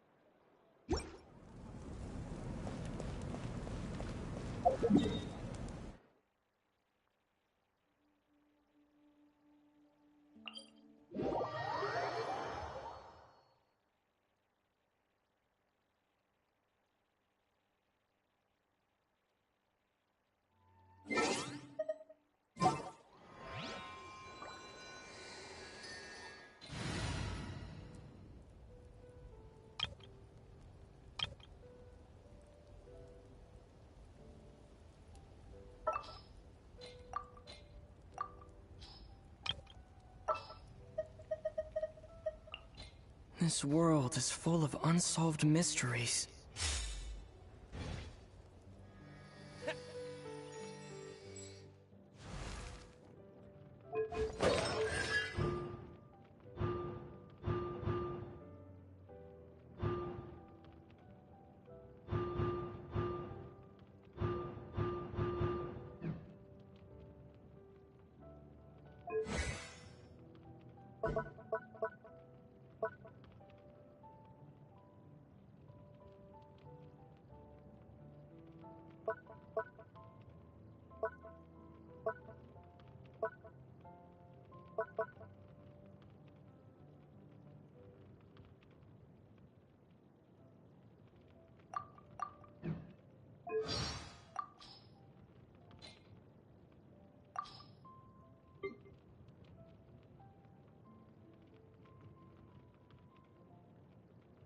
Water jet!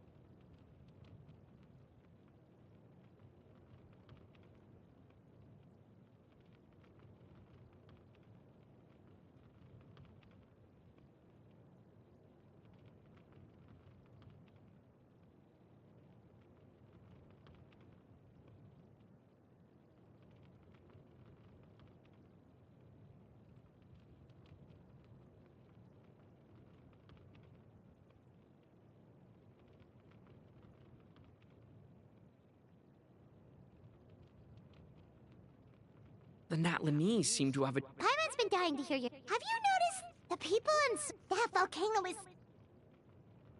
That volcano is so huge! You can see it from anywhere in that land! Where do you think all that magma comes from, though? One legend holds that an enormous pirate...